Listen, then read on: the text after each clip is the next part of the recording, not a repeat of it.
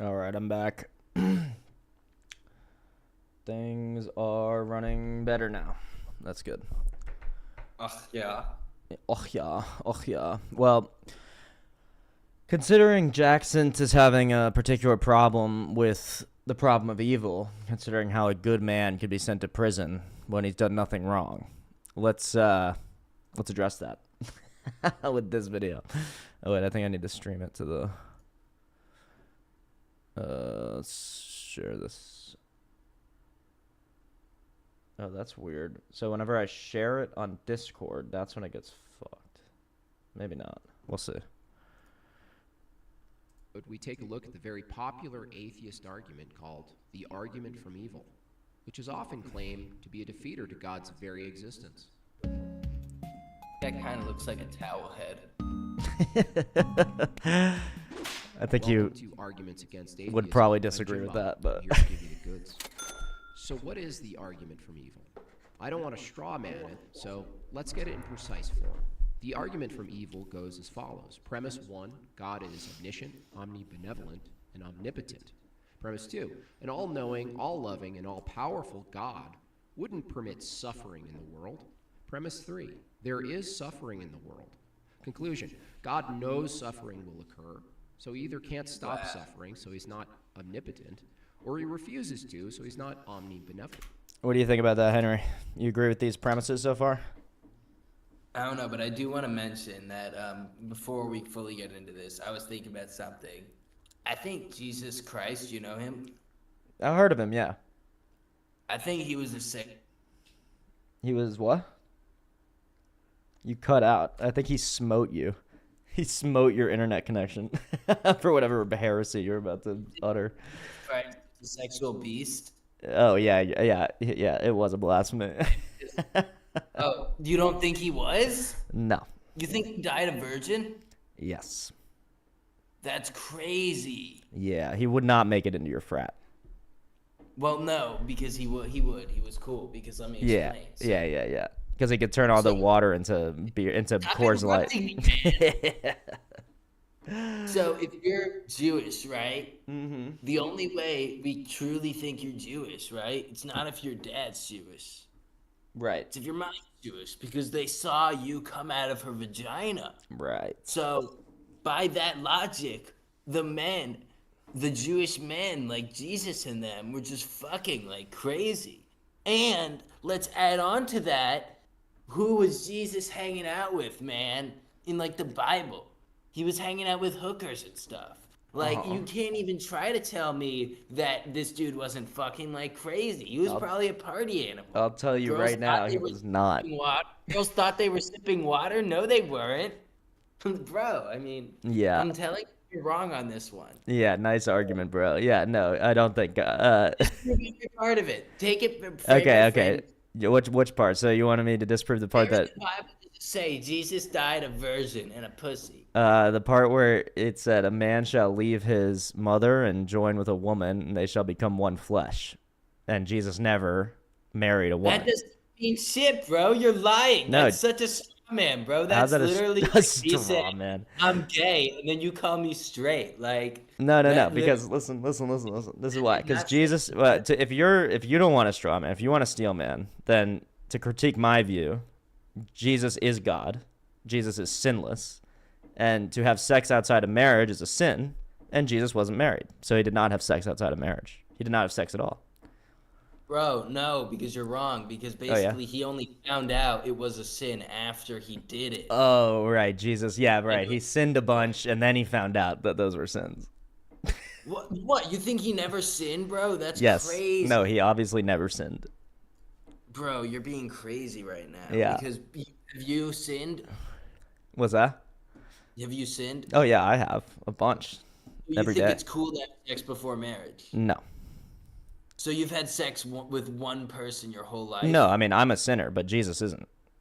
So why are you trying to live like Jesus and then not living like Jesus? You're What do you kind of mean? being a No. I'm not having sex before marriage anymore, but I used to. that's a lie. What do you mean it's a lie? You don't believe me?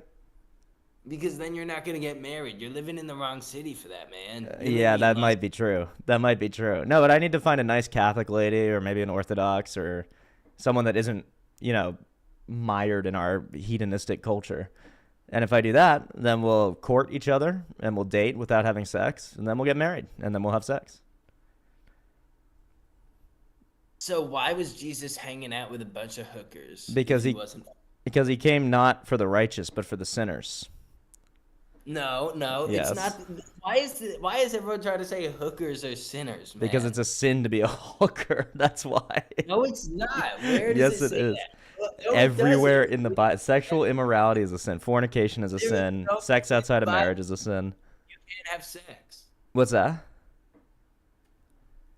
There's no point in the Bible where it says that you can't have sex. Oh, do you want to pull that? Should we pull them all up?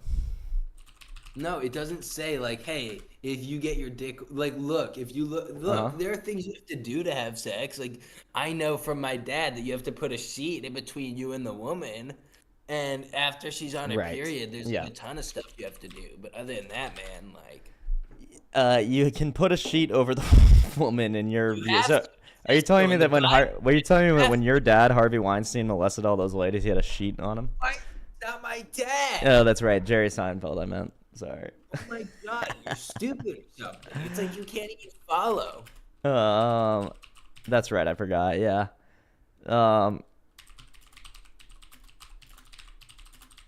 Marriage. Okay. Why we're did he gonna- turn water into wine? That feels like a sin. No, it's not a sin to have a little bit of Why? wine. Why is it not a sin? So, is doing heroin a sin? Probably. Well, hold on. Where in the Bible does it say that heroin's a sin but drinking's not? I actually don't know. That's a pretty good question. These are the questions that the church needs to ask. So my understanding of wine is that drinking wine itself is not a sin, but drunkenness, like becoming overly drunk, is a sin. So in terms of heroin, I don't think there's any amount of heroin you could do and not be overly high. Do you see what I mean? I disagree, man, because once you just do like a little bit of heroin, it's so... Okay, here, wait. Here's we have the scripture for your sex outside of it about- marriage. About the sheet? No. Exodus 20:14. This is from your book. You shall not commit adultery. Adultery is defined as That was someone written in as 2014, bro. someone yeah, right. Leviticus 18:20. Do not have sexual relations with your neighbor's wife and defile yourself with her. Okay, I mean Please, that's bro. Obviously, you shouldn't do it, but like that doesn't change. Deuteronomy says there's a bunch of laws that forbid that surround the topics of virginity, fornication, rape, and marriage, and they treat premarital sex as a sin with heavy penalties. But let's go to the New Testament because that's where Jesus really lays it down.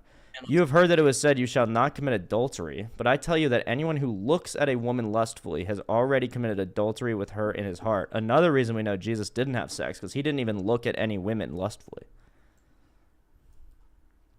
Pat, bro, you couldn't get into his head. You don't know what he was thinking. Well, I know he didn't sin, and I know he told us it's a Know what sin he was to do that. thinking, bro. He could have been a Knicks He fan told for all us. we know. He told us what he was thinking right here. Oh my god, bro. That's literally not even him talking. Those are his boys that are quoting him. Oh, And look, this one. My boys too. Quote, Jackson Weinstein. My dad is innocent. He said that. Okay? And you can write it down, and that's a real quote. But I wouldn't say that I know everything he says when he's rizzing up the huzz. You're right, bro. I forgot, dude. I forgot you don't know everything he says when he's More rizzing like- up the huzz. I gotta include more words like that into the character. This is actually kind of interesting. So, I think pornography is just horrendous for our culture and for our minds, and should absolutely be avoided at all costs. Matthew 15:19. For out of the heart come evil thoughts, murder, adultery, sexual immorality. But guess what sexual immorality is translated from in the Greek? Porneia. Porneia. It's almost like words have a basis in history Exactly. and in Latin. Greek. Exactly. But think about the implication of that. The word pornography. Hey, what's up, Ellie? Happy Friday. The word pornography itself, the root of it is sexual immorality. So people that are like, porn is actually good or neutral. They don't even know what the word means. You know Elie Wiesel? No, I don't. You don't know who Elie Wiesel is? I may have heard of that person, but I don't really know. Who Wiesel is? You should know who that is. Sure, I'll Google Elie. This is obviously a lack of your Southern. This is obviously a problem with your Southern. Elie Wiesel was a Romanian-born American writer, professor, political activist, and Holocaust survivor. Nice. I actually have heard of this guy, yeah. Yeah, so my dad, when I was at the 92nd Street Y, he took me to see him talk, and it was, dude, it was so boring. Yeah, he just talked about Holocaust for like an hour. I mean, what did you think it was going to be about? I thought it was going to be a comedian called Elie the Weasel. Yeah, right. You mean your dad, Jerry Seinfeld, right? That's a Nick Kroll joke. Oh, really? Elie the Weasel? Elie the Weasel. What's up, Ella Copeland? I'm doing well today. How are you? What are you trying to sell me today? Or are you actually here to learn and have some fun and hang out? Okay. Acts 15:20. Abstain from things polluted by idols, from sexual immorality, from what has been strangled, and from blood. Yeah. So all sorts of reasons to know that. What does the Bible say about Fortnite? That's a good question. Should I ask ChatGPT? What does the Bible say about it directly, but it definitely implies some things that could relate to it. Yeah. The Bible does not mention Fortnite or any modern video games by name, as it was written thousands of years before their invention. That's very funny. If you're God, you would have already known about Fortnite coming into existence. I think he did, because listen to this. Look carefully then how you walk, not as unwise, but as wise, making the best use of time, because the days are evil. And so Fortnite, Ella in the chat says, I am good. Thanks for being asked. Learned, chill, and make friends. That's an Indian woman right there. Welcome, Ella Copeland from India. I am well. I am learned, chill, and make friend. Also, advertisement, honestly. I like the idea that she is actually Indian and she comes into this chat. We just immediately start doing in the Indian accent. I don't even care, dude. When these people on Twitch start like selling me shit, it's like just get them out. I'll do as many Indian accents as I can to get them out of this fucking. You are artist. I know, Ella. I know, and I know it's hard for a struggling AI artist in the Twitch sphere, but I'm not buying, so I appreciate you. It's okay if you're shit or not shit, but I can also type things into ChatGPT, so it's all good. But thank you. Appreciate you. If you want to stay and learn about stuff, then feel free, but otherwise, goodbye.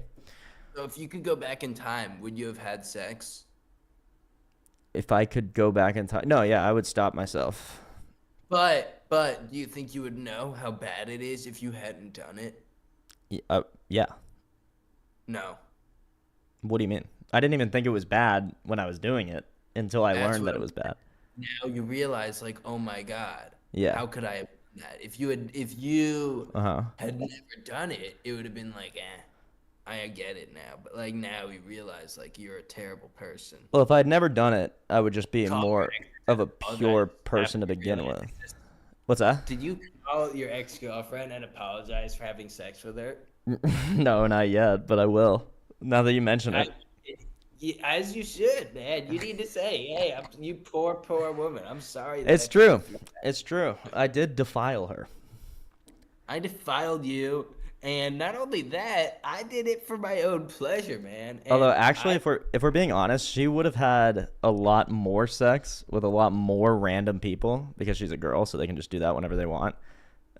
If we weren't dating. Your ex-girlfriend, bro. That's horrible. Well, it's just true. I thought she's a good person. She is a good person. Why are you mean to her? I'm not being mean. Am I being mean? Why are you calling her a whore? I didn't call her a whore. I'm just saying, if she weren't dating me, she would have had sex with more random people. She would have had more random sex, unmeaningful. Why do you have such low faith in her that it would have all been random sex? Why couldn't she, in the 5 or 4 years you guys were dating, have had 3 or 4 serious relationships? She could have, but even that would have been more random sex than in just one relationship. But that's not random sex in that case. No, I think it is. If you're not intending to be married, then it's random. I think you sound a little bit gay. Okay, fair enough. I think you're gay. You don't want to marry a woman and have a beautiful family? I do, but I want to have sex with her before I do it. What if the sex Why? sucks? What if she's bad at giving head, Reese? So that's what the marriage is about? How good how do your kids benefit from her being good at giving head? If she's good at easy. Firstly, that's an easy question to answer. If Please. she's good at giving head, Please. we're gonna stay together, and then our kids are gonna have parents that are together for the rest of their lives, man. Right. So what you're looking for in a partner is what they can how they can Dumbass. gratify you sexually, and if they don't do that, then you'll leave them. Ron? What's that? Look, I'm just describing how this relationship is gonna flourish, and we're not gonna get divorced. Unlike you, who your wife, she's gonna try and get a job, and then Yeah. you're gonna call her gay, and she's gonna divorce you.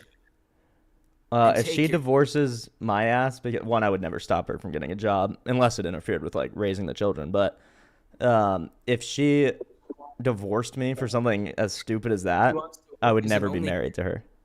What's Her that? job, she was working as an OnlyFans model, though. That's Then the we job she absolutely would never have been married in the first place. What if she was corrupted by the devil after you guys had been married? And that's a good question. So we get married. She's like a holy, God-fearing woman. She loves Christ more than she loves me. And then we're married. And then the devil gets his grips on her. I think that would be my fault. I would try to save her from that. But if she really, really ran away and became an OnlyFans, that would be adultery. And that is actually one of the legitimate reasons to be divorced from someone. Not in Catholicism. You can't get divorced. Yeah, you can. Under certain circumstances. You shouldn't. You should not. No, you shouldn't. I agree. Divorce should be an absolute last. I would do absolutely everything in my power to. If the husband is like hitting the wife, it's something they should work through. No, that's not you true. know? No, Yes. no, that's not true. That's not even true in Catholicism, which is probably the strictest. If you're in danger, you can get a divorce. But it's not danger. She just is asking for it. What? Like the hitting or the doing OnlyFans? Yeah, she's getting out of turn. She's being annoying. Oh, I like- see what you're saying. Yeah, yeah. According to Ella in the chat says she's not Indian, she's from Georgia, Tbilisi, which is actually pretty cool. Tbilisi. I love to smash and fight. I fight people. Let me know how that was. Yeah, let's see. Is that a good Georgian accent? Oh, we do appreciate you. We're not trying to be harsh, but you have to imagine how many of these like ads I get in my chat every time I stream. So appreciate you, Ella.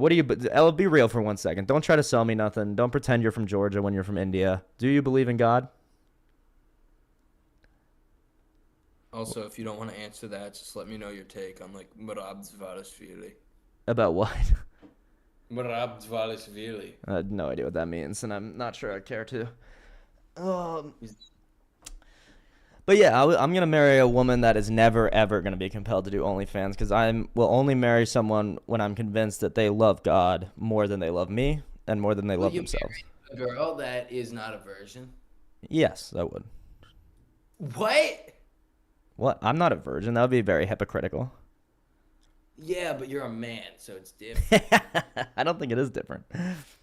Is. I mean, it is. There are some differences, but I don't think, like, in terms of how sinful it is or whatever, it's not different. I'm sure you'd agree that if you were married, like, it'd be cool for you to sleep with other women, but it wouldn't be cool for her to sleep with other men. I'm not a Muslim. Okay? So no, I don't think it would be cool for me to sleep with other women. Why not? Because I'm commanded in the Bible not to. I'm told that it's sin. And it is sin if you think about it. It's just like chaos. A book tells you to. What if a book tells you to kill yourself? What book? The Bible. And luckily it doesn't. What if it does? What if the Bible told me to kill myself? I don't even know how that would work. That would be like there would be no Christian. Like the first person who started believing the Bible, if they just killed themselves, then there would be no Bible. I am my daughter into slavery. What's that? Am I allowed to sell my daughter? No. But it says I can in the Bible. Where? Look it up. Oh, okay. I'll look it up. No, you're not allowed to sell your daughter into slavery, even in the most graphic parts of the Old Testament. Let me find it. Go find it. If you can find it, we'll address it. But no, absolutely you're not. And even if there was a misunderstanding about slavery or something like that, or God prescribed laws for what happens under the paradigm of slavery, that doesn't mean that God permits slavery, especially now. Exodus 21:7-11. Okay, what's that say? When a man sells his daughter as a slave, she will not be freed at the end of 6 years as the men are. Oh, so She what is was that? not- Wait, what did she say? What did it say? You want to Google it and pull it up on Yeah, stream? I got it. What? Exodus 21 what? Colon 7-11. Exodus 21:7. There you go. So the chapter is law concerning violent. Oh wait, no, 7. 11. Sorry, the law concerning servants or slaves. Now these are the judgments we shall set before them. Yeah, okay. But if the servant plainly says, I love my master, my wife, and my children, I will not go out free, then his master shall bring him to the judges. I agree with everything that they're saying. You do agree or you don't? That women should be slaves longer than men. Oh, welcome, welcome, Jonathan. Jesus found me after running away again. How glorious is his grace. Glory be to Christ. That is so true, Jonathan. That's how it works for all of us. Aren't we all running away from God right into the arms of Christ? That's amazing, brother. God bless you. Feel free to share more of your story with us as well. I'm out. I just found proof of multiple wives in the Bible. Go for it. If a man who has married a slave wife takes another wife for himself, he must not neglect the rights of the first wife to food, clothing, and sexual intimacy. So you're saying if a man sins, he shouldn't sin worse. No, but if you heard what it just says, Yeah. if a man who has married a slave wife takes Yep. another wife, Yep. still has to the slave wife and the other wife. Yeah. So if a man sins, he should at least not sin as bad as he could. That's what that passage just said. No, it's not. It literally Yes. says. Where does it say God said that you can do that? Where did he say that it's acceptable to marry a slave wife and another wife? If the slave's owner arranges for her to marry his son, he will. It kind of implies it, don't you think? No, it implies that Israelite culture in the ancient world, this was a common practice, but nowhere does that imply that.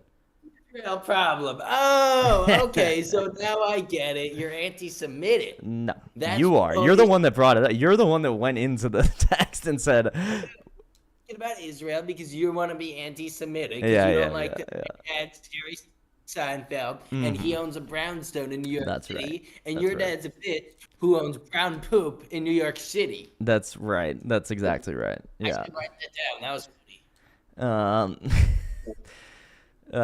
Yeah, so no, all those slave laws and stuff in the Old Testament, they apply, basically all of them are saying, if you are a sinner, at least don't sin more. That's all it's saying. It's not saying you can do this.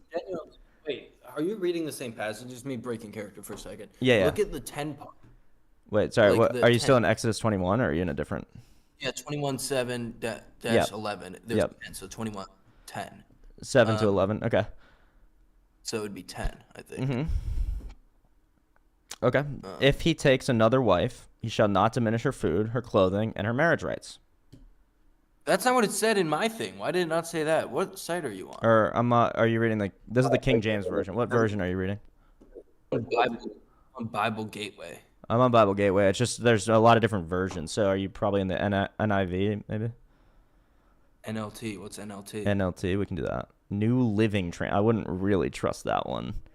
I would say either do what is King this? James or NRSV is okay. Why are there so many versions of this bullshit, Reese? This is silly. Why do you think? Yeah, take a guess. I'd like to hear you try to work out why there would be so many versions. History, thousands of years. I get it. Maybe because who's it King wasn't James? written in English. Who's King James? What's his thing? King James, that was the version created in. I actually don't know the history of Bible the King wasn't- James that much, but We have no idea what it actually said. no, yes, we do. You want to go to a really? You want to go to a really accurate Hebrew Bible translation? So that's the one we have to trust. Well, the Hebrew is what it's written in. So if we go to the interlinear Bible here, then we can see what each exact word directly translates to. Who do you think wrote the Bible? wow, like tens of, maybe 100 different authors. Who do you think wrote the Old Testament? I'm gonna go ahead and operate on the assumption that Moses wrote the Tanakh, which is the first 5 books, and that David probably wrote the Psalms and a few other books, and then it's sort of unclear who wrote the other ones, but either prophets or scribes, or I mean, it's an oral tradition, so that's what we get it from. What do you think of the line that my dad owns a brownstone in New York City and your dad owns brown poop in New York City? I think that's a great line, bro. I think that's a really great line. Okay, so we're going to Exodus 21. And let's do...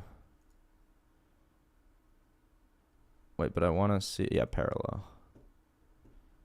Or no, I want the Hebrew. Okay, Exodus 21. And then we want verse 10, right? So sometimes these don't even get the full meaning, but this is like the direct, like this word equals this word. So the Hebrew is im aharet yika lo seara kesuta weonata lo yigra. So if he takes another wife, if another wife he takes to him, her food, her clothing, and her marriage rights, he shall not, it's like he shall not diminish. Okay, so if look at this. Well. If. So does this say he should take another wife? It says translation thing is stupid. What's that? You've convinced me. I think my translation was dumb. Well, yeah, but even in your translation, it had the same meaning because it's like. Not really. It seemed like they wanted you to fuck the wife. Oh, okay. Yeah, then that is a bad translation. It seems like it seemed to imply that you're supposed to have sex with both your old wife and new wife. Okay, it seemed like genuine. That's what it seemed like it was. Well, saying. I mean, that's somewhat accurate. That's what it means here by and her marriage rights. So that would be her right. But fuck both wives. But the implication of the word "if," I think. I mean, again, I don't know exactly, but that's what it seems to be the implication. But the implication of the word "if" means like. So it's like this. It's as if God said, if you're going to murder one guy, at least don't murder 10 guys. That's what it's saying. Why not just not murder one guy? Well, yeah, you shouldn't do that. But that's why I said you shouldn't take another wife. Sounds like the Bible doesn't know what the fuck they're going on about. Why do you say that? No. Because it's acknowledging the reality of Israelite life in the ancient world. Backtrack. Let me backtrack. Yeah, you're checking your Bible now, the Batman comic. Henry's checking his Bible real quick. Want me to send you some scripture? We can look at the scripture. Yeah, let's do it. Send me some Green Lantern scripture. Figure out what comic. Yeah, let's see if he makes any sense. What does Green Lantern say about selling your wife into slavery? I'll pull this up here. Turn ad block on. Do you have ad block?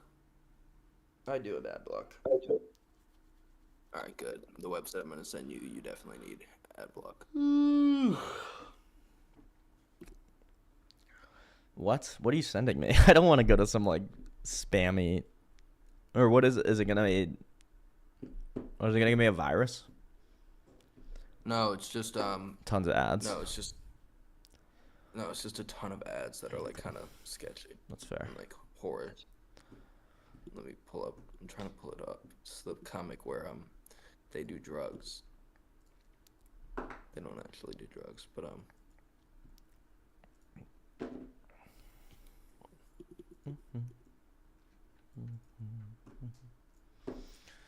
Let's go to.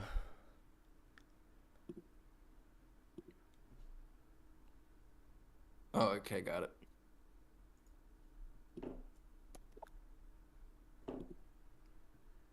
Send it in the And here's the study Bible take. In the ancient Near Eastern context, polygamy was a common practice, especially among those who could afford it. This phrase acknowledges the reality of polygamous marriages in ancient Israelite society. The law here is not an endorsement of polygamy, but a regulation to protect the rights of the first wife. This reflects God's concern for justice and fairness within the family unit. The practice of taking multiple wives can be seen in the lives of patriarchs like Jacob, but it often led to familial strife, as seen in the rivalry between Leah and Rachel. So, that's the Bible's official stance on polygamy. It's not right. I sent the text. All right, that's the good text, actually. Where'd you? Oh, you sent it in here. Okay. The Green Lantern. You always have the answers, Green Arrow. Well, what's your answer to that? What? Is that the whole thing? Okay, I understood. Don't disable that block. Is this the... Should I keep going, or is this the... Right arrow. Press the right arrow. Okay. Again. Nice. Again, you have to keep pressing it, bro. Okay, that's an ad. Keep going a little bit. Keep going a little bit. What page are you looking for? Let's go with page. Pretty sure it would be page. Let's see.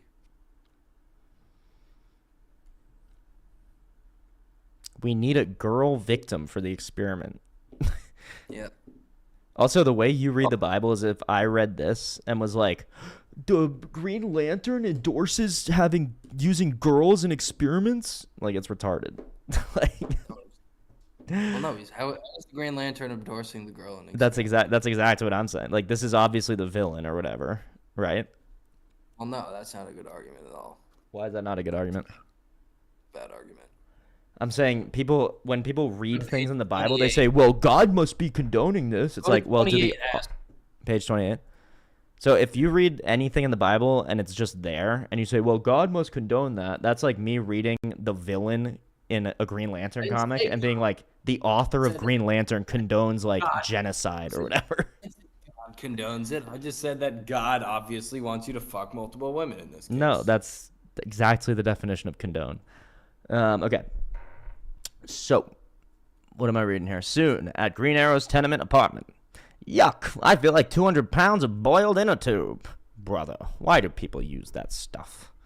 Lantern chum, we dumped it. We lost the baddies. We lost the evidence. We were suckered by slimy junkies.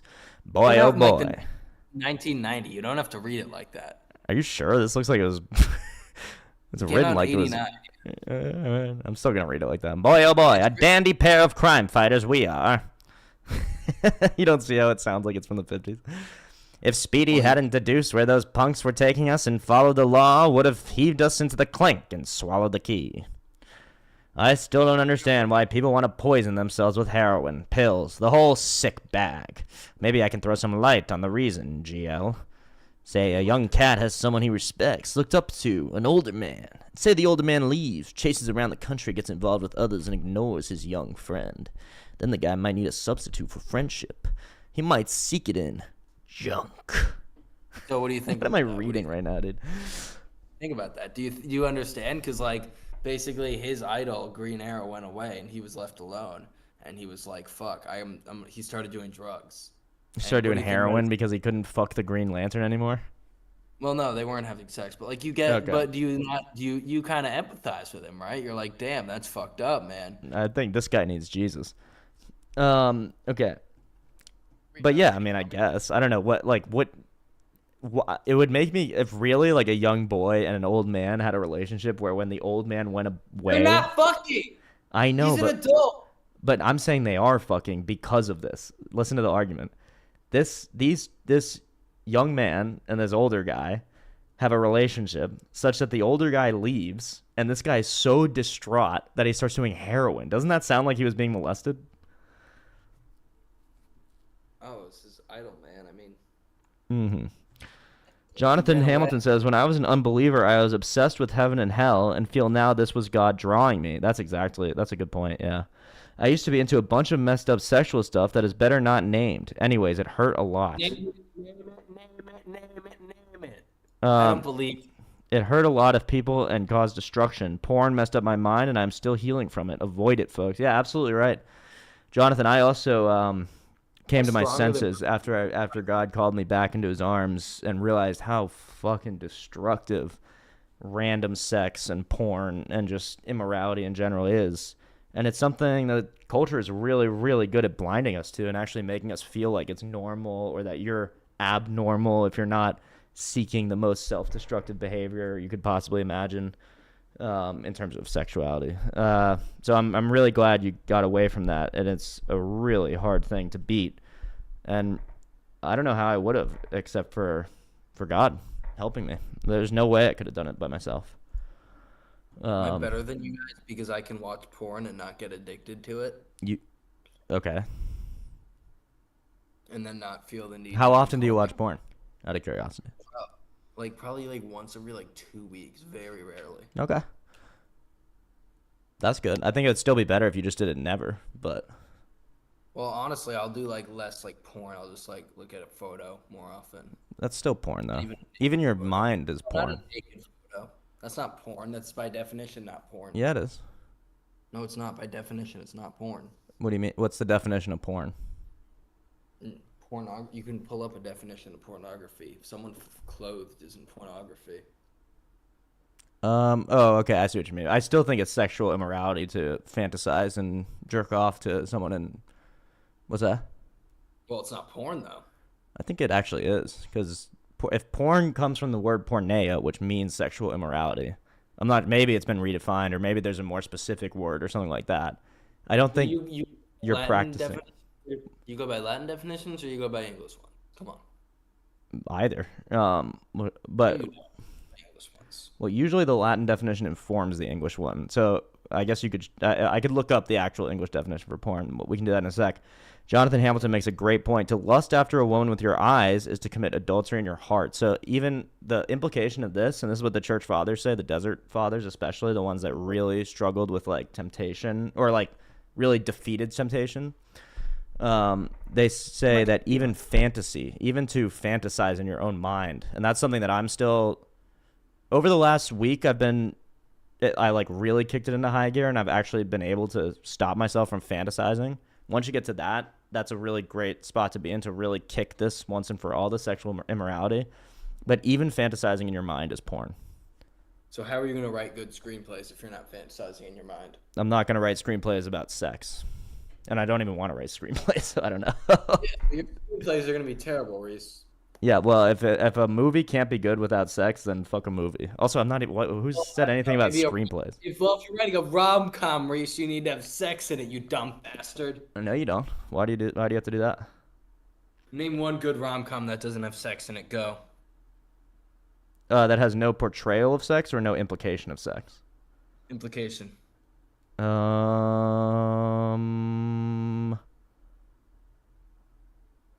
I don't know. Is sex even mentioned in like that one that chicks love with fucking Hugh Grant?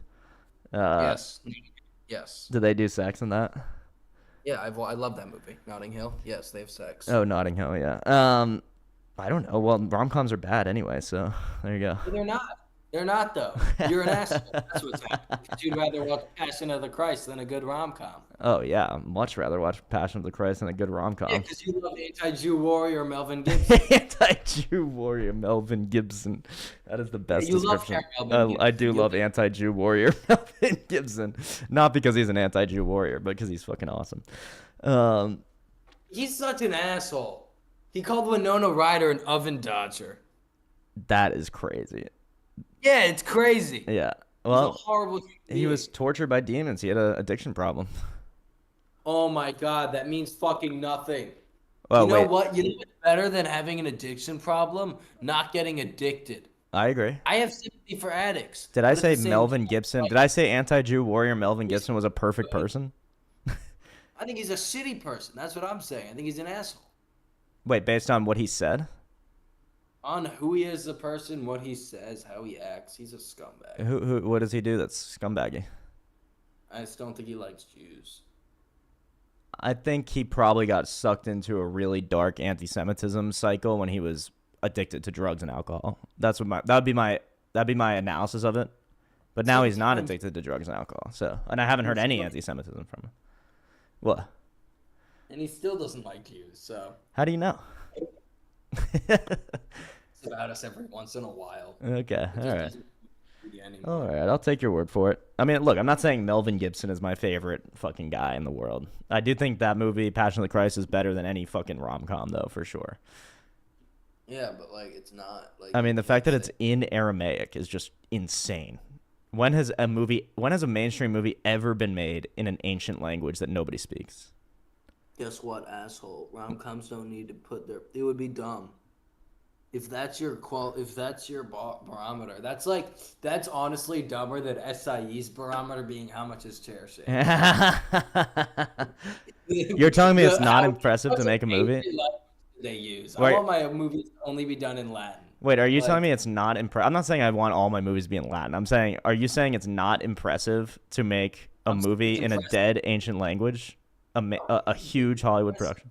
What's that? Doing something that's impressive doesn't make your movie better or Oh, worse. well, the movie just happens to be really good. But I'm saying that is a sign of his ability.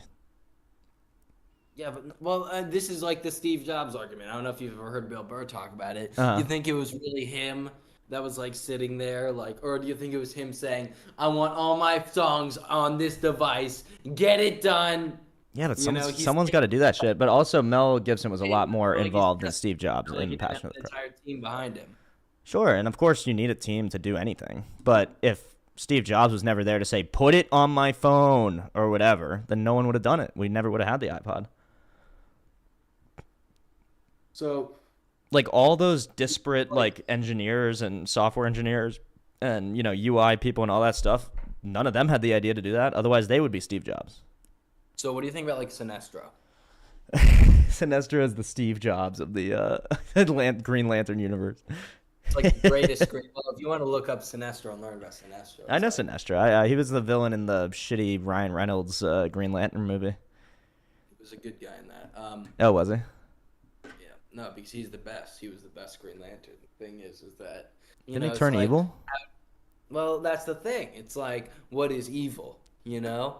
Because everyone on his home planet worshipped him like a god, but at the same time, he brought them peace, like no one else had. So it's like it's like Jesus. Well, it's like Stalin, more like. No, it's more like Jesus. Why? I don't know. The difference between Sinestro and Jesus is that Jesus created the universe and Sinestro didn't. So it'd be proper to worship Jesus as a god, but not Sinestro. Oh, to be fair, once they retcon Sinestro to having created the universe, you're gonna sound really stupid. Was Sinestro himself created? Like, does he have a mother? Yeah, he did. All right, so he can't be God. What about like the god of the universe?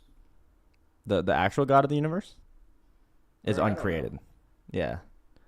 The necessary being that people who say they believe in God actually believe in is uncreated. He's not in competition with any other being. So if anyone can, for instance, if anyone can kill Sinestro, if Sinestro is ever defeated, he's not God. He is. Okay. So Yeah. one contradiction. This is actually sort of serious that I Yeah. noticed myself. Like, it's like I don't really have a belief in like God the Almighty in that way, but I have like a weird belief in fate. Yeah. Like, Okay. it's almost like this is it's. I would never say I'm atheist. I'm very much agnostic. Right, Because, right. like, there's very much a part of me. It's not like everything happens for a reason, but like something of like I feel like all my experiences do lead up to the certain points. I agree. Everything is sort of meant to happen in a way. I totally it's agree. Yeah. Like fate. Like I believe in fate. Yeah. You believe in purpose in the universe. No, I believe in fate. Well, what is fate if not purposeful? Is if me and my ex are really meant to be together, we'll be together again. So the years purpose of you and your ex meeting or being together would be to be together, right? or that relationship was for me to become the man I am today, and it'll Sure. take me further. Yeah. relationship, That's all. you know? That's all purpose. That's all purpose driven. But I feel like I'm a gay queer, so I don't think I'm like purpose. I don't think I have a purpose. You don't think you have a purpose? I don't know. You have to make one. You could make one, or you could discover a better one. I think my purpose is to adapt the Green Lantern books into a movie. Yeah, there you go. An actually good movie. Bro, I think they're doing something for it, but I'm really Yeah. like I was looking into the details and how they're doing it, and it seems bad, but we'll see. Dude, if we'll see. the Superman movie is gonna decide everything. If this Superman movie sucks, everything's gonna suck. I love. It looks really good. I can't wait to see it.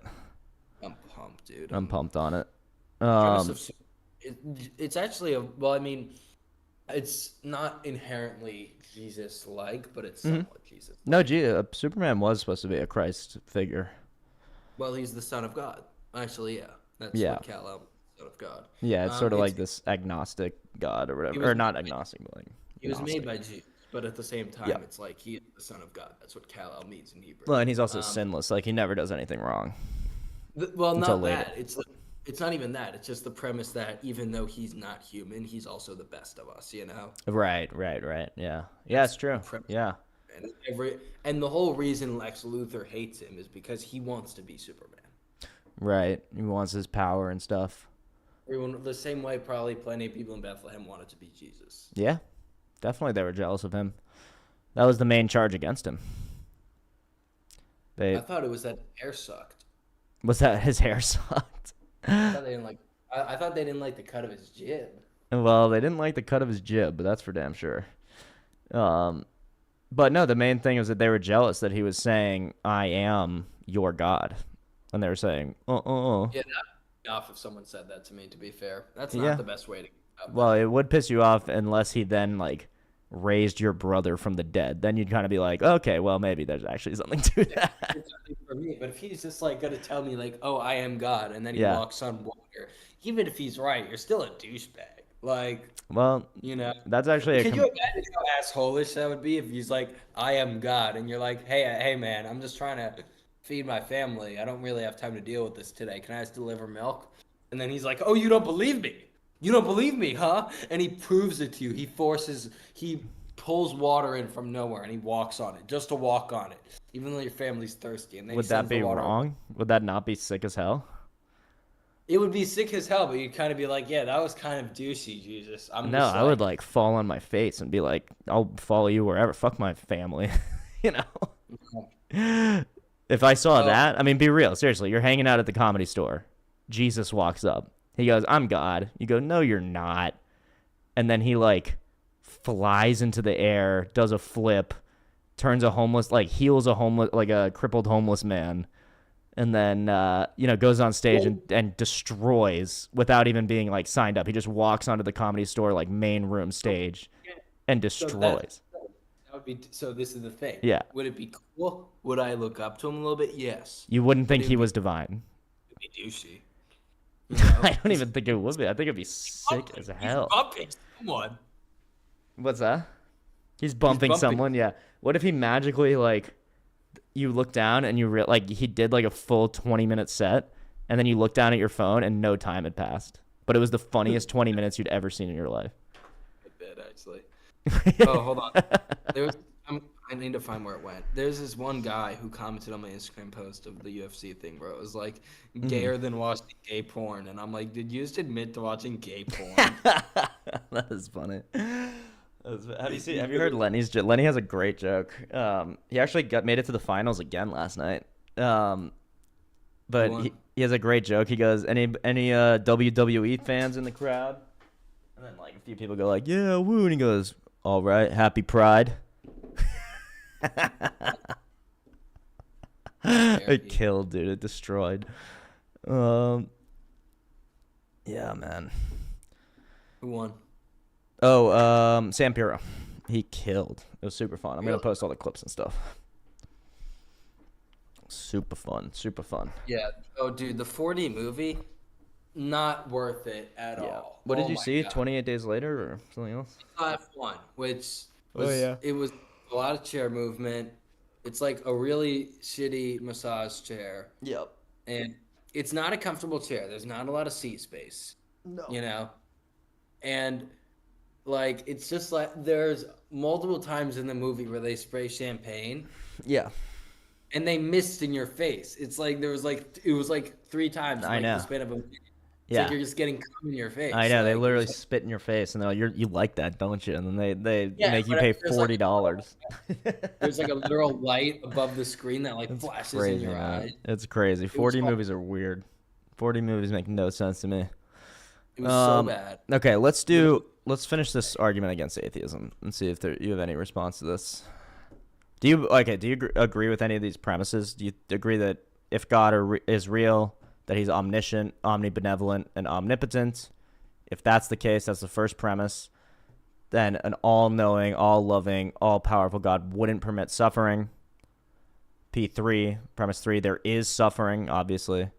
The conclusion being God knows suffering will occur, so he either can't stop it, or so he's not omnipotent, or he refuses to, so he's not omnibenevolent.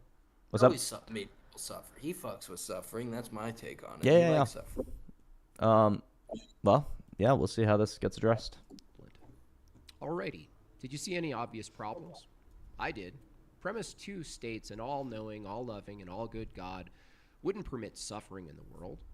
Well, why not? What's the contradiction? It seems this very low-level argument from personal incredulity has no basis. From a Christian view, long-suffering is actually a virtue.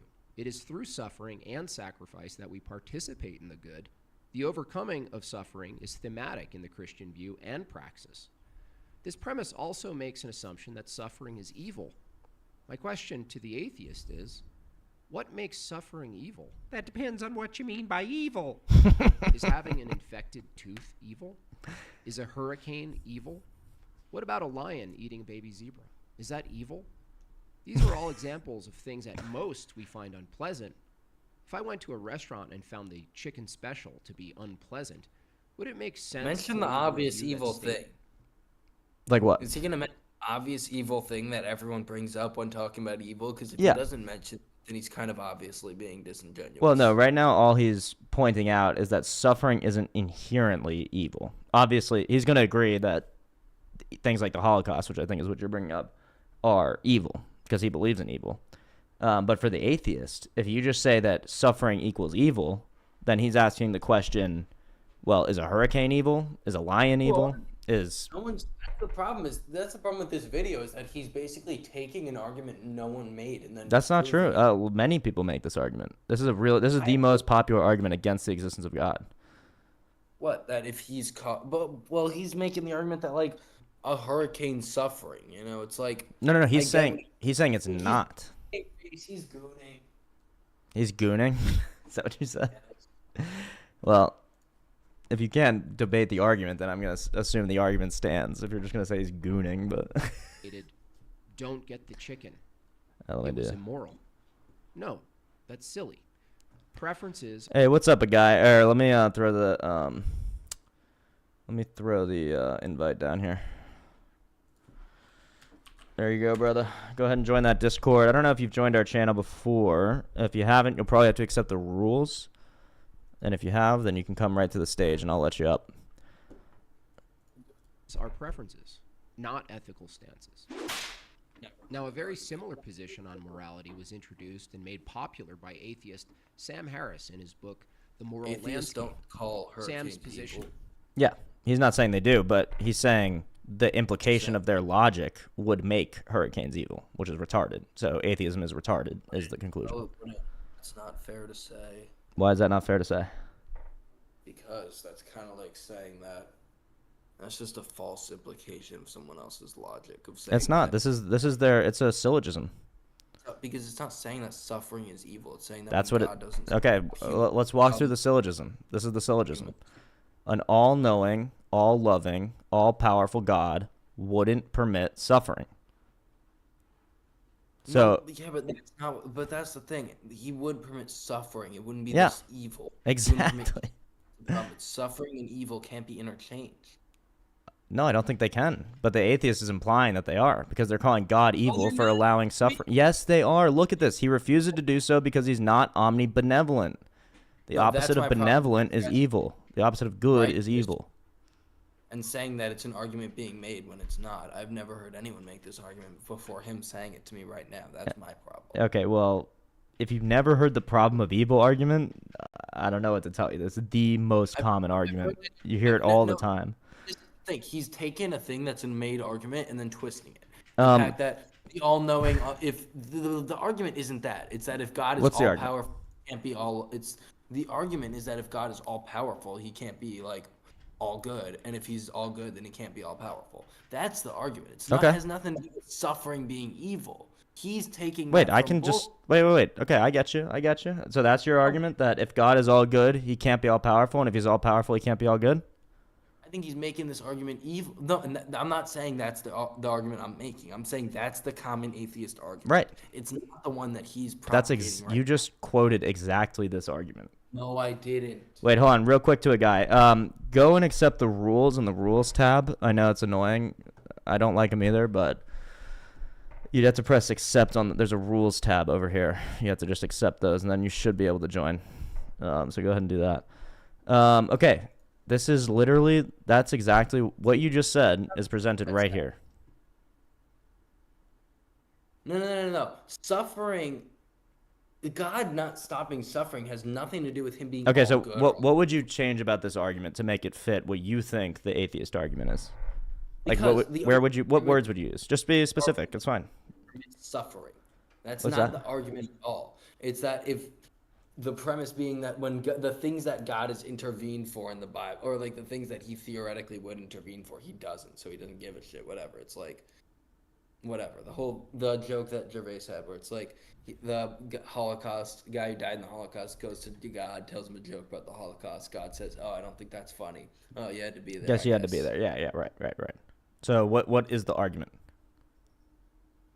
The argument being that I'm not talking when he's talking about like a hurricane, and he's like, "Oh, well, obviously you're gonna call a hurricane suffering." I'm like, no one did. I'm saying evil, and I'm not saying evil and suffering are different. I'm evil, and like that's the thing. So you would draw a distinction between evil and suffering, right? Yes. Okay, so that's exactly what he's doing. Cool. So you agree with him? I mean, yeah, to some degree, yeah. Okay, cool. Yeah, that's exactly what he's doing with the whole hurricane thing. It's like suffering does not equal evil. That's the first thing you have to establish when arguing against the problem of evil.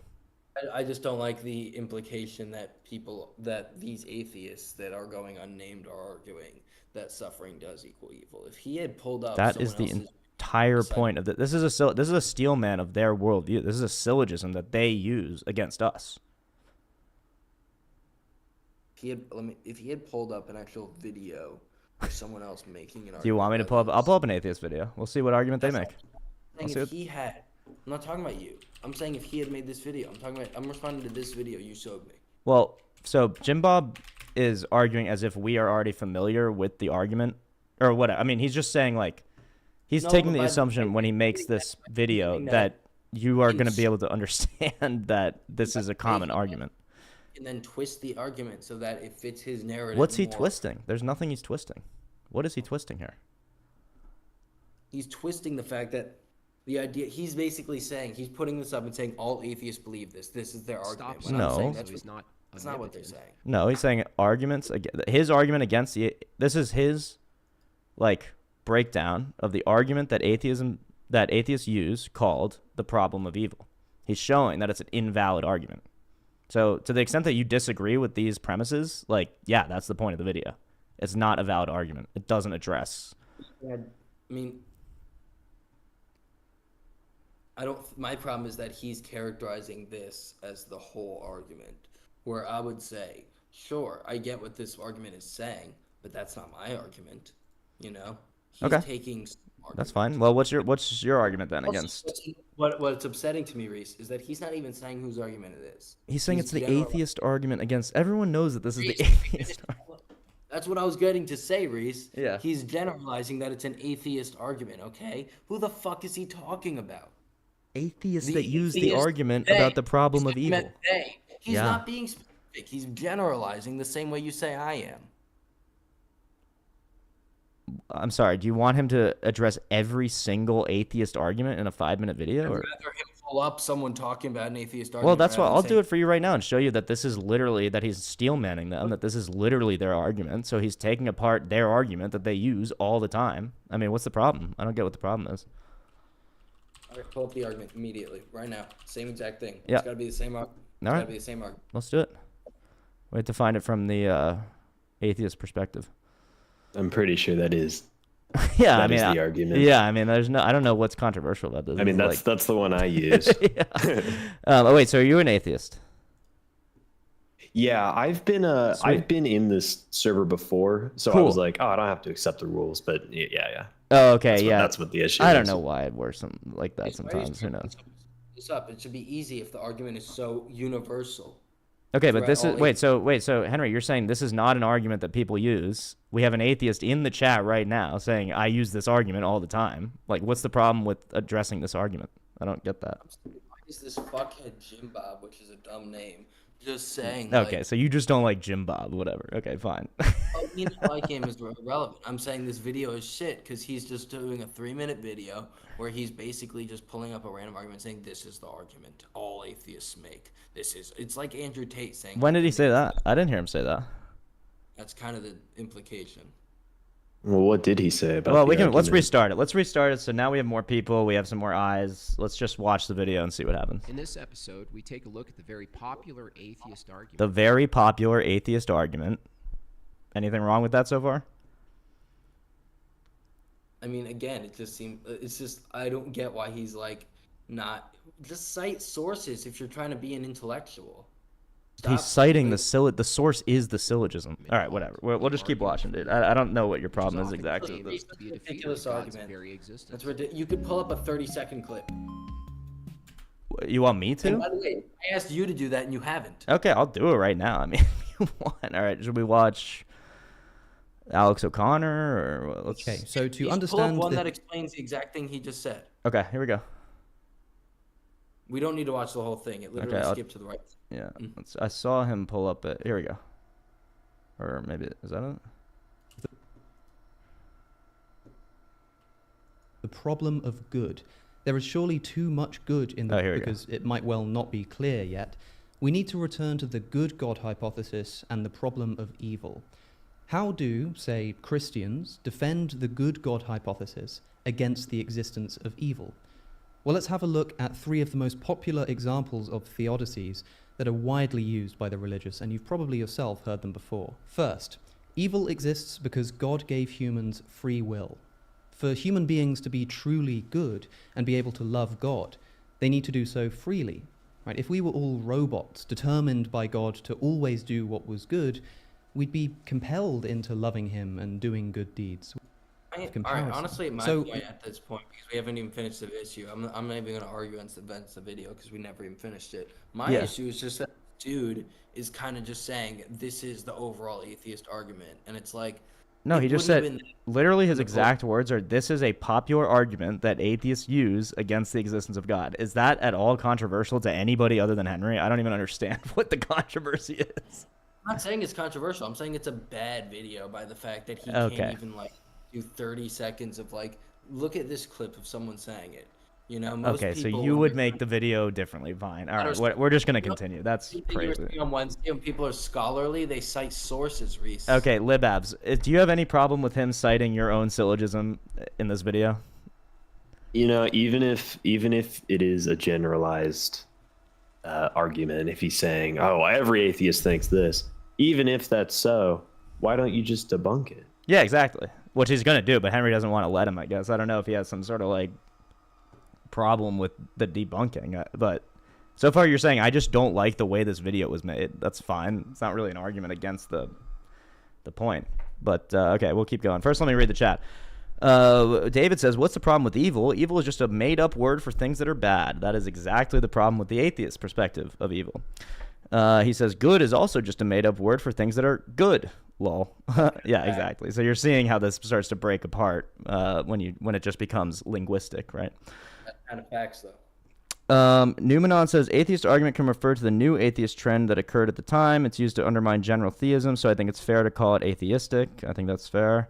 Language can be used in many ways, so I don't see why it's such an issue to call something an atheist argument. If it's consistently used to undermine religion, it seems fair to call it atheistic. I would agree with that.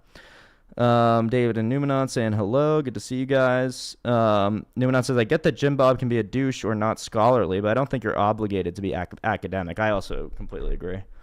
So we'll just continue and see if instead of judging Jim Bob based on the way he made his video, let's see if his argument is actually valid. Right? Looks. So are we Welcome to judging him on the way he Arguments looks? Against Atheism. I'm Jim Bob. I'm here to give you the goods. So what name? is the argument from evil? I don't want to straw man it, so let's get it in precise form. The argument from evil goes as follows. Premise 1, God is omniscient, omnibenevolent, and omnipotent. Premise 2, an all-knowing, all-loving, and all-powerful God wouldn't permit suffering in the world. Premise 3, there is suffering in the world. Conclusion, God knows suffering will occur, so he either can't stop suffering, so he's not omnipotent, or he refuses to, so he's not omnibenevolent. Okay, any problems with the premises? I'm specifically looking at libabs right now. Like, is this a steel man of the atheist position in regards to the problem of evil? No, that's basically it. Okay, so we agree with this format. Alrighty, did you see any obvious problems? I did. Premise 2 states an all-knowing, all-loving, and all-good God wouldn't permit suffering in the world. Well, why not? What's the contradiction? It seems this very low-level argument ever said that God's just not all loving? basis. From a Christian, That is the implication. Yeah, some people have feel tried to say, like, God You know- exists, but he's evil or something like that. I don't know if he's evil. I think he doesn't give a shit as much as we like to think he does. Well, I think that that we would make definitely you ju- a deist, which is cool, but I disagree. That's fine, but you can be a deist. You don't think that we like definitely anthropomorphize fucking God a little bit too much? No, I think he anthropomorphized himself when he came as Jesus Christ. You're gooning. Okay. What? Henry really comes with some very hard-hitting philosophical arguments here. Like, you're just gonna say like, "Oh, Jesus Christ!" Like, no, that's not a Well, fucking. yeah, that's my argument. worldview. So if you have a critique of my worldview, go for it. But otherwise, just calling it gooning isn't really a critique. It's kind of a cringe cop out, but you know, humans were made in the image of God, so technically God would be anthropomorphic because Right. we were made to be like him. I Yeah. think it's cringe, but that's the way that they describe it. That's a good way of looking at it as All right, well. Yeah. great. All right, Are you you're arguing that God is a gooner? crazy. You are taking this a gooner. I'd say that Satan is a gooner. How about that? We goon. Is that- I think Satan is probably the Well, progenitor of makes gooning gooning. bad. I'm gonna go ahead and say gooning is bad, but that's another argument for another time. Let's stick to the problem of No. evil for right now. Today. Henry, you've had enough. We've done a lot with you today. Let's view, long suffering is actually a virtue. It is through suffering and sacrifice that we participate in the good. The overcoming of suffering is thematic in the Christian view and praxis. This premise also makes an assumption that suffering is evil. My question to the atheist is, what makes suffering evil? That depends on what you mean by evil. Is having an infected tooth evil? Is a hurricane evil? What about a lion eating a baby zebra? Is that evil? These are all examples of things at most we find unpleasant. If I went to a restaurant and found the chicken special to be unpleasant, would it make sense to leave a review that stated, "Don't get the chicken. It was immoral"? No, that's silly. Preferences are preferences, not ethical stances. Now, a very similar position. Okay. Anyone have any problems with that so far that they want to address? Oh, did Henry rage quit? Poor Yeah, guy. he Whatever. Okay. I would say that I don't think it's comparable that, or what was he saying? I'm doing two things at once here. Oh no, you're all he good. You're all said, good. I can frame what I think and to make it even clearer about what he just said. Basically he said from the, well, for one, in the Christian worldview, in the Christian paradigm, there's suffering is actually part of the story. So like God himself came and suffered the most, and for the like ultimate effect of not reincarnation, what's it called?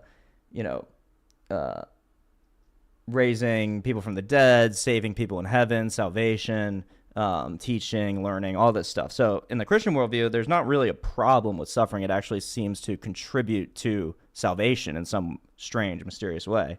But in the atheist paradigm, in the atheist perspective, his challenge is, what is evil about suffering? And so that would be the question I would ask you guys as the atheists. What is actually evil about suffering? And as an atheist, how do you delineate what's evil and good? So yeah. So in the video, he's right. Things being bad doesn't necessarily mean they're evil or immoral. What the atheist would say would be, it is immoral to allow suffering. As an So it's agent. not right. So it's not the suffering itself, it's it being allowed by someone that presumably could stop it. Okay. But okay, so and let me actually clarify your position. So, you guys are both atheists, I think, right? Yeah. Would you say that you're determinists as well? In other words, like, are humans and human thoughts and beliefs and actions a product of biology and evolution and basically physical and mechanical processes, or do we have like free will and some kind of mind? Maybe like 80 to 90% biology. Okay, but there is room for free will decisions. But that's not because I believe that there's free will decisions. It's because I can't confirm that last 10 to 20%. Oh, okay. I can analyze my behavior in the world and see that like 80% of my behavior is informed by things that are outside of my control. Sure. And then that last little 20 to 15 to 20%, I can't confirm whether these things are me making that decision or the world making that decision for me, and so I just kind of am agnostic about that part. I just kind of say like, oh, there's room for it. Okay, cool. Well, that's good. That's already much more open than I'd say a lot of atheists are towards free will. I'd still ask you how, even if it's possible to not have free will, how you would justify that, or how you would justify evil. So you're saying like basically there's like a 10 to 20% chance that free will doesn't exist. Is that right? Yeah. Yeah. So given like that 10 to 20% chance, or the 10 to 20% of like, I don't know, factors that may or may not force your decisions to be a certain way. If it turns out that they are all determining you to do things, then my contention would be there would be no evil. There would just be mechanistic processes. Yes, but then I would still define things as evil because I things that would be evil would be things that other people do that don't benefit me, that like hurt me. And so those two things can be true at the same time, right? Everything can be mechanistic, where nobody has really control over anything, but people can still do actions that directly harm me, so I would call that evil. So you would call it evil, but it's not really evil because they're determined to do it. Like, they're not an evil person. Like, they had no choice. But you would just call it that because that's kind of what it feels like or something. It's like an illusion. Suppose. Yeah. Okay. I think, yeah, I mean, considering I think a lot of the way I experience the world is a faux pas illusion. Okay, so then if somebody were a sadomasochist and they actually thought it was good to be hurt by others, they would be just as correct as you, right? No. Oh, why is that?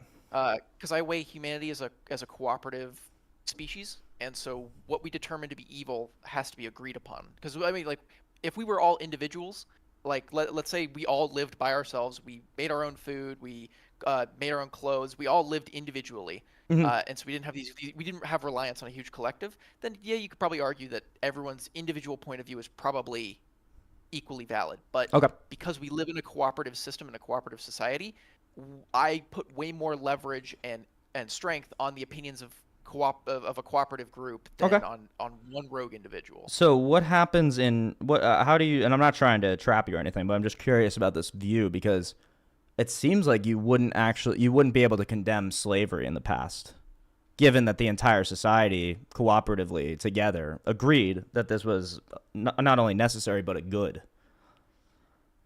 Yeah. Well, I this isn't to say that just because the collective agrees on something, therefore good. Mm-hmm. That's just what, in order for our society to function, we have to agree that those. Oh, I agree with that. I agree. So then I would just ask you then, okay, so if good is not just what everyone agrees on, then what is good? Yeah, I guess the easiest way to boil it down to is whatever doesn't hurt me is good. Whatever benefits me is good, because there can be neutral things. Okay, whatever benefits you is good, but then that just goes right back to the subject. Like, that's how we got into that societal subjectivity. And then I said slavery, and you said, well, no, there must be something else. So what's that other thing? I don't know. I have to think about that. Yeah.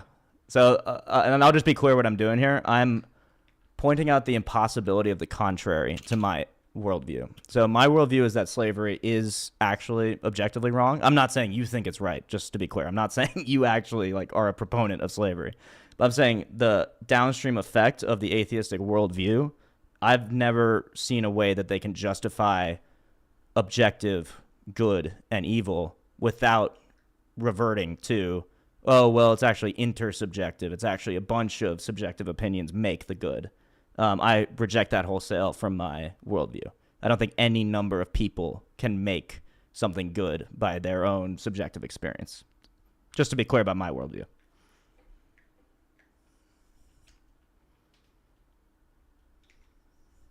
Okay. Any comment on that, Libabs? Do you also agree that morality is either subjective or intersubjective?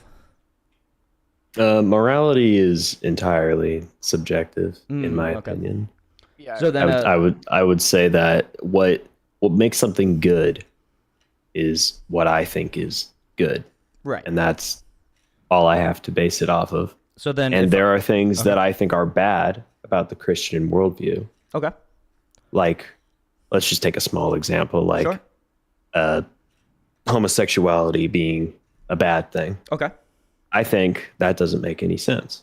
Okay. But it's subjective, right? So if I think that it does make sense. For you, it wouldn't be subjective for you.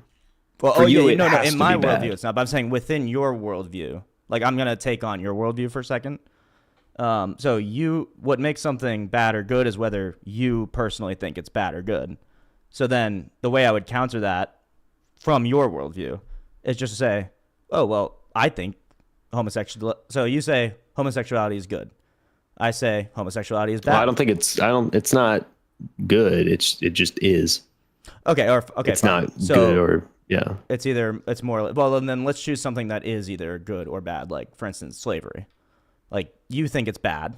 I'll just give you that. Right. I don't want to put a hypothetical where I make you like a proponent of slavery. So you think slavery is bad from your worldview. But what happens when I think it's good? How do we arbitrate between our two subjective experiences? You don't. What happens then? I don't know. You think it's bad, or no? I think it's bad, and you think it's good. And what actually happens is if I'm more powerful than you, or if more people agree with me than you, then slavery becomes good. Right.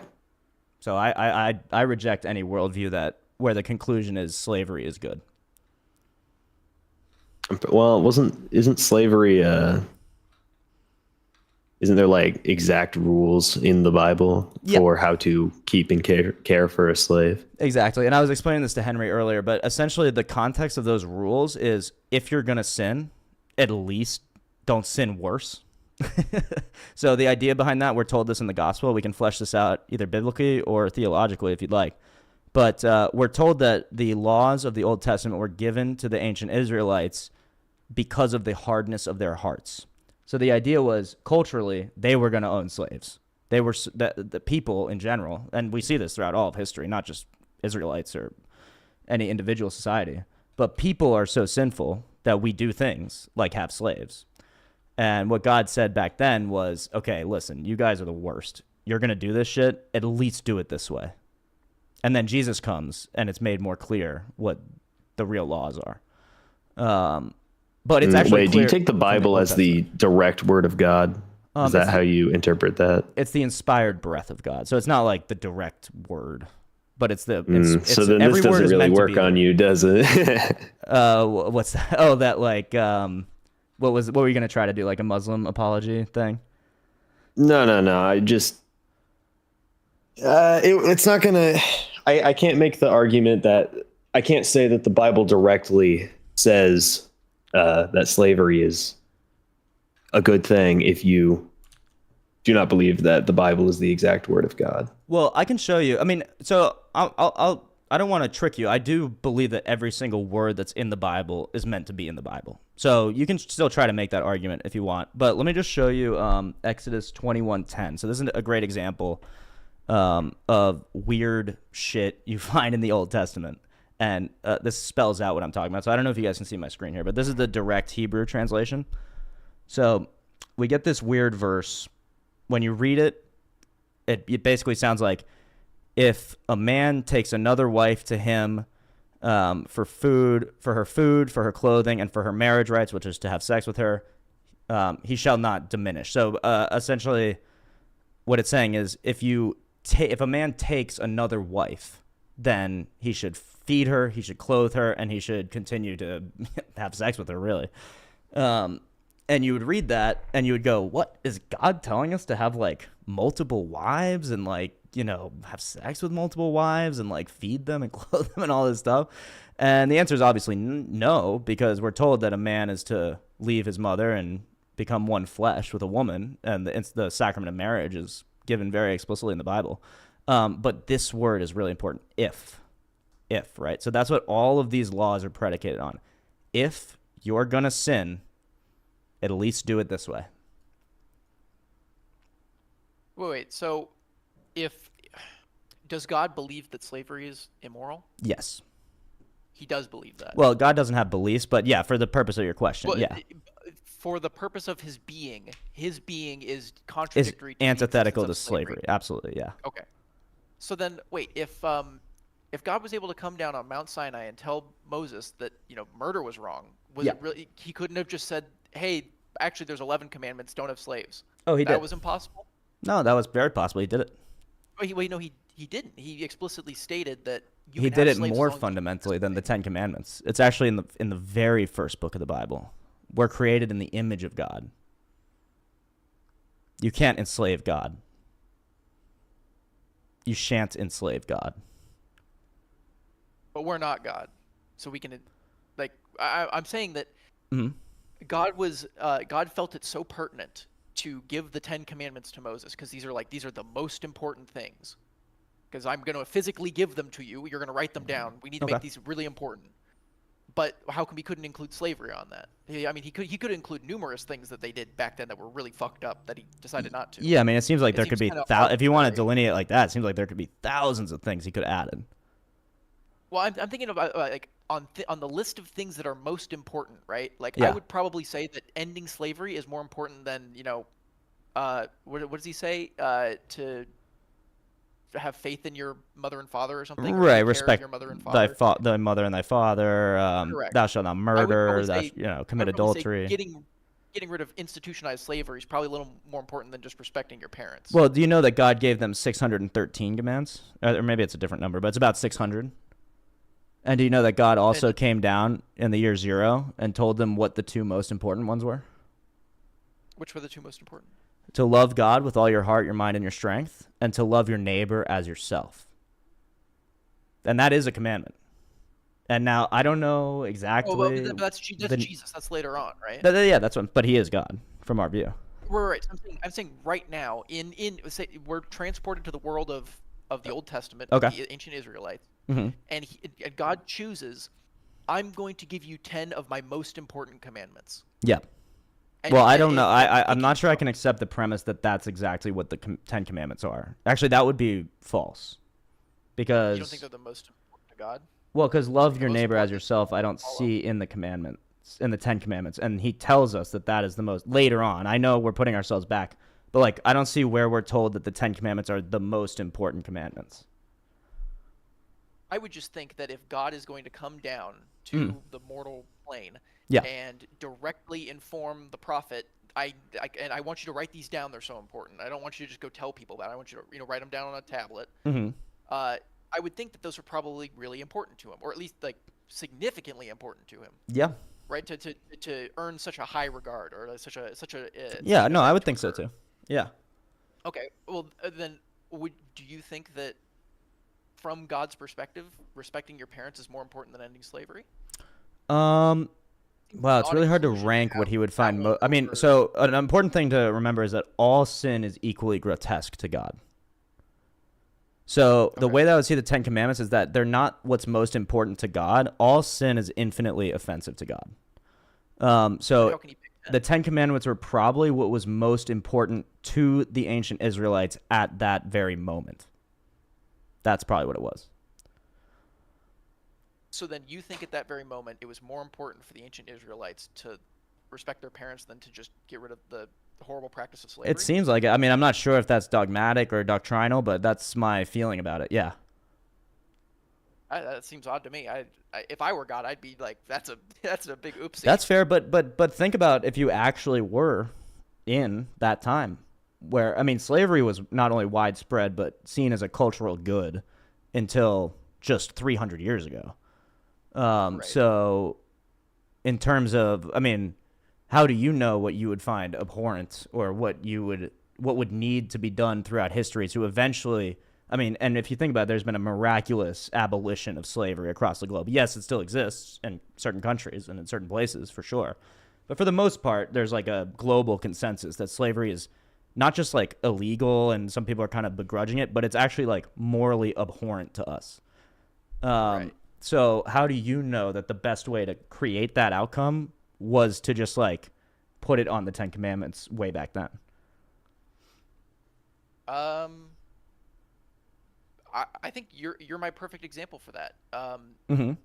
I think we've talked in the past, and I think you said, correct me if I'm wrong here, Okay. that the most convincing argument for you for God's existence was your personal experience with Jesus Christ. Yeah, that's probably true. Like, Yeah. that was the most moving for you.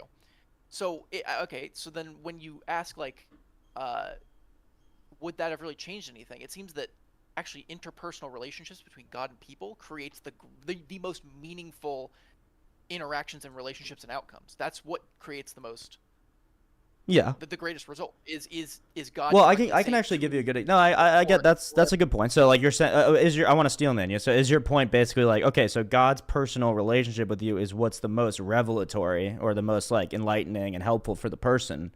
So why didn't he just like personally tell them back then that slavery was wrong? Is that basically the? He doesn't even have to personally tell him. I mean, the Ten Commandments themselves being like a direct gift from God Mhm. was enough to enshrine all of those as important.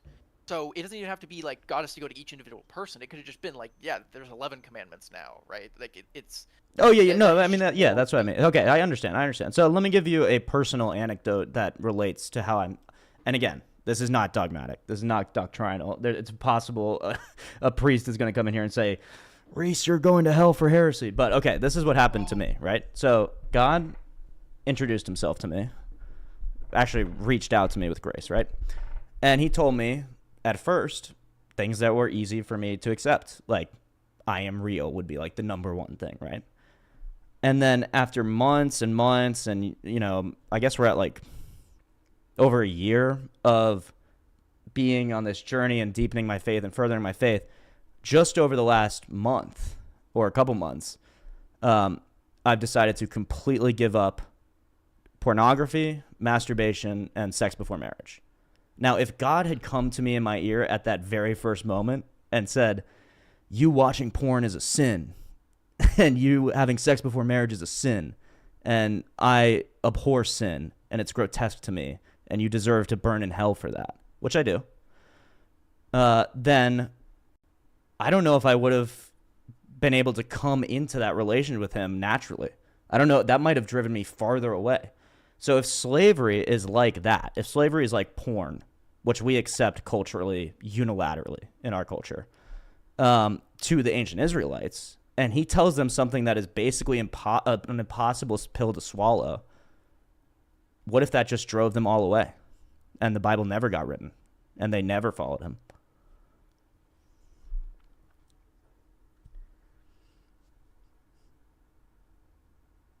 Well, then couldn't I argue that none of his commandments in the Old Testament he should have made none of them, because all of them were kind of jarring, right?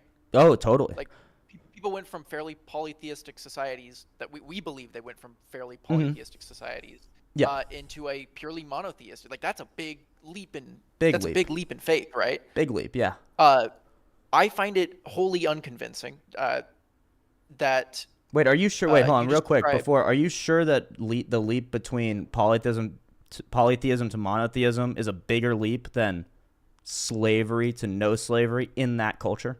No. I'm comparing it to your anecdote you just gave me. Oh, okay. So in reference to quitting pornography porn. and Yeah. masturbation and sex before marriage, Yep. Going from going from those things to not those things, Yep. I think is probably a smaller leap, but maybe similar depending on the person, to Yep. polytheism to monotheism. Like those are pretty similar. I don't know, actually. It it was actually easier for me to go from polytheism, which I truly was. I was like a new age kind of pagan right before I converted to Christianity, to monotheism, because I already believed in a spiritual structure. And the only step I had to make was, oh, there's actually one residing God, an uncreated necessary being, over all these sort of like hierarchies of angels and demons and stuff like that, which I basically already believed in, even though I didn't call them that. That was a much easier step for me personally than quitting porn. That was actually that was hard. That was really hard. Yeah, I just had the realization that I'm arguing something that would vary completely from person to person. So it's not really. I feel like I can't really make a good. Yeah, fair enough. Fair enough. That's totally fair. That's totally fair. Yeah. But okay, I'll say this. How long was that process for you to go from masturbation, pornography, sex before marriage to not that? How long did it take? Okay, so it happened in phases. So after my conversion, I would say very quickly I became disgusted by porn. Like it actually, I had this really disgusting feeling when like looking at it and watching it and whatever, and thinking about what it is, and also just the reality of it, the behind the scenes. When I started learning things about like how many women are sex trafficked that I had probably watched, which was horrific. How many underage people, and just horrible things about pornography in general. So I quickly became disgusted with porn. I stopped that.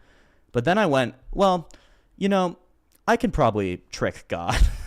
That's not what I said or thought, obviously. But then I started only using, for my own gratification, Instagram models, right? 'Cause I'm like, well, they're not naked. So I did that for a few months. And then I became disgusted by that. And then I said, well, I can use my fantasy. I can use my mind. I mean, that's God-given. There's nothing wrong with that. Again, I said, I can probably trick God. And sometimes I would even imagine porn stars that I remembered from the porn days, right? So then very recently, I became disgusted with that. So this was all a months-long process. And once I was done with masturbation, which just really happened recently, and so I'm praying for the strength to continue in that. And so far, I've been good, but I constantly pray for guidance and strength to lead me away from temptation. But yeah, so then it was a slow process of becoming disgusted by sin, and that's what I see as happening over the course of history as well. Like I am a microcosm of the macrocosm history. Does that make sense? Gotcha. Yeah. So would you say like it was about a 6 to maybe 7, 8 month process? Yeah, that's fair. Okay. Yeah, something like that. Okay, so you were able to change you as a person. That I'll say, because of the next statement, I'm going to call that very quick. I'm going to call that pretty quick. Yeah, sure. No, I think that is fairly quick, to be fair. Yeah. The next statement is going to be, the difference between the Old Testament and the New Testament in terms of time it was written. What is it? It was like almost 1,000 years? Yeah, it depends on what that correct? part you're talking about. But I'd say the last book of the Old Testament was probably written at least 600 to 700 years before the first book of the New Testament. Let's just say Exodus, because that's the concept. We're talking about slavery, and that's where most of the slavery shenanigans happens. So we'll say Exodus to the New Testament, the writing of the New Testament. Oh, that could be thousands. We'll just of call years. it. We'll just call it about 1,000 years. Okay, sure. To be fair. Sure. So, he was able to change your mind and change you as an individual for the better. Yeah. In the matter of less than a year. Sure. But how is it? Sorry, how do I word this? You're saying how could he not change everybody's minds instantly? No, not instantly. I mean, for instance of you, he was able to get you to change in about say a year, half a year, a little. Yeah. He couldn't. It took him 1,000 years to change everybody. That sounds. That actually would kind of add up, considering there have been 60 billion people in history since then, or however many there have been. And so, in my mind, he's only battling. He's not really battling, but in my mind, the only enemy is myself and Satan's little effect on me. But on the cultural level, it's everybody, and there's a lot of evil people in culture, and Satan's effect on the entire world. So it actually seems like it would be a harder battle to change things culturally and societally rather than on the individual level. To me, I mean, unless that doesn't make sense to you. I don't know. I just... Also, free will is important, so we have to actually choose. Like, for instance, me, it's not like he, pointed his God gun finger at me and, like, eradicated, the addiction or whatever. I had to choose to battle the addiction and the temptation to get rid of it. Right. So society also has to choose. He can't, he could, but he doesn't have any desire to force us against our free will to do things. Right. Okay. I just when I hear the anecdotal argument of like, Jesus came to me, he spoke to me, and it changed me as a person, I kind of retort with the inverse of that argument, Okay. where I say like, God is all powerful, he's all loving, Yep. but I've never been visited by him. Oh yeah. If God existed and he was all powerful and all loving, he would not only all knowing, all powerful, and all loving. Yep. He would know how to convince me to become a Christian. He How would do you know do this so isn't? How do you know because this he is not wants- how do you know this exact conversation is not how he's convincing you? I mean, it might be. I'm just saying that in my brain, granted, I don't know exactly what would convince me and what wouldn't. Right. But a very strong contender for what would convince me is if God appeared before me like Moses and said, "Hey, Jackson, you're doing things wrong. I need you to read this book." I would be like, holy moly. Yep. That just happened. Yep. I'm freaking out. Right? Sure would. God just appeared before me. That's crazy. That would be almost instantaneously convincing. Yeah, but what Yet if that has never happened to me. But other people describe that has happened to them. I find some, it odd for that some people that's right. why For some people that's Yeah, not right. I- That's not Yeah, how it but, happened. I mean, I'll tell you, I that's feel not how it like if he happened for did me. that for everybody, Mhm. a lot more people would be believers. I would be a believer if he did that to me. Maybe. I'm saying, but you I'm- know, I'm- wouldn't I'm that saying, infringe? Wouldn't that infringe Hard on your across my journey chest. pretty aggressively? So you saying God infringed on your journey? No, because I resisted him and ran away from him for many years until I eventually became agnostic, and then I eventually became convinced that some religions were more true than others. And then I actually got a degree in theology to study all the religions. And then this led me to Christianity. And the result of that is now as a Christian, I can talk about theological concepts with other people on a stream, yada, yada, yada, whatever. So everybody's got their own journey. I would never take away the learning that I did because of my resistance to God. Oh, sorry. I'm saying that. Do you think Jesus coming to you and speaking to you impacted your journey? Yes. I mean, it was at that that'd be God exact right moment. But Jesus never would have come and spoken to me if I hadn't run away from him. Do you understand that part as well? I mean, maybe he would have. I don't know. But it seemed like the running away is where I learned the humility to turn back to him. Does that make any sense? Yeah, but then Jesus appearing to you enshrined that, correct? Yeah. It- Yeah. I would say that was a then really important moment. Then But have you That's done God the impact- have you done the humility? right? Have you done the humility part? I mean, you might have. I'm not saying you haven't. I'm just asking out of curiosity. oh, sorry, what do you mean the humility part? Where you say, yeah, maybe you actually are true. Maybe I don't know how you would present yourself to me. Maybe I don't yeah, I mean, deserve to get some kind of Moses-like sign, especially when I've done nothing like what Moses did. I don't know. That's tough. All right. When, Welcome, Brian. when God is defined the way the Christian God is defined, I can make up any number of answers as to why he hasn't personally revealed himself to me. Yeah. Yeah, When in I the think chat of we have Noon. other gods. Oh, yep. Sorry, go ahead. When I think of other gods and why they might not have revealed themselves to me, I can like come up with like really obvious answers, right? Like why hasn't Vishnu appeared to me? Well, I mean that makes sense, right? Like that's not what Vishnu does. Vishnu doesn't really have a record of appearing to people, and Yeah. I mean except for the crazies that claim they do. Right. Not to the same extent that people claim that God has come to them. Yeah. So I can rationalize and go like, oh, it makes sense that Vishnu hasn't talked to me. Right. But there's all these people claiming that. I know I've talked to a few people that claim that they were living in sin completely. They had turned away from God, and then being visited by them changed them. It Yeah. wasn't that they were already on a path towards Jesus. It was that Jesus's intervention Radically put them on the path switched to Jesus. up. Correct. Yeah, so to your question, I mean, so what you just proved is that there's a whole range of ways that God will bring people back to him. And so my question to you is, how do you know which way he's going to bring you back?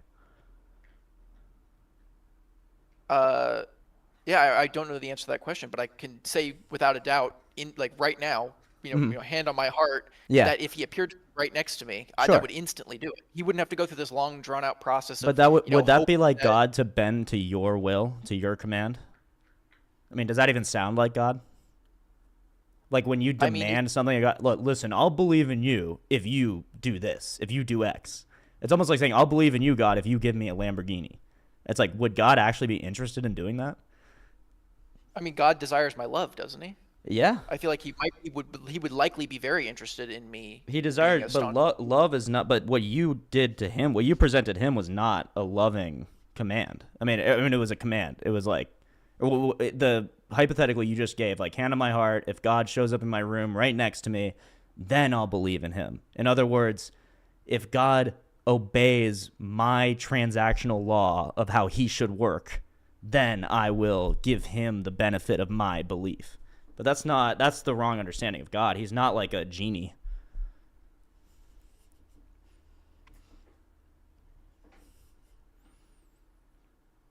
Okay, wait, let's in the Twitch chat.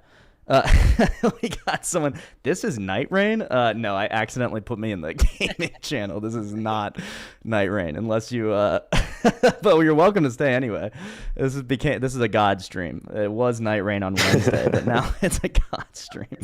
Numenon says, "I never got the divine hiddenness thing. Why would God want to merely convince you? Wouldn't it make it more sense that he wants everyone to seek out what is true?" Yeah, that's how I feel. That's how I feel. But let's welcome in Brian and see what he's got for us today. How you doing, Brian? Welcome, brother. Hey, what's up, man? how you Doing good. Good, man. I had I'm curious about what you think about this because we were talking.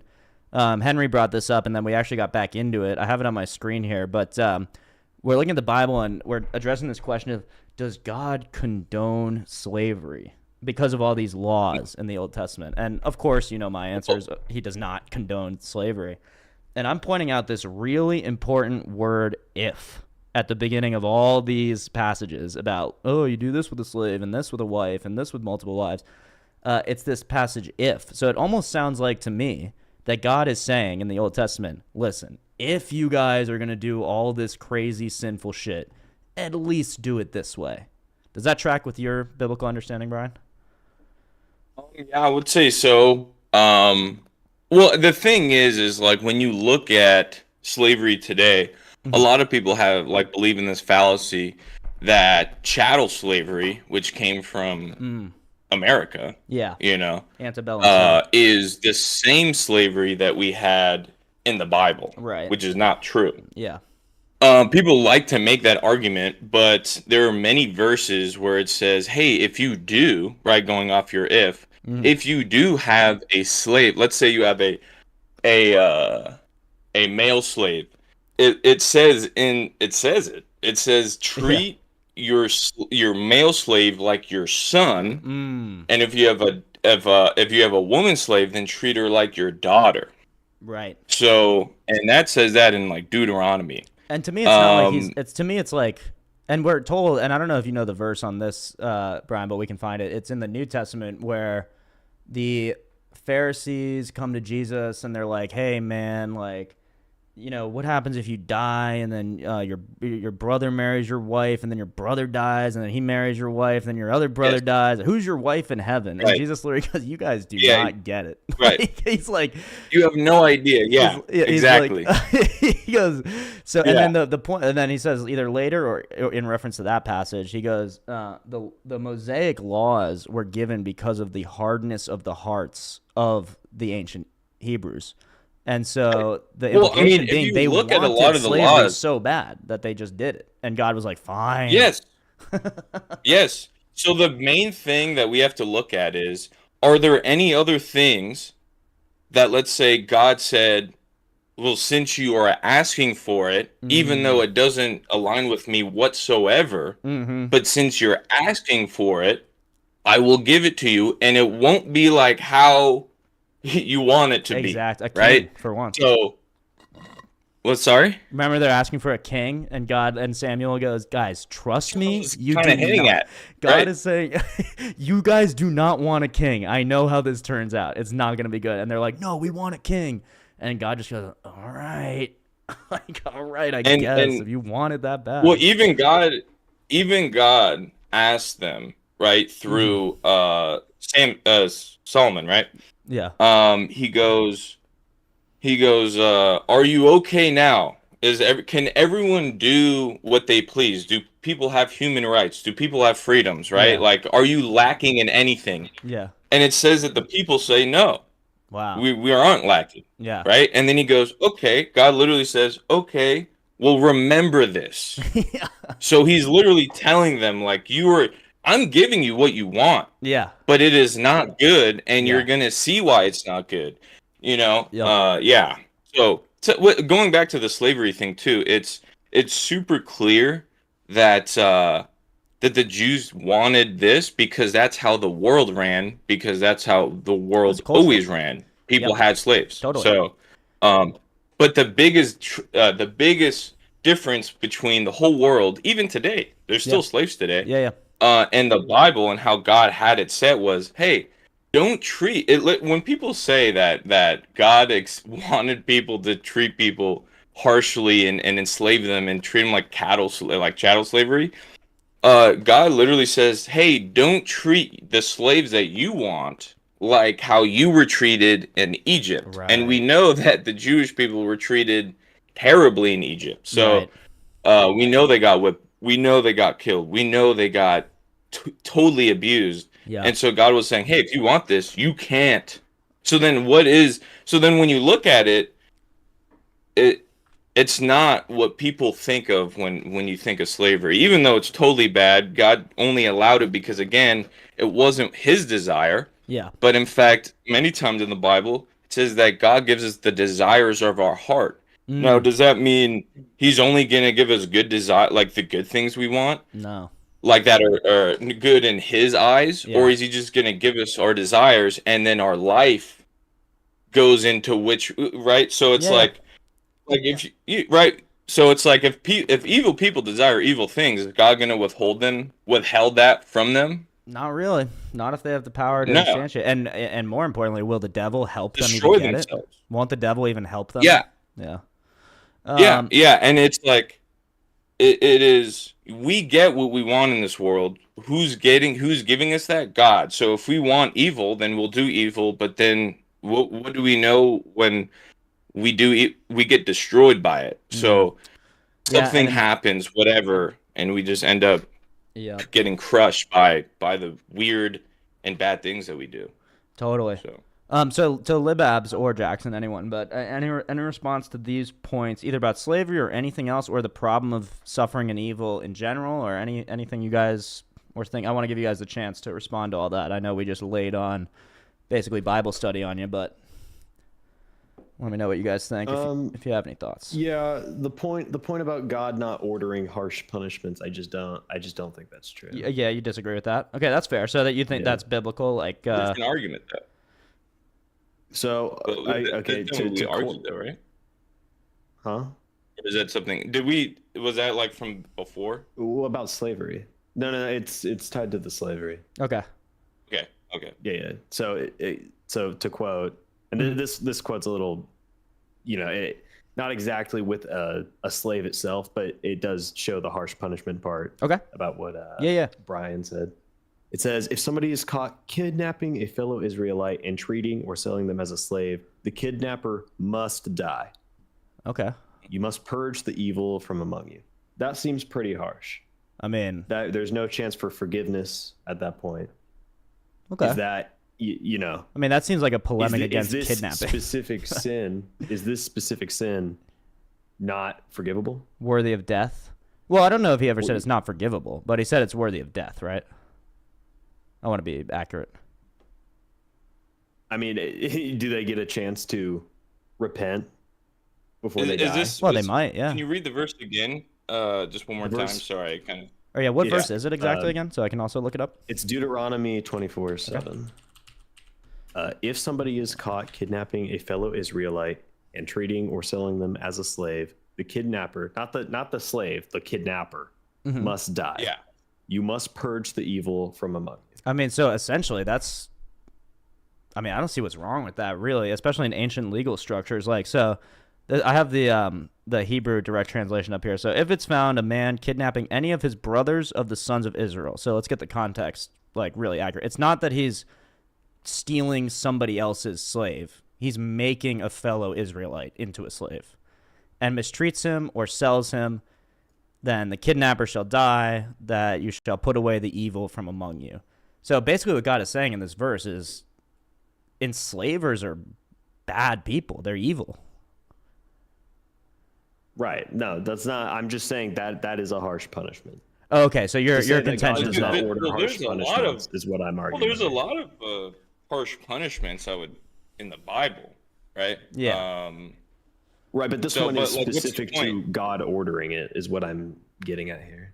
Okay, so you're the contention here is that God ordered this, in your view, overly harsh punishment of what happens when somebody, makes a fellow Israelite a slave, and maybe you could even, I'll do you a favor here and even tack on an assumption that maybe he wouldn't have this punishment for someone who makes someone who's not an Israelite a slave.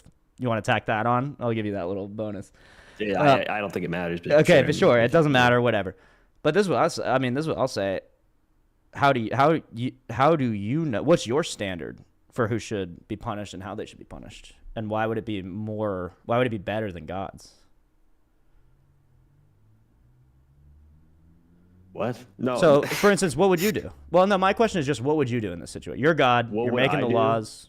This guy steals. Okay, I wouldn't kill them Okay, and why is that? because okay. I'm not pro death penalty usually. Okay. The only time I would say the death penalty is warranted is if the person is in active danger. So Okay. let's say you're in prison, you're in active danger. Yeah. Then yes. Otherwise, to be fair, I'm also not pro No. death penalty, but only because like a shocking number of them are innocent who are killed. So I don't think the state is Right. adequate to actually.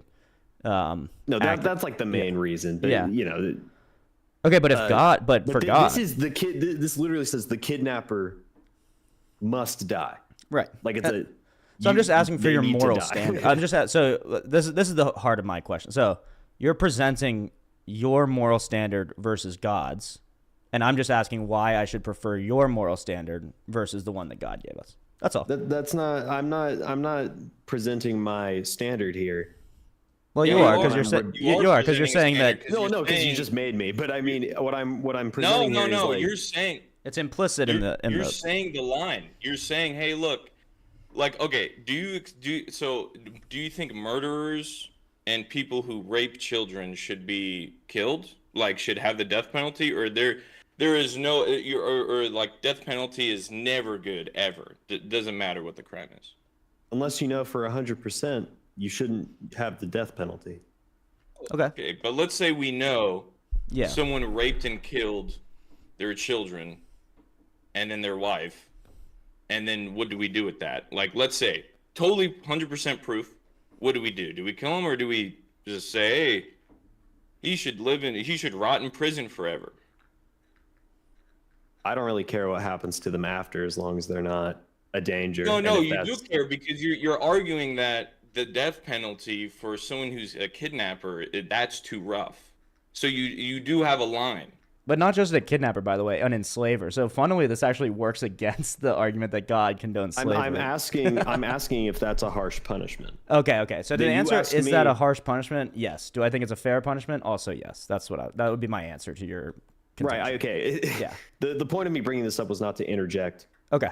This is, my own moral standard. Gotcha. It was just to rebuke the whatever Brian said, that that God does not give- issue harsh punishments, which is not true. Okay, just but I don't think that's to fairness to Brian's point, his point was that God issues less harsh punishments to slaves, because that's what we're talking about, than any other ancient system. Is that your point, basically, Brian? Or I don't actually remember exactly what the contents of the So my harshness. point is the slavery that we have today and that we've always had in Yeah. the world, where you're abusing, the slave is under the owner, and in a way that you're treating them not like a human being, basically, right? Like they lose all their human rights. Right. So when you look at a slave in the Bible, and you look at how Solomon, who was speaking through God, right? God told him this. He's a prophet, and he said, "Look, this is how you're supposed to do it. You're supposed to treat him like your son and your daughter." So if that's not way better than what people think slavery, like how slavery actually is in the world compared to how Israel had slavery, then you actually don't know. So that's what I'm saying is slavery in the Bible is actually the most it's like literally like the only good version of it, because it's not you're not whipping and abusing your slave. You're treating them like your son and your daughter. You're basically inviting them into your family. If you know, in other words. Yeah, I mean, I would hesitate to call it. You're Could not it not say whipping them. something like set them free? You Well, can actually, set them there free. are So provisions every for setting 7 them free years. as well. Yeah, it's only a 7. Apparently, I mean, look, we could get into this. Is deep scholarship. I'm not super versed on exactly how ancient Near Eastern slavery works, but typically it was time bound, and that I've also heard what Brian just said, like a 7-year thing. So you would basically work as an indentured servant, is what we would call it now, for 7 years, and then buy back your freedom. And look, I'm not saying that's right. I don't think that's right. I don't think God thinks that's right. But this is what the people wanted. So this is what they did. And so Yeah. God made sure they Yes. were at least not going to be the most evil slave masters that they could be. He gave them commandments to rein them in from what they actually wanted to do, which is what the rest of the world was doing, which was much more horrific. Even slavery today is way worse than what the what slavery was in Israel for 3,000 years ago, 3,500 years ago. Yeah, So, and even that I um, think would fall short of God's moral. Even though, yeah, all that I think is true, even that would fall short of God's moral standard, which is what Jesus tells because us. what Yeah. is Jesus says this is what sums up the law, right? Mm-hmm. This is what sums up the law: to love your God with all your heart, soul, and mind, and to love your neighbor as you love yourself. Yep. This is what sums up the law. So the law of God, And you which wouldn't is enslave everything yourself. in the Old Testament. Sorry, what was it? Oh, I just said you wouldn't enslave yourself. So you're told you can't enslave You others. wouldn't enslave if you love somebody. How could you enslave them, right? So that's a contradiction. So when we look back and we see what God was trying to get the Jewish people to do, which was to, instead of going around the law or trying to get things, trying to make it okay, he was trying to make it about the heart. He was saying, like, look, like, if you're gonna do this, like, treat them like your son, and you're like, have a soul, like, be a like, be a good person. Like, why are you okay, if you're gonna do it like this then, right? And so a lot of the times in Why in the not Old just Testament, don't do it? Why doesn't it just say that? okay, well, I mean, that is a good question, right? Why not do it, right? It's because they all wanted it. Yeah, Brian, So if someone wants something, right, are you just gonna totally deny it? Are they not gonna still do it? Yeah, my argument was that it's I don't know how God's ways are not my ways. His mind is not my mind. But if I had to guess, I would think that would push the Israelites further from him to violate what their desires were so much more egregiously. And I give the example of when I came back to Christ, I still watched porn and masturbated for a period of time, but then I slowly became disgusted with it. So if that's the way it works on the individual level, and I stopped eventually, right? That's what we see in society. So God gives these little hints and stuff like, be moral, be good. All people are created in my It's the image. same thing of like Yeah. because the argument of like, why didn't God just say don't have that? Well, he did. I mean, he literally said, like, I think that's he the said, implication. follow these laws. They couldn't even follow the laws, right? He kept on going, hey, like, love one another. Even in the Old Testament, many times, hey, the goal is to love each other, to accept a foreigner, right? Yeah, To love the yeah. neighbor. Yeah. This is in the Old Testament. This isn't New Testament stuff. So to say, like, why didn't God do that? That's like saying, well, why doesn't the police say, hey, anyone who does AI should be sent to prison forever if they're doing AI in a weird way? And it's like, well, are we not going to have AI? So that means, like, we can't have comedy. We can't really, like, goof around. We can't have freedom to have that, right? And so I would say eventually then it would, again, I would say it's You know what Israel means actually? Do you know what Israel means? Like with The the term, no. actual word. Do you know what Israel means? Remind us. I No. forgot actually. So Israel means to wrestle with God. Oh, that's right. Of course, yeah. So so when we look at that, all of humanity is wrestling with God. And the way we wrestle is exactly like this. We desire something in our heart, but the desire doesn't align with God. So then we get into this wrestling thing of like, well, I feel like, but I feel like, blah, blah, blah, blah, blah. But that, again, is contradictory to how God works. And so then we come into this whole thing of like, where we are wrestling. And so you see that in the Old Testament. You see the Jewish people wrestling, saying, we want a king. We want slavery. We want this and that. Yeah. Right? And slowly so realizing God how isn't wrong just, they are. again, yeah. And I think eventually we can see that if you read the Old Testament, time and again, God is trying to soften their hearts. And one of the prophecies of the Messiah is that they would trade in their heart of stone and they would be given a heart of flesh.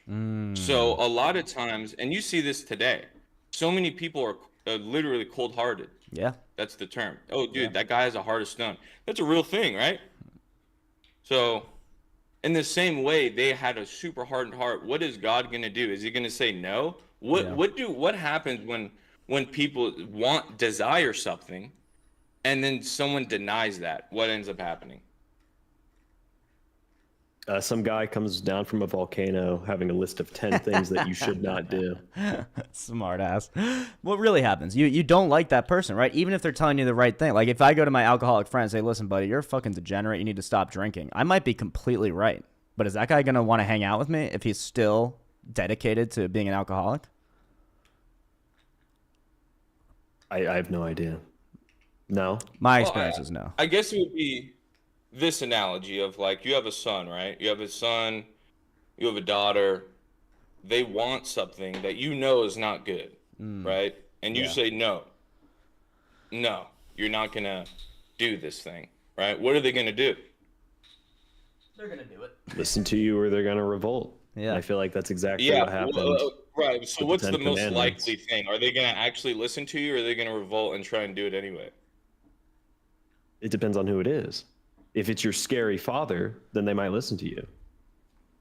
Or if your dad isn't so scary. They and might, more but they didn't gentle, even listen to. I mean, maybe they would revolt. Maybe they won't listen. Moses came down from the mountain. He'd only been up there a few days, and they'd already started building other gods and shit. So there obviously, we as people, not just the ancient Israelites, but are obviously rebellious.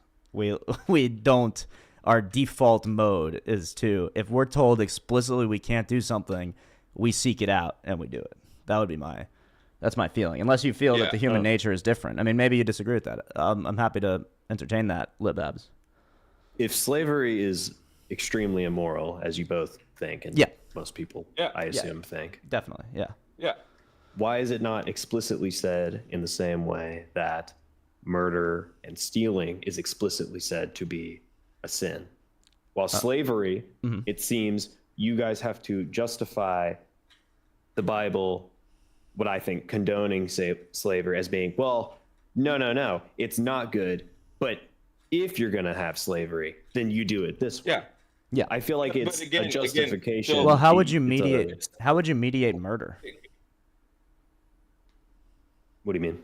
Like, how would you say, if you're going to murder, at least do it this way? Murder is murder. You know? Like slavery it's a category difference between like slavery, which is an institution, and murder and stealing, which is a single act. Okay. If you are going to murder, then you may only murder an Israelite captor, or whatever. Well, whatever and that quote another was way I you brought might up say it is earlier. you're allowed to go to war, right?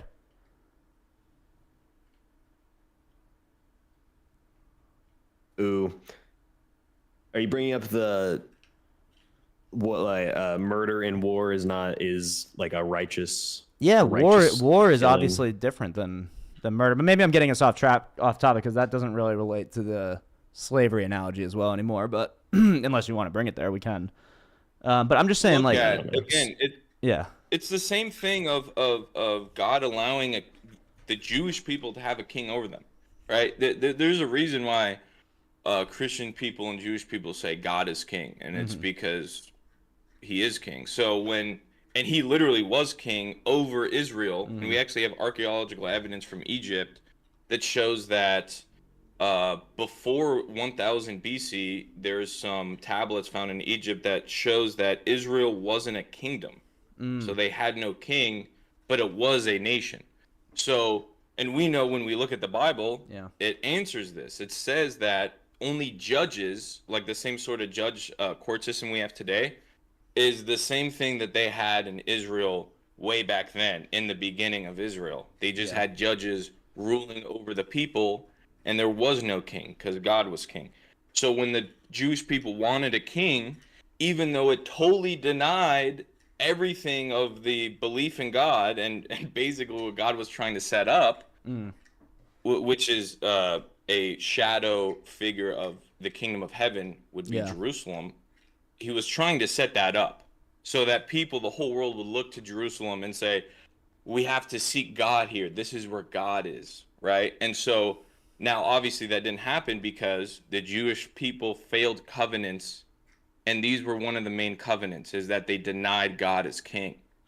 So then it never happened, right? And then we have this whole thousands of, a 1,000-year block of David becoming the king, the second king of Israel, up into 1,000 years later until Jesus Christ.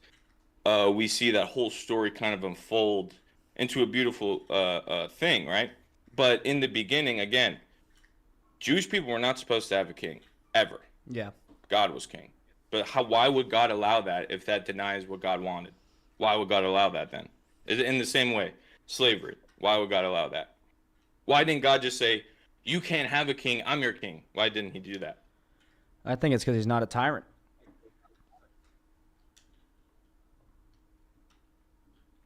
I mean, I have no idea why God would or would not explicitly say some things are bad and don't do these, and other things are the exact same amount of bad. But if you're gonna do them, do this.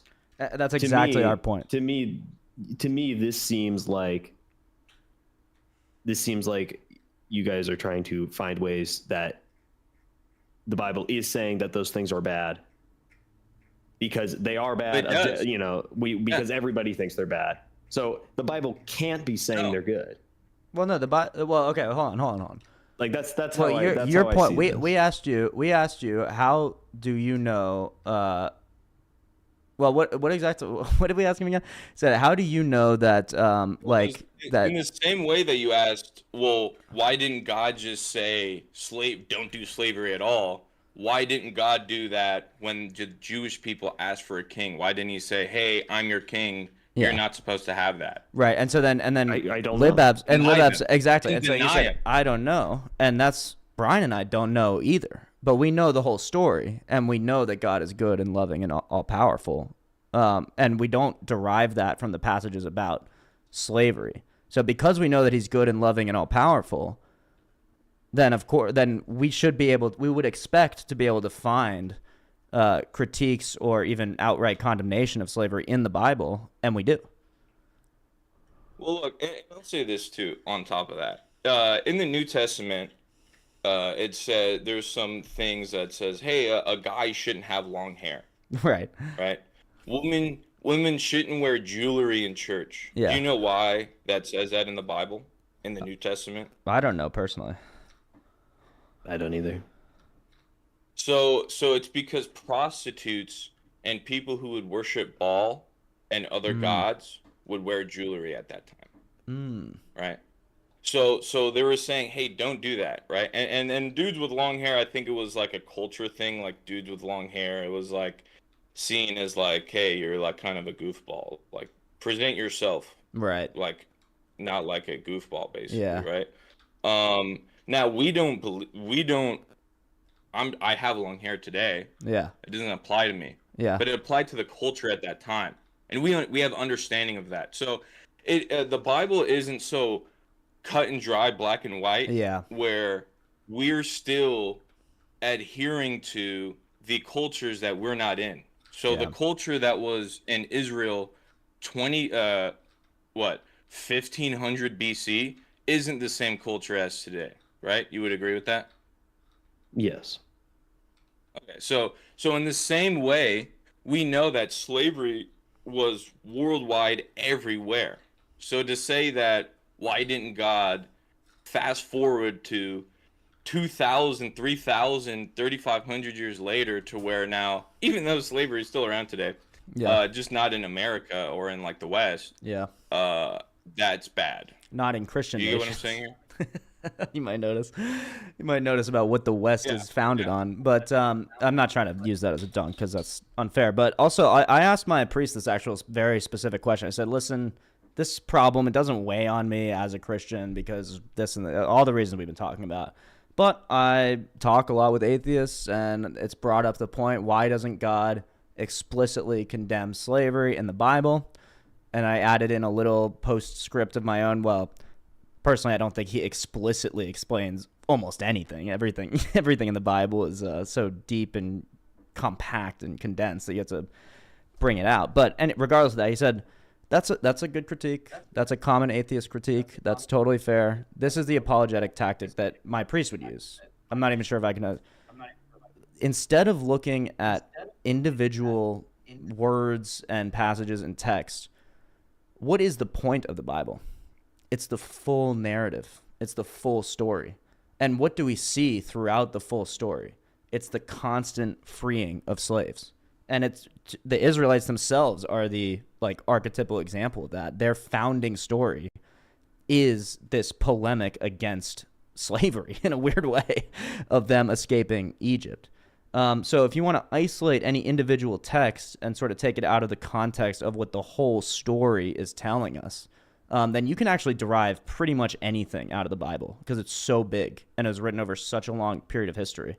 But if you want to take the thing seriously as a whole in its actual context, it seems like it's actually very much against slavery all the way through. So the fact that there's only, the fact that there's, I don't want to say only, but the fact that there's a few verses in the Old Testament, even if it was 100 verses, which I don't think it's close to 100 verses, that wouldn't negate the meta narrative. Does that track at all? I mean, is that convincing at all?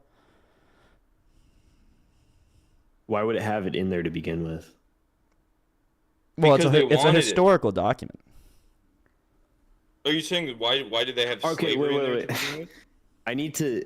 Yeah. Go ahead. We're not trying to team up I on asked you this earlier, but Yeah. I don't know if your answer will change. But you do not take every word of the Bible as the exact word of God. I believe it's the You divinely said it. inspired breath of God. Yes, and then Brian, do you think similarly? It's a good question. So it would have to depend on what we mean by the entirety of the Bible. So, for example, the Songs of Solomon, is that divinely inspired by God? I don't know. I mean, it's written by Solomon. They're songs. A lot of times they get a little too affectionate. Do I think that is? I mean, that would be debatable. So it would depend. I would say that the prophets in the Bible, that the Bible has the most prophecy out of any religious book by far. It's not even close. We have 1,500 to 2,500 biblical prophecies. So when it comes to prophecy, I would say 100 million% because they all came true, what we know of, and the ones that didn't are end times prophecies, right? So I would say yes when it comes to the book of Isaiah, the book of Zechariah, right? And you have these prophets speaking. The whole book is prophecy. Yeah, I would say so. But then when you look at Ecclesiastes, which is just Solomon's wisdom, right? Which I would say is inspired by God. I mean, his wisdom definitely was inspired by God. comes But from again, God he in was some a sense, yeah. really evil guy. Yeah. So he was really evil. He did a lot of weird, wacky things. But I wouldn't say that the book of Ecclesiastes was the breath of God. I would say that was what Solomon thought, and it was really good. So it depends, right? Because there's 66 books, depending on which Bible. Some have 67, because of Orthodox churches, they have the book of The Enoch. Ethiopian Orthodox has the Book of Enoch. The Yeah. Ethiopian Orthodox. So 67 or 66, depending on which version you have. Depends on which book you're talking about. So yeah. So we to clear that up as well. I mean, I think Brian and I are both going to agree we're not Muslims. So the Bible is not an uncreated work. It's not itself divine. Does that clear it up at all? Yeah. It was just the argument I was gonna make. I can't do it. I know it sucks when that one doesn't work, doesn't it? When we're not like crazy evangelicals. Yeah, I get that. Well, we can move to a different argument for sure. We can move to something else. I feel like we have kind of covered the. I do gotta go make. Okay, dinner all good, right bro. now, All but good. Thank you for joining and I had engaging. fun. Really appreciate you, bro. Yes, Really appreciate Thanks you. for having me. Of nice course, to meet man. you, Brian. I like your beard. All right. I'm out of here. Oh, and follow Brian on Instagram. Brian Snacks. He's hilarious. Alrighty. Yeah. Thank. See ya. Oh yeah. Talk to you soon, man. Yeah, man. So yeah, it's fun. We had some really when Infamous isn't in the chat, we get some really productive and like thought provoking moments with some people. The Good. other guy that left, I think you were in the chat when I stumped when it was just silence for a few seconds, and I was like, all right, I'll read some chats. When we just sometimes you just get to them. Like sometimes you just get right under the bullshit of atheism and the I hate God and he doesn't exist and all that shit. And sometimes they actually have to think like, oh yeah, if I pray to God and demand him to answer my prayer, would that even be like God to like bend to my will? You know? Like, Yeah, and a lot of things like it is funny how it's like because what he was doing here, and he kind of did deny it, was Yeah. he was like moving the goalpost and saying like, oh, well, if you kidnap someone, that isn't worthy of death. Yeah, how And do then you what I know? was trying to get him to say, right? And then it's like, well, okay, so then you're going off your own moral basis. yeah. So it's subjective. Yeah, he didn't Which understand. doesn't work in an argument. Totally. He didn't understand that the implicit assumption of him bringing that verse up was to impose his own moral standard over God's. Yes. Because if you Yeah, he wasn't read, seeing it. yeah, if you read something in the Bible and you say, "Wow, God must be bad," well, that's according to your moral standard. So, are you more moral than God? Not to mention that they don't even have a grounding for morality. I mean, that's what I argue a lot in Numenon, like the philosophical grounding for morality. Like, literally, they have none. And we did talk about that a little bit. Like, so I asked them what they think what is So good. fluid. Yeah, what they can't answer that. They can't answer what is Because good. then they'd be like, well, what does good mean? Yep. And then it's like, okay. Well, you know what they ended up saying? Because they which go is off really- it. Oh, sorry, go ahead. What happened? Well, what they ended up saying, which is really interesting, is they said, what's good for me is good. Because they have to, because it's subjective under their view. And you go, and that by that standard, you think you're better than God? That's like Hitler's worldview. Yeah, exactly. I was about to say, Hitler thought it was good to do a lot of things that everyone now says, hey, that wasn't That's good. not good at all. Yeah. Even non-Christian, even atheists can go, yeah, Hitler was a bad person. He's a bad guy. So, but to them, it's just a then preference. It's a preference. It's fluid. Yeah. So if it's like, if your definitions of where you stand on the basis of good and evil and all these things, if it's fluid, you don't have an opinion. No. So he doesn't have an opinion in the way that I and you have an opinion. Yeah. Because our opinion stays the same. Right. So, it's not logical. It's based on emotion. No, which is I mean, terrible. it's Because literally- logic. It's contradictory because under his worldview, so if subjectivity defines goodness, then there's plenty of subjective agents in the world. So you can actually make P and not P statements, so self-contradictory statements, using that framework. So for instance, I say slavery is bad, you say it's good. Under their worldview, those are both correct. It's contradictory. It's a total contradiction. It's contradictory. Yeah. Yeah. And well, that's what happens when you have a fluid way of thinking. Like, if you're based on your emotions and you're thinking emotionally, rather than thinking logically, you're gonna be all over the place. You're basically bipolar. Totally. Yeah. So. Yeah. It's really because again, I mean, logic is a foundation. It does not change. Totally. Hey, is killing people bad or good? Bad. Okay. That's never going to change. Is kidnapping good or bad? Bad. Okay. That's never going to change. To argue that, oh, well, the punishment is bad, I would say, well, then you would have to go. That doesn't even make any sense. The what action is bad? It's like you deny that bad even exists, and then you go, well, the punishment is too bad. You go, okay, the thing that doesn't exist is too non-existent to apply to God. What are you talking about? Yeah. Oh, it's crazy. It was a good combo. Yeah. And he had some good points. Yeah. I'm sympathetic to those points. I get how people ultimately. No, go ahead. Sorry. Yeah. Ultimately, it doesn't hold up when you really take in everything. Like what you said, you can't.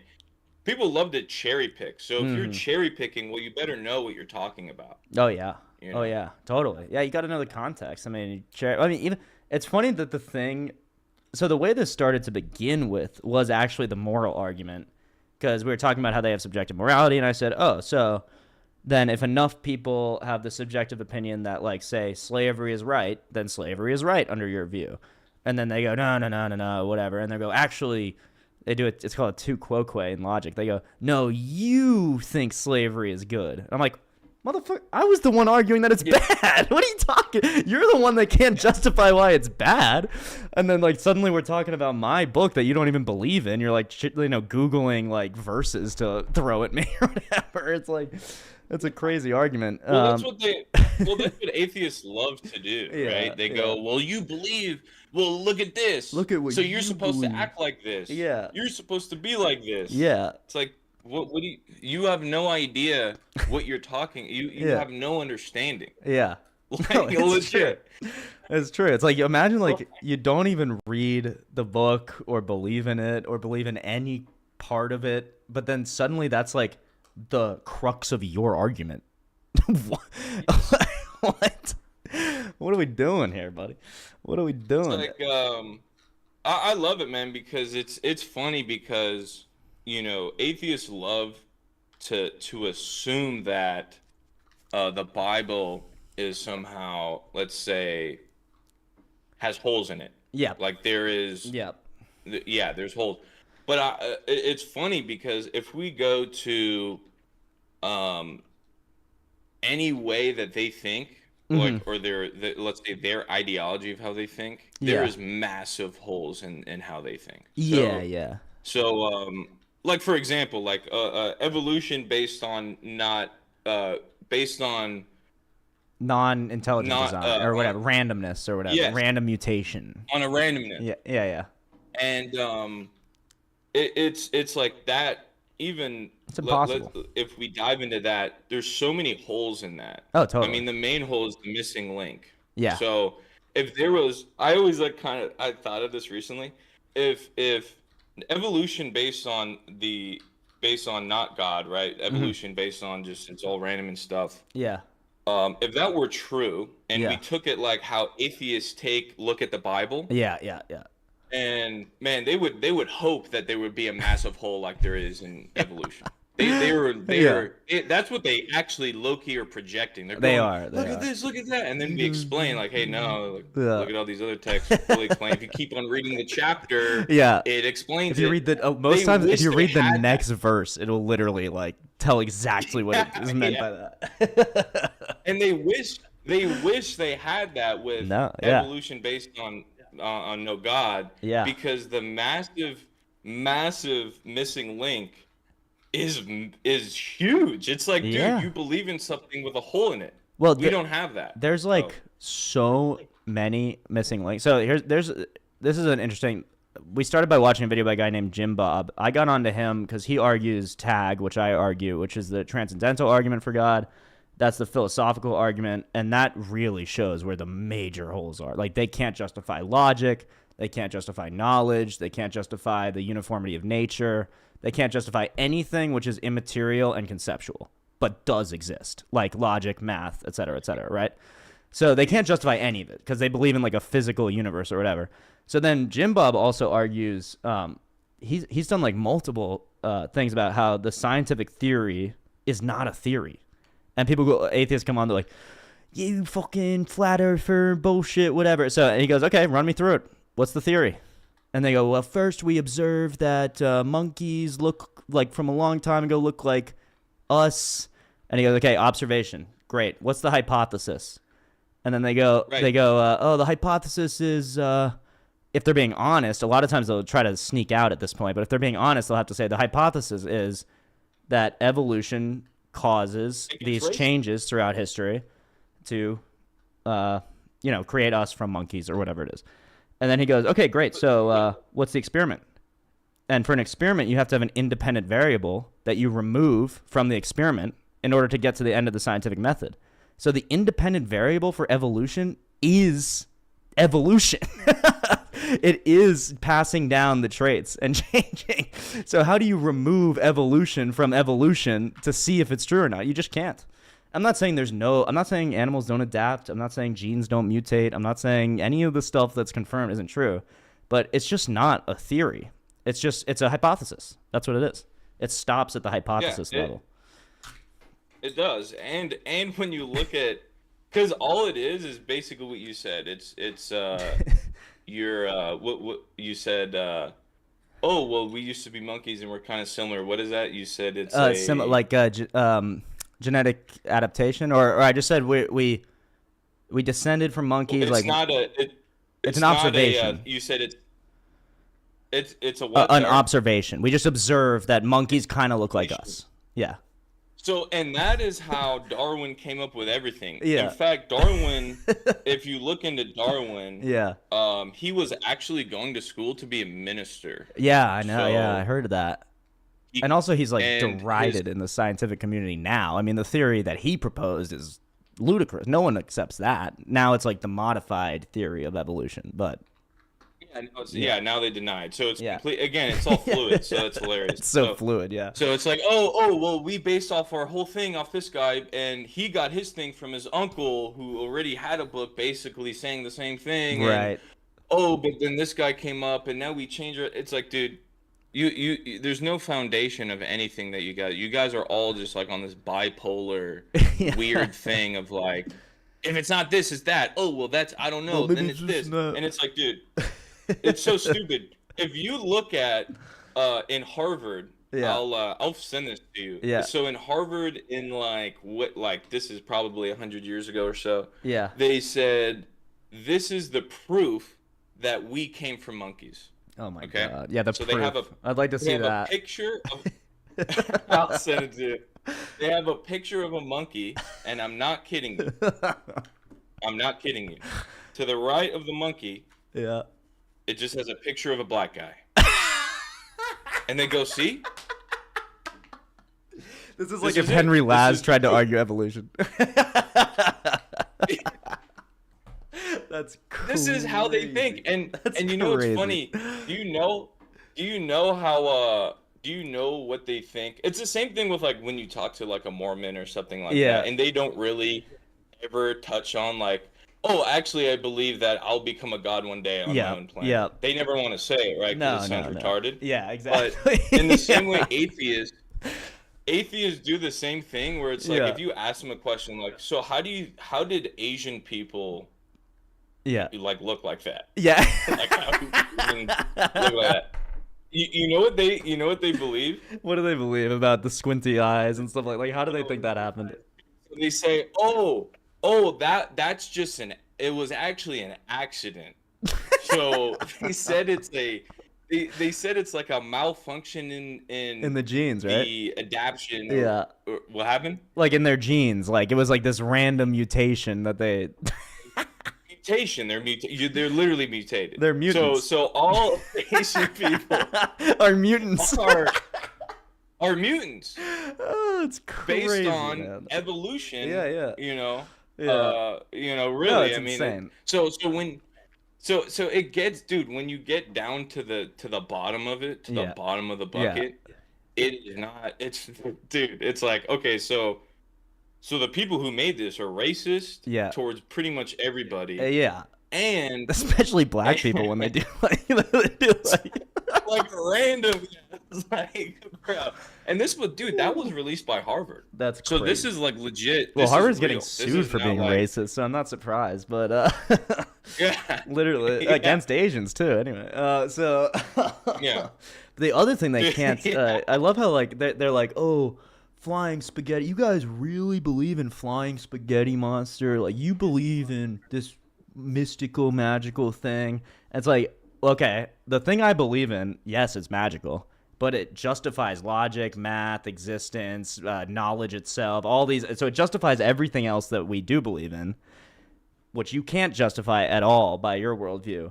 And then your view is also that inanimate material, like atoms and matter, created life out of a random number generator, and that's not magic? Like, that's less magical than my thing? So your idea is that a bunch of dust was sitting around and created a monkey or a fish or something like that, and that's not magic. And Explosion. I think that is magic, but I have a reason to believe that it could happen. Yeah, it could happen because God can make anything happen. Yeah. But if you're saying that from an explosion, Yeah. from it, I've never seen Yeah. an explosion ever create life. No. So I've seen it do the opposite. Yeah. Anytime there's an explosion, things get fucking They get eviscerated. fucked up. So, Yeah. yeah, they get totally destroyed. So it's like, oh, but there's one explosion with chemicals and things that was it there before? Or Yeah. was it always there? And they Created. just happened to like morph together, and Yeah. then it had like a reaction and then create an explosion. What? Yeah. Okay, that's so random. Yeah. I mean, that's so and then for it to explode and then create perfect order. formed planets. Perfectly formed. They never consider that Like, everything in the universe is a perfect sphere either. Like, dude, when you break that down alone, I could go like, but because it's so funny because it's like, look, they get like, we know that Jesus is God Yeah. because we have scripture that is dated centuries and thousands of years before Jesus. Yeah. That says that God will become human. Yep.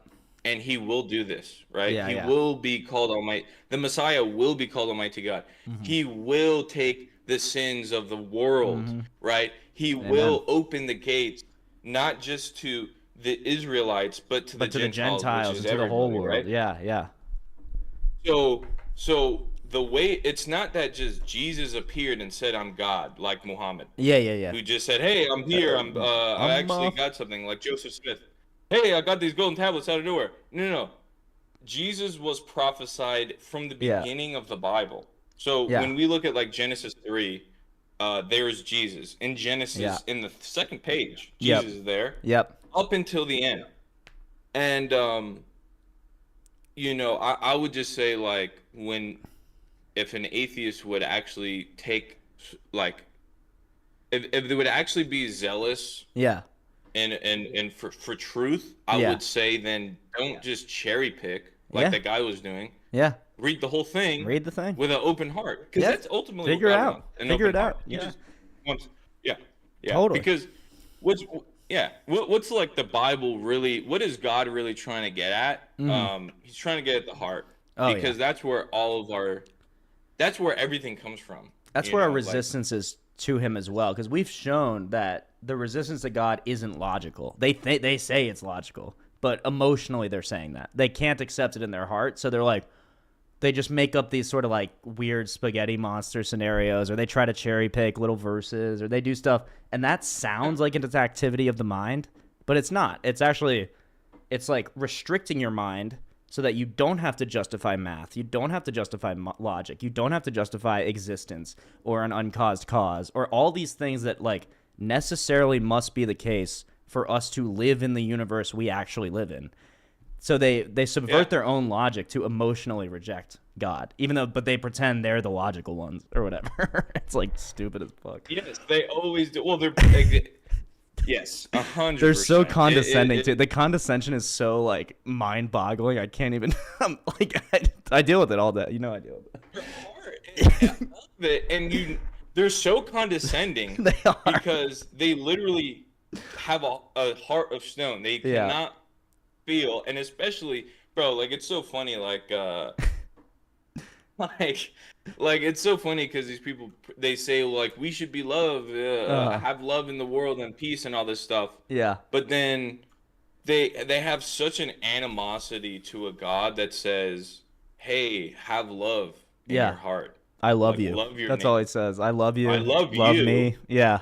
Even if you don't have a father, right? Yeah. Let's say like, because God really, time and time again, he says, look after the fatherless, right? Mm-hmm. And in the Bible, in the Old Testament and the New Testament, it's saying that we all have a father. So even if you don't have a earthly father, we do have a father in heaven, and he loves you, and he's always with you. And then atheists are going, you guys are evil. Oh, here, look who we got. Hey, Mr. Infamous, welcome, brother. Welcome, brother. How you doing? Listen, all I'm gonna say is, brother, like, for people who are like, love everyone, do all these things, there's a lot of people that kill people. No, I'm just dropping it. I've had it after this. I just wanted to see what y'all were up to. Oh yeah, we're just shitting on atheists. Don't worry. Yeah, your mic is really. If loud. you are, I think your gain is too high. I If you are can turn it staying. down a little bit, but yeah. I have him down to Because it's 40% like on my over- user. Yeah. how's this? That's good. Yeah, for me it's good. I just turned you that's down good. on Discord a little bit, but yeah, we're just talking. Like, Well, everyone falls short. Everyone falls short of their ideals, especially in a large group. Let's not pretend like atheists are any different. Like. Oh yeah, no. Yeah, we agree. For sure. I mean, yeah, but that's what our religion is predicated on, that we are sinners. But the problem with atheism is that you don't actually have to admit that if you don't want to. Well, I mean, we do because we don't believe in sin. But I will admit that I am sometimes a bad person. Like, Okay. Well, at least we can find that common ground. atheism isn't like a moral worldview. It's about a stance on a question. Like, No, it's actually an the amoral difference- worldview. It actually precludes morals. Yeah, it has nothing. Yeah, it has nothing to do with morality. Like, Oh, I'm sorry, I didn't mean amoral. I meant immoral. it's immoral. It's bad. Well, it's not. I guess I kind of do mean amoral, but in a different way. I mean, Yeah, you it have has- no it has nothing to justification. do. It doesn't adjust. But you could be an atheist and have some kind of like mystical justification for it, like Buddhism. But like, it doesn't matter. Like, it has nothing to do with the question of morality. It's a separate topic. It's like the different. Like, theism has nothing to do with morality either. Christianity. I has something to do disagree. with morality.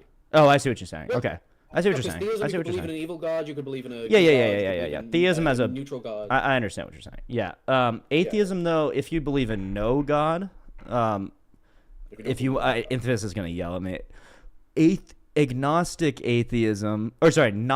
atheism is inherently does The belief that no gods preclude. exist, yeah. Yes, it does preclude morality from existing. You cannot believe in objective morality if you believe there is no. No. They could. So, for instance, a Gnostic, atheist, Buddhist would believe in morality and have a justification for it, at least in the way that yours. What's the justification? I don't know. I'm not a fucking Buddhist, but I know that Buddhists don't have God. I don't think they Buddhists have a don't God. justification for it. I think they are moral people just because they're told to by the Buddha, but I don't think they have a justification for it.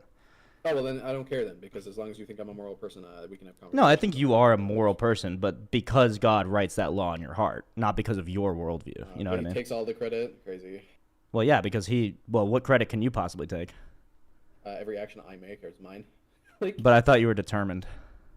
yeah, every action I make is mine. That's. Well, it's also the universe's and mine and your dad's. Well, and your... no, because I'm not the universe. Every action I take is mine. What's the difference? What do you mean? What's the difference? Like, what's the boundary between you and the universe if you're a determined outcome? Like, you're literally just, is- under your definition of worldview, you're me. just an effect of a bunch of causes. So, Correct. could you ever But choose to see make how any you said- decisions? Do you see how you said your and I am? Yeah. That's the definition of me. It's what separates. No, me I from know what everything you. else. I know what you are. I'm saying you don't know what you are. So I'm saying. I do. I'm definitely not that rock in the corner. Like, Yeah. I think that's fair. I don't think you have any reason. I don't think you have a see, so it's justification just, for that. I'm not but- that rock. I'm not that wall. I'm not that screen. Yeah, I'm yeah. not that computer. Like, there you go. Like that. I'm everything that isn't those things that aren't me. Like, See how weird atheism gets. or even easier, I I'm me. Like, Sure. Okay. about, I dude? agree that What are you're. we even talking? I agree that you're you, but you agree also because everything is I determined have that no justification that I'm me. Like, you agree that because everything is determined, you have no choice to do either a good action or a bad action, right? yeah, the first word of the Yeah, sentence. I know. I grant you that you're a person. Okay. Do you have any you. choice to make a good action or a bad action? I don't have any choice, not in the liberal free will way that Right. you think it exists. Right. Exactly. So there is no morality. Maybe in the no, I think there is. But maybe in the libertarian, not libertarian free will, the Compatibilist. view. Yeah. In the compatibilist view, it'd be hard to argue that I don't have free will, but in the liberal free will of being able to do otherwise, Yeah. either there is no way to prove that, or it's not the case. Okay, And but I think there's I'm just gonna take your view and say you have no ability to do otherwise than what you do. So then you actually make no moral decisions. You make mechanistic effects of causes. in the same way that Black Queen taking White Pawn is a bad move, no matter if they had a choice to make the move or not, it's still a bad move. Yeah, but it's not moral. It's just it's an effect of a cause. It's a morally bad thing. In the same way that if we care about the game of chess, that's a morally bad move. If we don't give a fuck about the game of chess, then things just move. No, I just okay, so happen to care about life. So. I think you heard some like chess analogy, and I'd never been able to understand this. I can I'm use saying checkers. I can use a okay, video okay. Wait, game, let's do this first. Do you agree that in order to make a moral choice, you have to make a choice? Make a moral choice. I mean, it's kind of baked into the first part. Okay, fine. Or in order to do anything moral, there is a choice.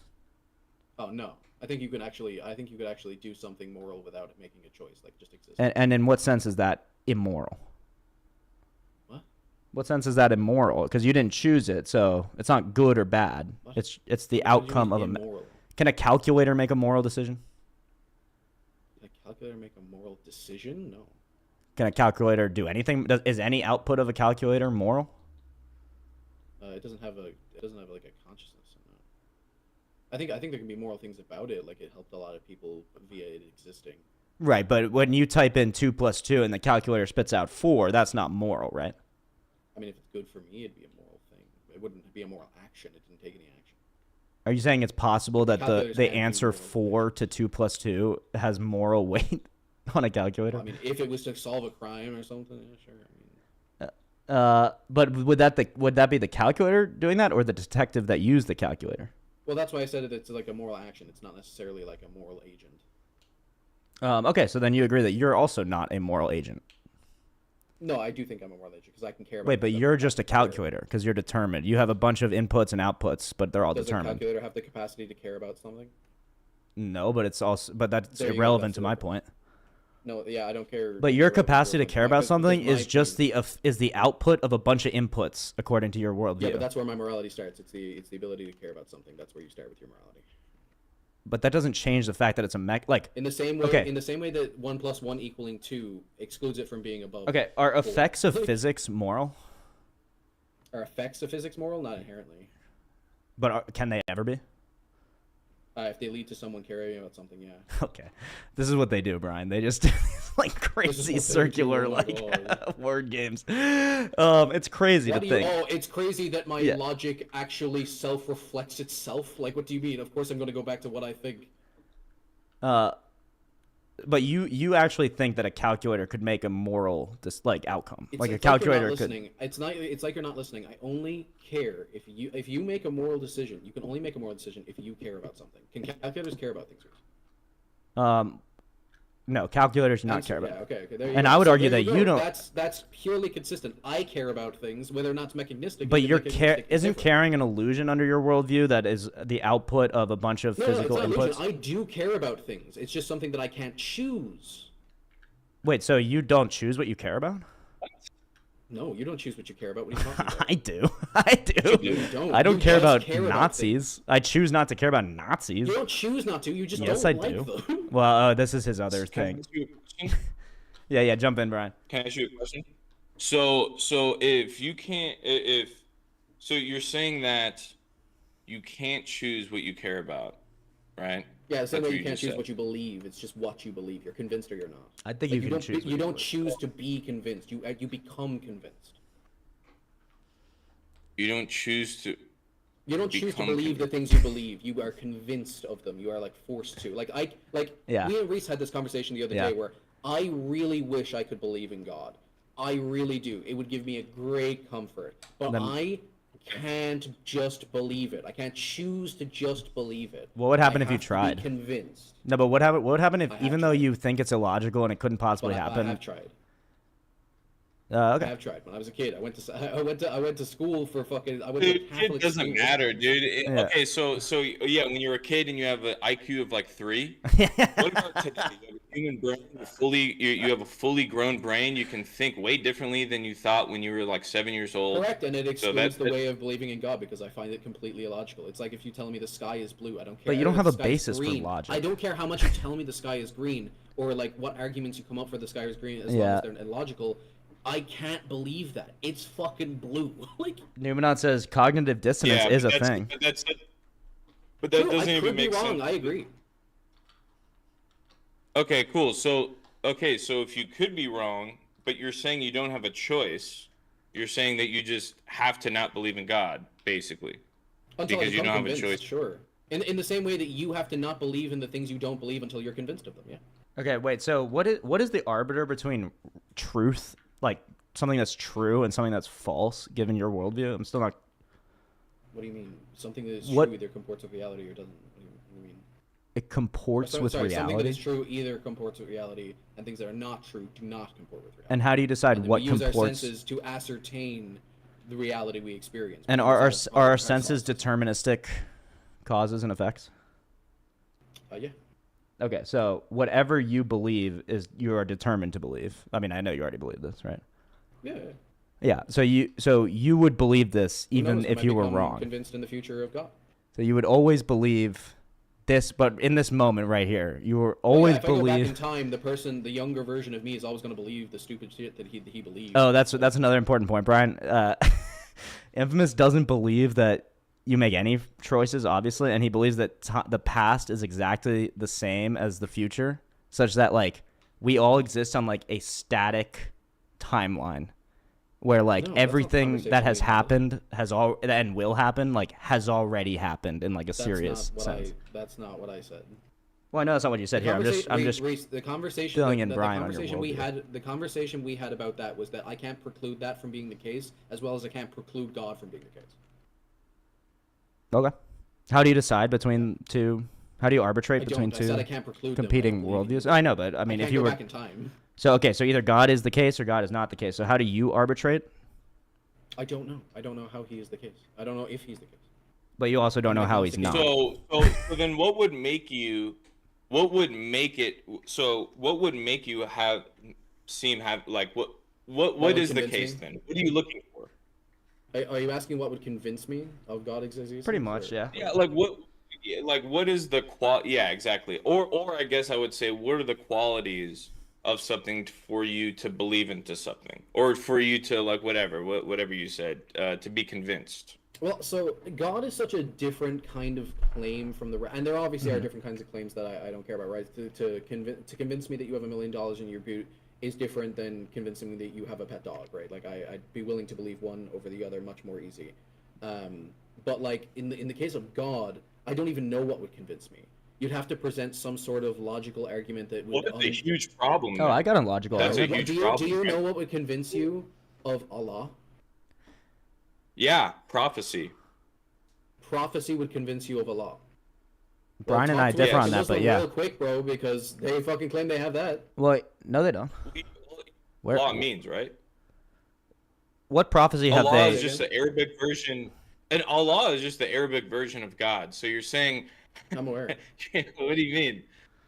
What do you mean? It's a different God than your God. It is a different God. No, for no, sure. Allah in Arabic means God. So your I'm question aware was what the word means. okay. So I answered it. So No, you didn't. So, 'Cause you know it's a different God. You know it's not the same God as it's not the same type of Abrahamic God as the Christian God. So what would it take for you to believe in Allah, the God of the Muslims? He said it, prophecy. So what's your problem with that? Yeah, okay, prophecy. They claim to have prophecy. There you Yeah, go. but they didn't come fulfilled. And even if they apparently accidentally they got did. one prediction right, it's like they See, don't even have The that. difference is that all your holy books say the same shit about prophecy, where it's come to be fulfilled, and there are a few that haven't. They all say the same shit, except maybe the Jews. All Yeah, of but ours. what are are the few fulfilled. that haven't? Yeah. Huh? Revelation. Few? Revelation hasn't happened yet. Right. Exactly. Okay, so the end times, and some have already happened, by the way. So some end times prophecy has happened, like Israel becoming a nation in a single day. Yeah. That was a prophecy in the Every Old nation Testament. becomes a nation in a single day. No, it doesn't, dude. Every Yeah, you should nation probably at look one at it. point in time America, dude. becomes How a long did the nation American in a Revolution day. last? How long did the American Revolution last? But Yeah, I'm and also then at not the end a. of the American I'm not a Revolution, what biblical happens? Zionist, so I It don't. becomes one in a day. Whatever, man. All Yeah, nations but it's become also- nations and okay, signed so- into nations on maps in one day. So in the case of Israel, it wasn't like they had colonies before, they had a whole thing, they had a war. It was literally just given to them by the West. Yeah, because the West. So So the spirit okay, of it is. but it was given accurate. to them That in a murder day. that you're They talking didn't about was fight already a fought. war, dude. They I said didn't that fight war a you're war. talking about that was already done. It's like the land was there for them to take and be given. Like, do you think land hasn't been given to anyone before? Okay, I'm Okay, still. so that doesn't matter. You're getting Yeah. away from the point. The Yeah. prophecy says that the nation of Israel wouldn't be a place. Jewish people would be scattered, right, for a long time, right? They've been scattered a lot in the Bible. I don't know if you read it, but in this exact prophecy, it says after the Messiah comes and all these things happen, they will be scattered because they'll deny the Messiah. This is Old Testament. And then in the end, they would be brought back to the place in a single day, right? The prophecy is, can a place become a nation in a single day, right? And so it is foreshadowing what's going to happen, and then it did happen because the Jewish people I'm weren't aware there. that They you weren't even believe- living. I'm aware that you believe that the prophecy has believe. come true. It's don't not a believe belief it? because it's a fact. It's a Yeah, fact. so you believe So- it. No. It's just a Yes. fact, right? I mean, yeah, And okay, you sure. believe it. Yeah. Wait, but Infamous, under Yeah, your sure, I worldview, believe- isn't Brian Well, you- determined to believe that anyway? Correct. Yeah. So how could he ever have any other He opinion? has become convinced of it. Wait, convinced and determined cancel each other out. No, they don't. If you're What are you convinced talking of about? something, you choose between two propositions. No. No, you don't choose. You are convinced. Are you hearing this, Brian? This is what they do. It's like. What, no, what, doesn't make any what sense. do you mean this is what you do? And what do you mean this doesn't make any sense? I have no choice once I've become convinced to Yeah, a fucking proposition. that's an I am assertion, bro. That's convinced. begging the question. You're begging your own It's worldview. not begging the question. Yeah, you're If I am saying that. convinced, the definition of convinced means that I have been proposed to the other side. So you chose to go to the other side, right? No, I didn't choose anything. Yeah, because I you're was begging the forced question. to. Yeah, because you're begging the question. You're No, saying because I have because I have human experience. Once Because I was you convinced, I assume- was made do it. you assume that choices aren't choices. So of course you get like all worked don't up and you assume say, that "No, choices I didn't aren't choose it. I choices." was convinced. I was forced to be Hey, convinced." listen, you can say that I'm getting uppity about it, but you know this is how it Wait, always but goes. wait, but Infamous. Wait, are you convinced of agnostic atheism or whatever you believe in? Yes. Oh, you are convinced of Convinced that. that I currently don't believe in a God. So you were determined. You were forced to believe in that, right? Forced, yeah, sure, fine. Okay, so you're forced to believe in that, even if it might be wrong. Would you agree it might be wrong? Currently, at the right moment in time, right now, yeah, I'm forced to believe. Oh, in you- it. So Have why you- would we can't be accept your forced. worldview? What do How you mean can- can't wait, be how can you- forced? How can you The be experiences that forced I to have not at believe the in time God? that I live in it. What do you mean? What are you talking But about? how can you be forced to not believe in God? How is that even explain that? Okay, so when you don't have the evidence to believe in something, right? Like let's say Bigfoot, right? Yeah. I just Y- gave You're in the situation. You're in the situation. Yeah, people saying that, oh my God, I've seen Bigfoot isn't evidence to me. Anyway, It's not- so you're okay, you're- yes, So you're saying. that is a dude. Okay, if you want an explanation, you can listen. If you want an explanation, you can listen. The If literal you want an proof explanation, that you God can listen. exists in the Bible. Right, he If doesn't- you want an Bigfoot. explanation, you can He listen, doesn't but if you accept want to any just interrupt, evidence. that's fine. He doesn't accept evidence, so we have You're to wrong. You're presume wrong. We that. don't accept Go ahead. evidence, Reese. We've argued for infinite amounts of fucking time about this shit. Yeah. For ages. And you've every never single time shown we me come that you up about accept it, any I have evidence. I have come up. Yeah, I have accepted evidence for certain propositions, just not Okay. that your God exists. But why not? But so why do you Because preclude you those accepted it. rather than other It's your evidence? choice. It's not a choice. thought it I've wasn't your accepted it because choice. I became convinced. That's how the words work. So it was forced. Okay, so are you When either you're exposed to forced information, when you're or exposed are to you information, convinced? when you're exposed, I'm both. What are you talking about? When you're convinced, you are Under you're my view, exposed to You under be my forced view, and convinced. If But- I haven't fucking exposed you to any information about Jesus Christ, how could you possibly be convinced about Jesus Christ? yeah, but we have exposed you to that. So but why you- are you Exactly. not What do convinced? you convinced? mean? We No, have. hold on. First of all, Yeah. I'm talking about in the ways of accepting it where you would accept it. You haven't exposed me to any evidence that he exists beyond a shadow of a doubt. What are you talking about? Oh, beyond a shadow of a Oh, doubt. now. Jesus Would you existed, ever, like, Oh, would you beyond a ever shadow be of a able doubt. to prove? Because we've been over this, Reese. You Yeah. would never be able to prove in your lifetime that Jesus resurrected from the dead. Because there's Not- no amount not of to evidence you. that could. I can't see that. Yeah, what is that? I can't So see so it. this is so I'll explain. So this is a book that isn't in the Bible. It was written by a historian that was alive in the first century, right? So this guy's name, you could look this up. His name is Flavius Josephus. Oh yeah, classic. Okay, and he had a book called. So he called. It was a book. It's called The Wars of the Antiquity Jews, right? Oh, the Antiquities of the Jews, right? This one's the Antiquities of the Jews. Right. So he goes over everything. He didn't believe in Jesus. He didn't believe. I mean, he was a Jewish guy. So, and this was written about 90 AD. Okay. So he goes, and I'll read this real quick. This is chapter 18 in the Antiquities of the Jews. So it says, "Now there was about this time Jesus, a wise man, if it be lawful to call him a man. For he was a doer of wonderful works, a teacher of such men as receive as received the truth with pleasure. He drew over to him both many of the Jews and many of the Gentiles. He was Christ. And when Pilate, at the suggestion of the principal men amongst us, had condemned him to the cross, those who had loved him at first did not forsake him. For he appeared to them alive again on the third day, as the divine prophets had foretold these, and 10,000 other wonderful things concerning him. And the tribe of Christians, so named from him, are not extinct at this day." Yeah, I'm familiar with the testimony of Flavius. Okay. So he didn't believe in God. There's your evidence. I'm aware. He literally I mean, says the he doubting rose on the Thomas. third day. He says he rose on the third day and that he's Christ. So that means he's Almighty God. Yeah. So do you accept that as evidence or no? Evidence. I mean, it's what's it called?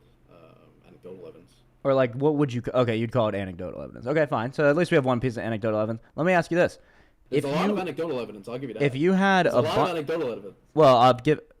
Numenon suggests, isn't that a forgery? I don't know anything about that, whether it's a forgery so or not. the testimony of Flavius, the early church fathers seem to believe that it doesn't quote the same kind of story as the Gospels. It seems to be a little different, at least theologically. It seems to portray Well, yeah, it it's in definitely more not of a- canon, so there's that. But I think it's still evidence. I and think it still then qualifies also as there's evidence. but then also there's the contradictions. Is like the death tolls in the city population seems like it's Yeah. bigger. It's like more inflated compared to what archaeological stats. Okay, so let me ask you say. this. Wait, let me ask you this, Infamous. So if I presented you a bunch of evidence, like logical evidence, historical evidence, like physical evidence, textual evidence, historical evidence, but it failed to convince you because you're determined to not be convinced by that. Well, you're just putting the conclusion in the premise. Like if I'm determined to not believe in it, I won't believe in it. If That's what I'm determined saying. To believe So, in it, I will believe in it. How do you trust any of your beliefs if you don't even know at all that they're justified? What do you mean? I do know that they're justified. I can. How do you know? But you're determined. So even I just said it, given the hypothetical, if I just gave you a bunch of evidence, like as much evidence for the resurrection of Christ as we have for, in your view, like the theory of evolution, but it didn't convince you because of the deterministic path Again, you're of just your. putting it in the. You're just putting it in the premise. You're just saying that I'm not convinced. How do you know I wouldn't be convinced? Well, I'm making that the hypothetical. If you're just making it the hypothetical, you've already got your conclusion. No, I'm just asking you how you would like. How do you know I wouldn't be convinced, Reese?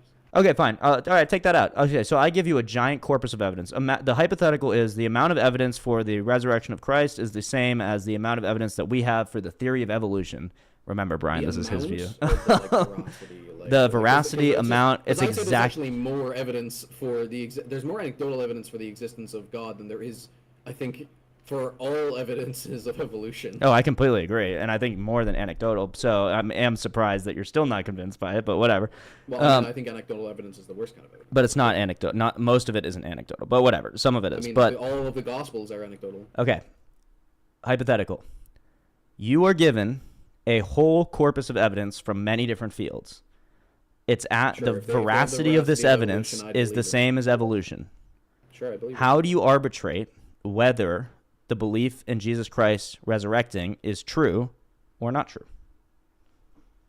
Actually, now that I think about it, I feel like it would need more evidence, but I think I would be convinced.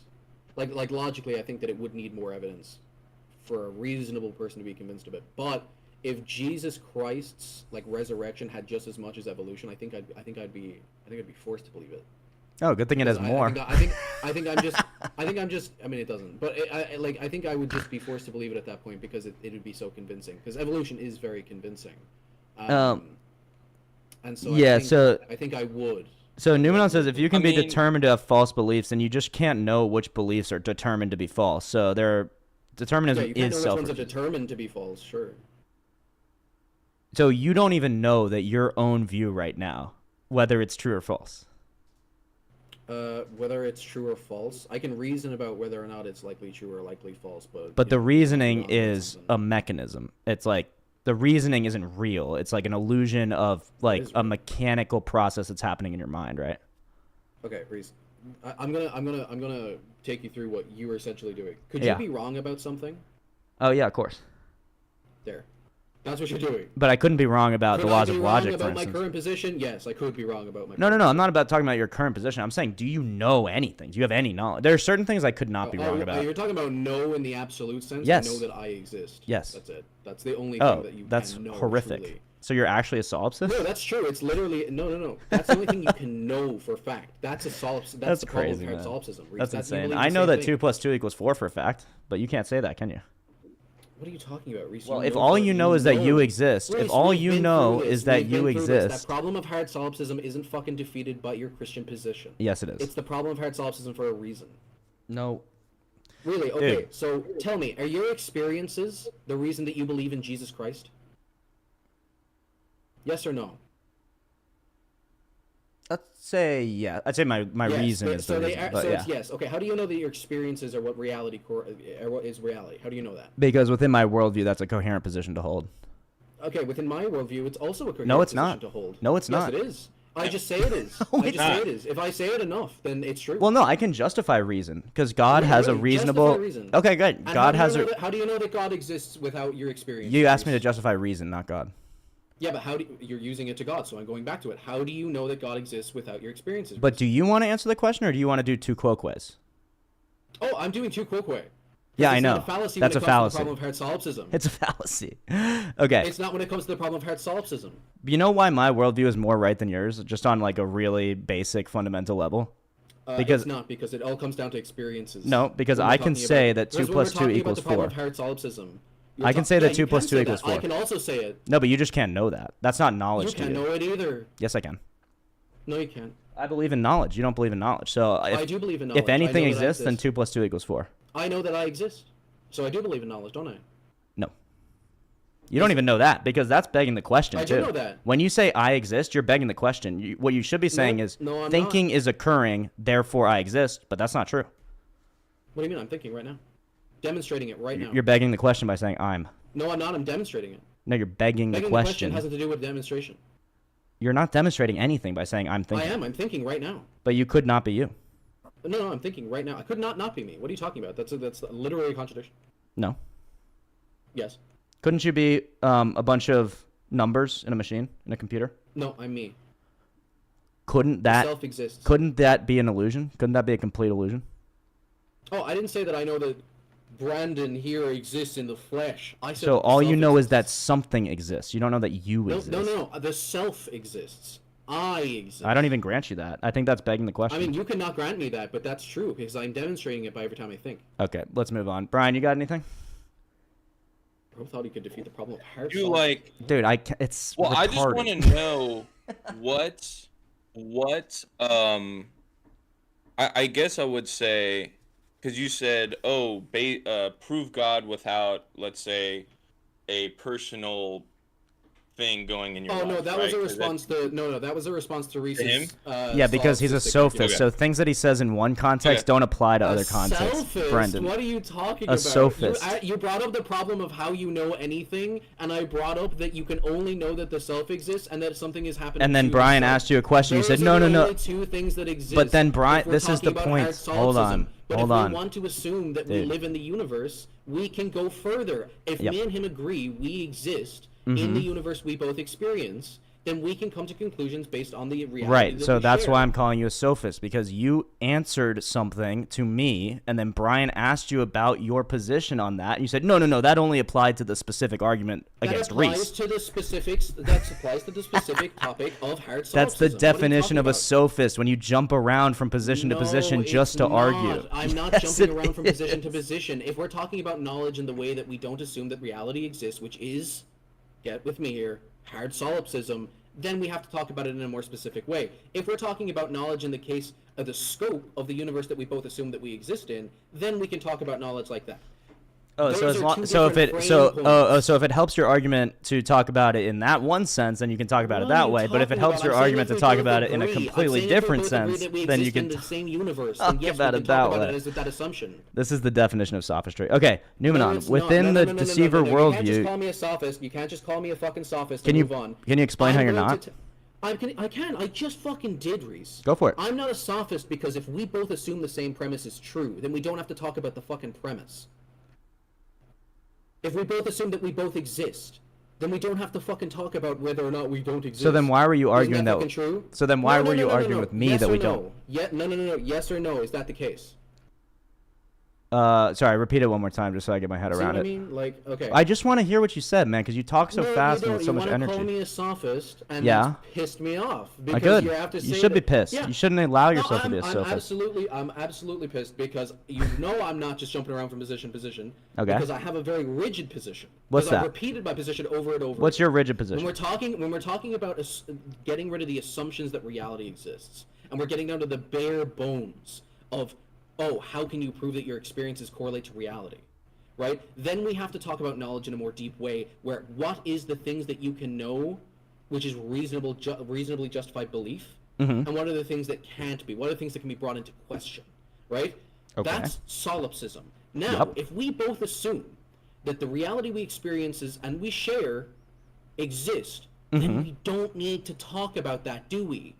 We can talk about knowledge without that. No, right? I would argue Because we both don't need to assume talk that about exists. it at all. So I don't know why you brought up the solipsism to What begin are you with. talking about? You 'Cause brought it up obviously- about how we know anything. You brought it up about how we know anything, and Yeah. and that's why we brought up hard solipsism. Correct? Wait, so your epistemology is hard solipsism? No, brother. Everyone's epistemology breaks down to hard solipsism. What are you talking about? But so when I asked you about your epistemology and you went to hard solipsism, you agree you were doing sophistry.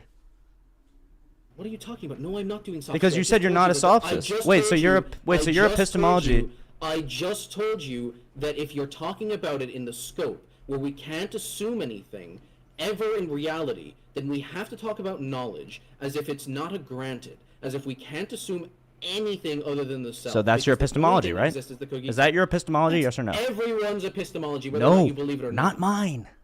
Yes, it is, because you can't prove anything exists outside your own experiences, which is the self, dummy. Oh, so your epistemology is that you're a solipsist. No, because a solipsist believes that they are the only person that exists, Reese. You're trying to use these terms you don't know.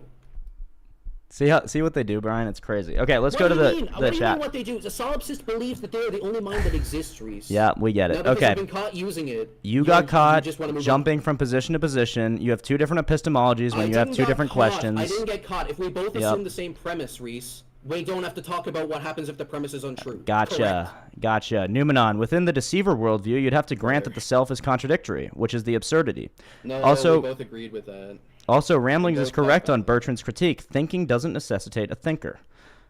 Yes, Otherwise, it what does. is ChatGPT doing? The self could be contradictory. It's The issue is that the solipsist would have to assume the self, but at the same time maintain that the reasoning we use to believe in the self isn't truth.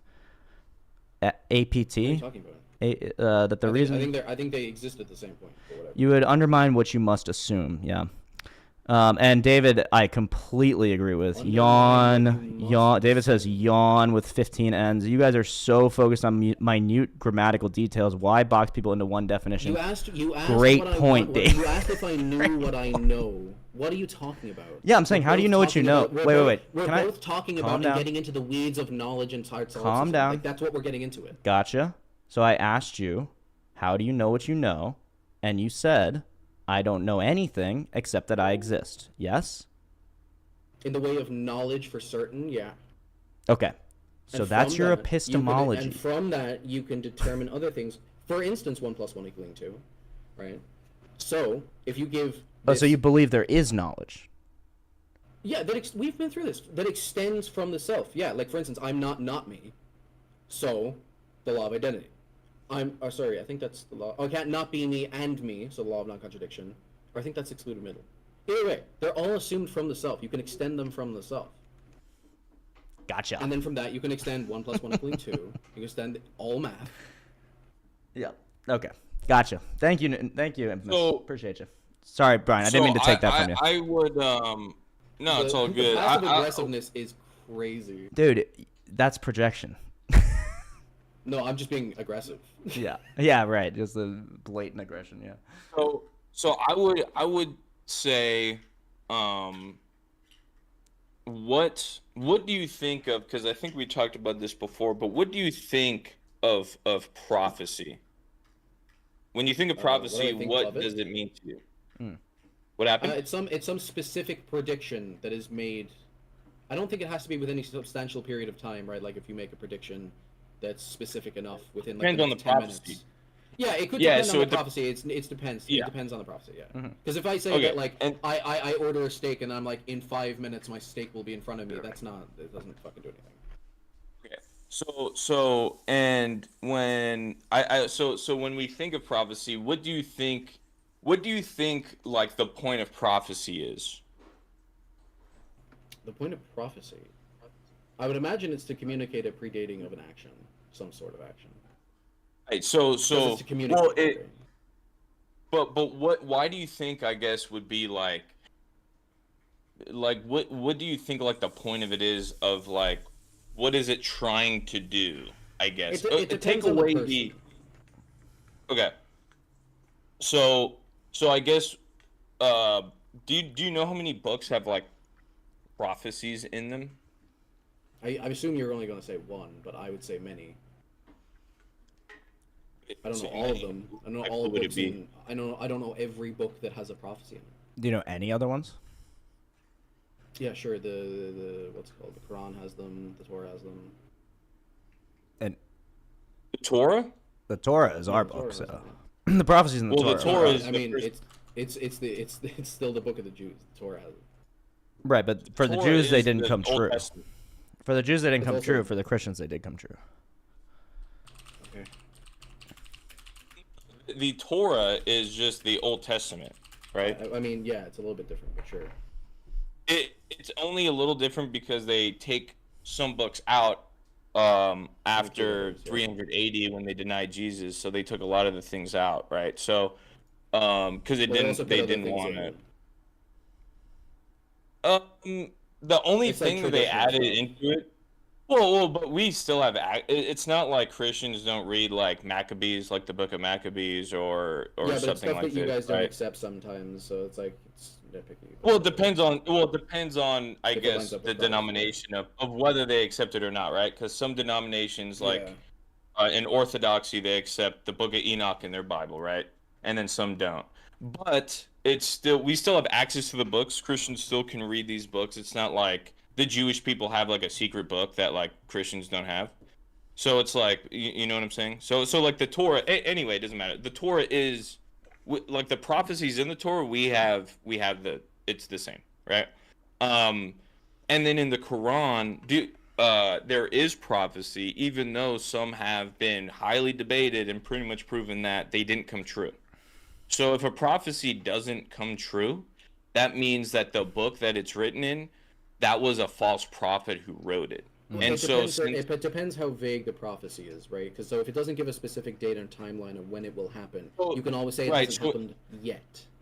no, so in the Quran it says that, and I can probably bring this up for you right now. In the Quran it says that that a nation will come in and completely wipe out this nation in 6 to 9 years, which is kind of a weird prophecy. But we know that, so it was exact in saying that this country will be destroyed in 6 to 9 years, and we know that that didn't happen. So, and I'll Yeah, bring they this can up be for you. falsified. Yeah, they can be falsified. I agree they can be falsified. I'm saying that the vaguer ones, right? Like for instance, ones that say don't give a timeline, you can always say, well, they haven't happened yet, right? Personally, I think that that's what happened with the second coming of Jesus. I can Right, prove so it. okay, Well, so that's then I actually can a bring this specific up for you. timeline. Yeah. Brian's gonna be good. So on so this, I can yeah. bring this up for you that that isn't the case when it comes to Jesus. So we know that when we look at bring this up. So when we look at let's see. I can find it too. I Okay. think it's Daniel. Are you thinking of the one where Daniel predicts Jesus to come in the first century? Yeah, well, it's the I think it's Daniel 6. man, or I just something. had it, but I just looked for the other thing. So it's the prophecy that and I think it's in Isaiah. But let me Okay. I'm about to find it. Okay, yes, I mean, it is in the only Daniel. thing that So- I can remember Okay, about I got Jesus one coming here. back is Revelations 22:12, but Okay, we could look at that for sure. So- I got. so this is- Yeah, you go first, Brian. Go Then I ahead. got another one from Daniel Okay. 9. Okay, so it's the 77s, right? Yeah. Okay, so yeah, I'm reading the same thing. So in Daniel, this was written in the Babylonian when the Jews got pushed out from Israel to Babylon in around 500 BC by King Nebuchadnezzar, who was the king of Babylon. And we know that this is true because we have history outside of the Bible to show that this actually happened, right? What book So and verse and is we this? do know that. Sorry. what book and verse is this? Daniel 9. So Daniel, if you look at Daniel 24. 9, verse 24. And actually, all of Daniel 9 is a bunch of prophecies about what's going to historically happen to both the Medes and the Babylonians. And one of the crazy things is the prediction itself that the Persian Medes, would defeat Babylon, when that would be essentially like Nigeria defeating America in a war. So just throw that out there. Oh, I remember Daniel 9:24 is isn't it usually in reference to the 70 times 7 Yeah. verse? Yeah, and that's what that is. I'm just talking about the ones before have to do with the Medes. But yeah, the Daniel 24 and onwards is when the Messiah will come. After the 62 weeks, these are all adding on each other, an anointed one shall be cut off and shall have nothing, and the troops of the prince who is to come shall destroy the city and the sanctuary. So that describes the fall of the second temple, which also happens in this time period. So in go ahead. 70 Go AD, ahead. the temple got destroyed, that's the sanctuary, right? And then it says the end will come like a flood. And then this is getting into end times now. So it says war will continue until the end, and desolations have been decreed. He will confirm a covenant with many for 1 7. In the middle of the 7, he will put an end to sacrifice and offering, and at the temple he will set up an abomination that causes desolation until the end that is decreed is poured out on him. So when we look at that, when we think of the Antichrist, and you obviously know what the Antichrist is, I'm not sure if you know what the Bible says about what the Antichrist will do, but it says it actually right here. So it's saying that the end will come like a flood, war will continue until the end, which we do know is true. We have been in nonstop war for 2,000 years, and desolation have been decreed.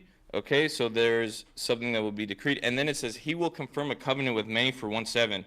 This is the Antichrist. So the Antichrist will come and confirm a covenant. So basically, he's going to be the Messiah, and then in the middle of the 7, right, in the middle of his term, he will put an end to sacrifice and offering. So he will declare himself God and then end sacrifice and offerings, which then the Jews would have to build a third temple, and then they would have to do what Jewish people do in the Old Testament, which is to sacrifice perfect young lambs or rams to cover their sins, right? From what I'm seeing here, at least from their interpretations after the fact from Christians, there doesn't seem to be a fixed start point from this 490 years as in 70 weeks or whatever. It seems to just be wherever it needs to be. Yeah, man, I think for the end time says- predictions, we're told by Christ that only the Father knows when that will happen. So we wouldn't even expect an exact prediction for that. But the important prediction, I think, is after the 62 weeks. I think that's exactly what we talked about, right? That's like an exact. No, but you're ignoring the fact that it's extremely specific about when Jesus will come. Well, it's also extremely specific with the weeks. Like, how, are we just picking and choosing when it's specific? Well, no, if Because it's look, specific, it's if you- specific, and I think we can expect that to happen. But Well, talking about the latter point of the verse, you're saying that they both are. Are you saying that it's the same person it's talking about? No, I'm saying that the weeks, the number of weeks that it says doesn't have a start point for the fucking thing. Like, doesn't have a start point. yeah, Like, if I exactly. say Because only it's the 70 Father verse knows when that from- starts. Well, then what's the point of the prophecy? Well, the prophecy shows when Jesus will come earlier. Well, it seems that, like, if we have no start point for the prophecy, then the prophecy. Oh, we do have a start point for. That point, we do know. Yeah. We do know. So it's 460 years from when that verse. From this, when Daniel I'm aware was it's here. 460, but from when, right? Because they matter. Right here, I'll show you. From the Babylonian period of when Daniel wrote this, It, right? it started the moment how Daniel is wrote that? verse 22. He came and said to me, Daniel, I have now come out to give you wisdom and understanding. At the beginning of your supplications, which is that specific prayer, a word went out, and I have come to declare it, for you are greatly beloved. So consider the word and understand the vision. 70 weeks are decreed for your people and your holy city. That's the first temple. That's what he was living in at that time. To finish the transgression, to put an end to sin, and to atone for iniquity, yada, yada, yada. Then there's going to be another period. After the 62 weeks, an anointed one shall be cut off and shall have nothing, and the troops of the prince who has come. So you just add up these 70 weeks, plus whatever period was in here, I can't remember, another 7 weeks, and then another 62 weeks, and then another 62 weeks, and you get 400 and whatever years, 460-something years, which puts him right when Jesus came.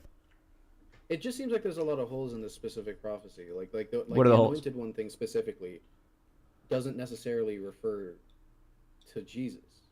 It could refer It does. to So I like can Joshua I can or look up Isaiah. many other verses. Yeah, who's The anointed one, if you look in Hebrew, means it is talking about the Messiah. So there Yeah. are many different names of the Messiah. That's like saying, oh, when it's talking about the Son of Man, how do we know it's talking about Jesus?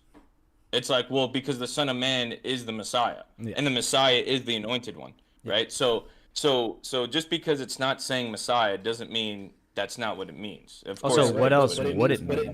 But it's referred. But okay, so that word specifically, like in its Hebrew, I can paste the Hebrew, is used to refer to priests, patriarchs, and the king of Israel. What about Or who's the priest, the patriarch, the king of Israel? That's what it's saying. Okay, so it says king of Israel and Judah. So what is your argument? We give it here. Like, what do you say this means? I'm just saying that this word is used to refer to many people. Okay.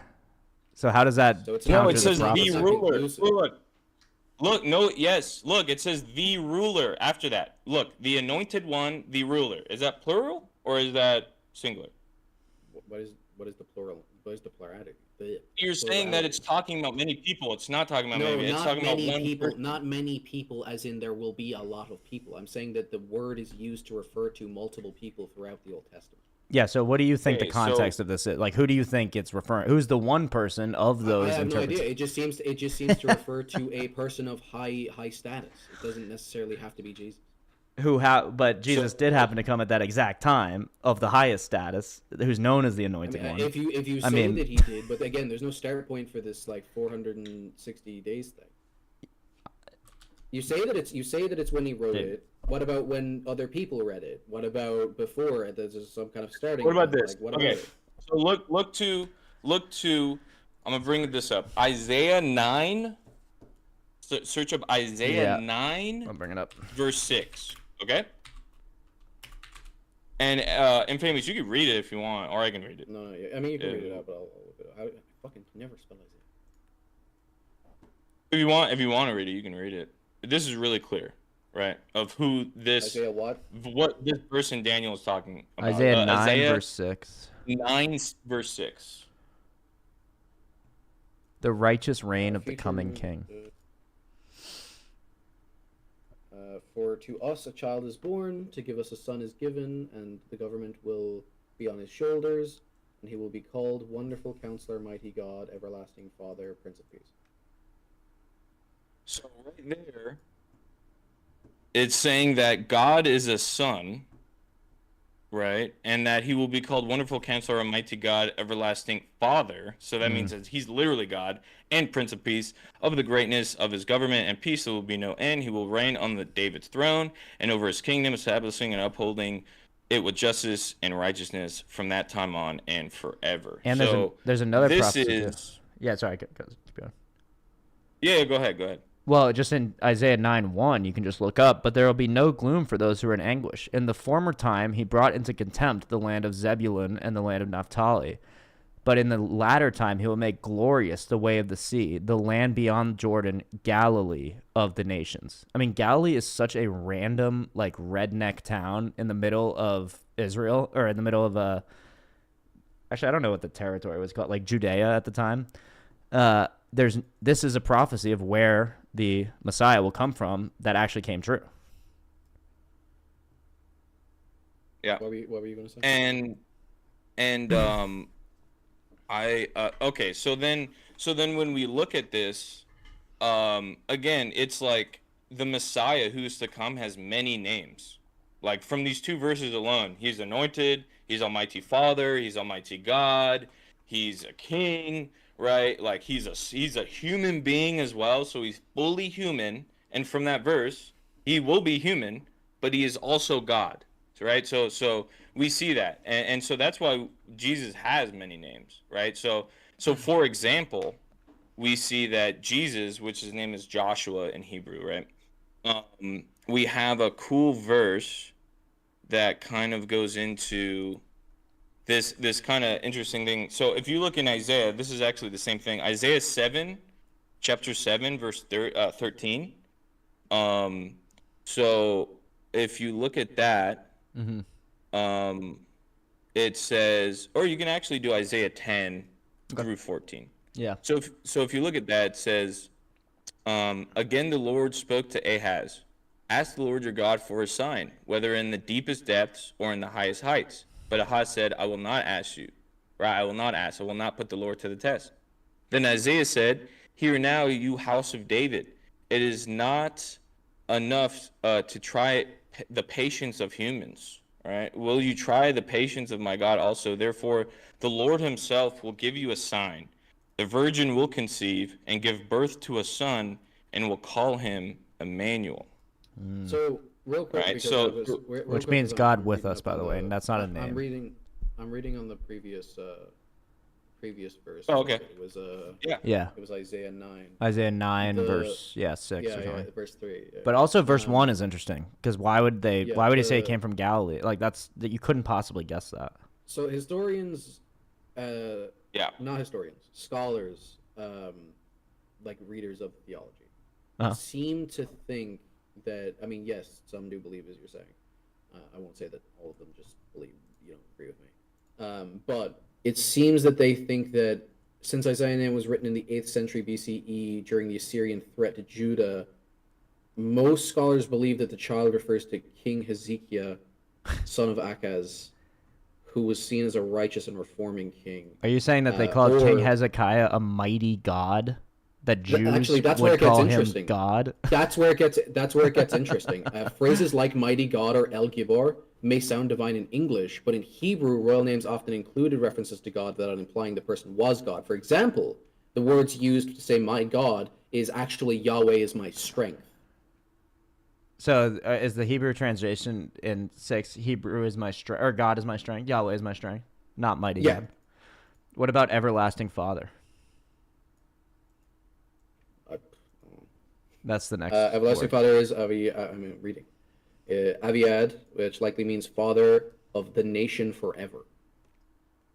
So God. So everlasting Father. So God. I mean, yeah. So, I mean, it could be interpreted that way. Well, also, it's kind of a with stretch this- to interpret it your way. Is it? Well, it the is God a that's stretch. gonna it last. lines up with the historical existence of other people. A father There's a that's key going to that last didn't- forever. So Yeah, but so, you know for a fact that the Bible makes like grand phrases like that. Not Like, for about instance, people who one of the- aren't God. For instance, one of the things that says that is like hugely fucking given out about is that like that the Jews shall be a people without a home, or a people without a state, or a people without a country. Yet, you know. well, When did they call Yeah, I mean, people that is- God who okay, aren't so- God? So in the Bible, what you'll see here is that there are many prophecies, right? There's over 1,500 to 2,500 prophecies in the Bible. So there are prophecy that it is talking. There were messiahs. There are other messiahs in the prophets in the Bible, right? Like for example, we know that. And the Jewish people still love King Cyrus today, but King Cyrus is actually. Yeah, I'm aware that there were other failed. Well, whatever failed. Yeah, I mean. No, failed, they I were would say they're failed. successful. No, No, they're not no, failing. no. They are failed because they didn't fulfill all of the prophecies like Jesus did. That's what I mean by failed. So no. Again. So do you know what a Messiah is? Do you know what it means? Savior of this. It means the savior of the Jewish people. It just means a savior. Okay, so King Cyrus is a Messiah to the Jews because he saved Jerusalem and he brought back all the Jewish people back into Israel, right? And enabled them to build that second temple. So he did save them. He was the Messiah, but he is not the Messiah. It just You see just what I'm seems saying here? quite weird to me. So- It just seems quite weird to me that Isaiah 9:6, if it is in your interpretation, isn't referenced anywhere in the New Testament. Like anywhere. Anywhere in Like what? it's never referenced anywhere in the New Testament. What do you mean? Jesus is It's God. never referenced That by Jesus- it never is referenced by any of the Gospels. Like that, like Isaiah 9:6, that this Yeah, they prophecy is are. true. Yeah, you want? We can find that if you want. You can interpret it. You can interpret Isaiah 9:6 No. by what is written in the Gospels, but it's never. It's Well, never I'm not sure. referenced I'm not here. sure about Isaiah 9 specifically, although I wouldn't be Isaiah surprised. 9:6 But specifically, but- the Old Testament is quoted like thousands of times in the Gospels, No, I'm and aware we usually that don't recognize I'm it. aware that the Old Testament is quoted a lot in the New Testament. But the That's why I'm prophecies saying that specifically. It's really weird that Isaiah 9:6 isn't. Well, how many do you want them to? So here's this. Because apparently it's saying that the child of God himself, who is also God, by your own words, like that's the Yeah. interpretation. But Isaiah That's 53 that's is the most quoted. amazing. That's like if we take it like that, that's like the most amazing prediction ever. If it's like It is. exactly on date, and yet it's never referenced in the New Testament. It's Uh, almost like yes, the it opposite is. interpretation. I think it is Yes, referenced. it is. I think Yes, it is. referenced, Okay, yeah. so look at this. Look at this. I'll show you this right now. Look up Yeah, here's John what the- 12. John 12. John 12:44. Look up John 12:44. 12:44. Gotcha. Nice. And so it says, then Jesus cried out, whoever believes in me does not believe in me only, but in the one who sent me. The one who looks at me is seeing the one who sent me. I have come into the world as a light so that no one who believes Brother, in me I'm should aware that the stay in New dark- Testament, brother. I'm aware that the New Testament says that Jesus is God. That wasn't.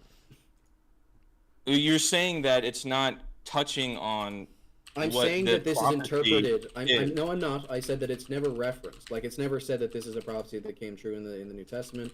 It's never referenced in word. It's What do never. you mean? It's What do never you mean? He is the Messiah. It's- So what is the verse trying to tell you? Again, if it just means savior, whatever. But anyway, I'm saying that it's never referenced strongly like most other Old Testament Wait. prophecies. Like, name to me right off the top of your head the most popular Old Testament prophecy that's referenced in the New Testament. I bet you can. Isaiah 53. He was pierced for our transgressions. Isaiah Thank 7:14. you. The virgin will conceive and give birth to a son. Isaiah 43. A voice of one calling in the wilderness, prepare the way of the Lord. Isaiah 6:9-10. You will be ever hearing but never understanding. Daniel 7:13. One like a son of man coming with the clouds of heaven. Quoted in Matthew, Mark, and Luke. Daniel And yet 12:2. Isaiah Multitudes who sleep in the 9:6 dust isn't of the among any of them. Daniel 9:27, the abomination of desolation. So I'm he's aware you quoting know the about exact this same chapter and book that you're saying. I wish he would quote. That would really prove God to me. But now I'm you're aware that saying, he might. I'm aware that he might quote them. I'm aware. Okay. I'm not saying that he doesn't. I'm saying that this one is so seemingly substantial to have it not quoted. seems strange to me. Does it not seem strange to you? But no, because it is. I mean, what do you mean? I just showed you that it is. It's not. Daniel 9 isn't quoted in the New Testament. It doesn't reference this. It just you read it and then reinterpret this as it. It's not. It doesn't. Reference But Jesus is obviously pointing you to that chapter when he says these things, when he quotes you say them obviously, word for it word. lines up with it because of your interpretation. I'm asking if it's actually quoted. Okay, yeah, Jesus explicitly refers to so- Daniel by name. So when you see the abomination of desolation spoken of by the prophet Daniel, which refers to Daniel 9, which then Jews would go back and read Daniel 9, and then they would say, "Holy this is Jesus." That's the whole point. I mean, if we're going to be as generous to ye as possible, John very clearly draws heavily from Isaiah, like specifically Isaiah like 50s. So, I can't so remember maybe which you one, don't or give the Isaiah context. 6. Okay, so let's look at Zechariah chapter 2 verse 7. Yeah. Okay. Let's look at Zechariah chapter 2 verse 7. And this you might start connecting what we're seeing, because it's not just it's just once you start reading the verses in the books, it's starting to show something. There is a similarity between a lot of these prophecies, is what I'm getting at. Okay, so do you have it up? I agree that there are theological similarities. That's not my thing. I agree that the Bible. But the point is that they're definitely suffers. inexplicable by random chance or Well, I'm not saying like it's post hoc. prophecy.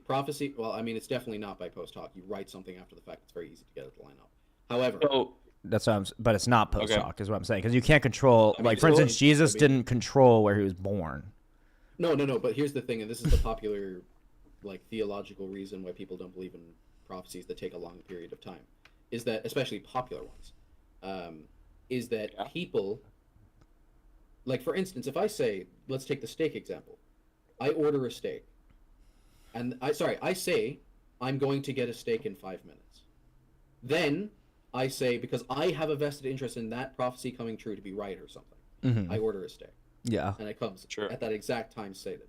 sure. Was that prophecy being fulfilled? No. Or did I have a vested interest in the prophecy coming true, so I made it come true? Yeah, you had a vested interest and you made it come true.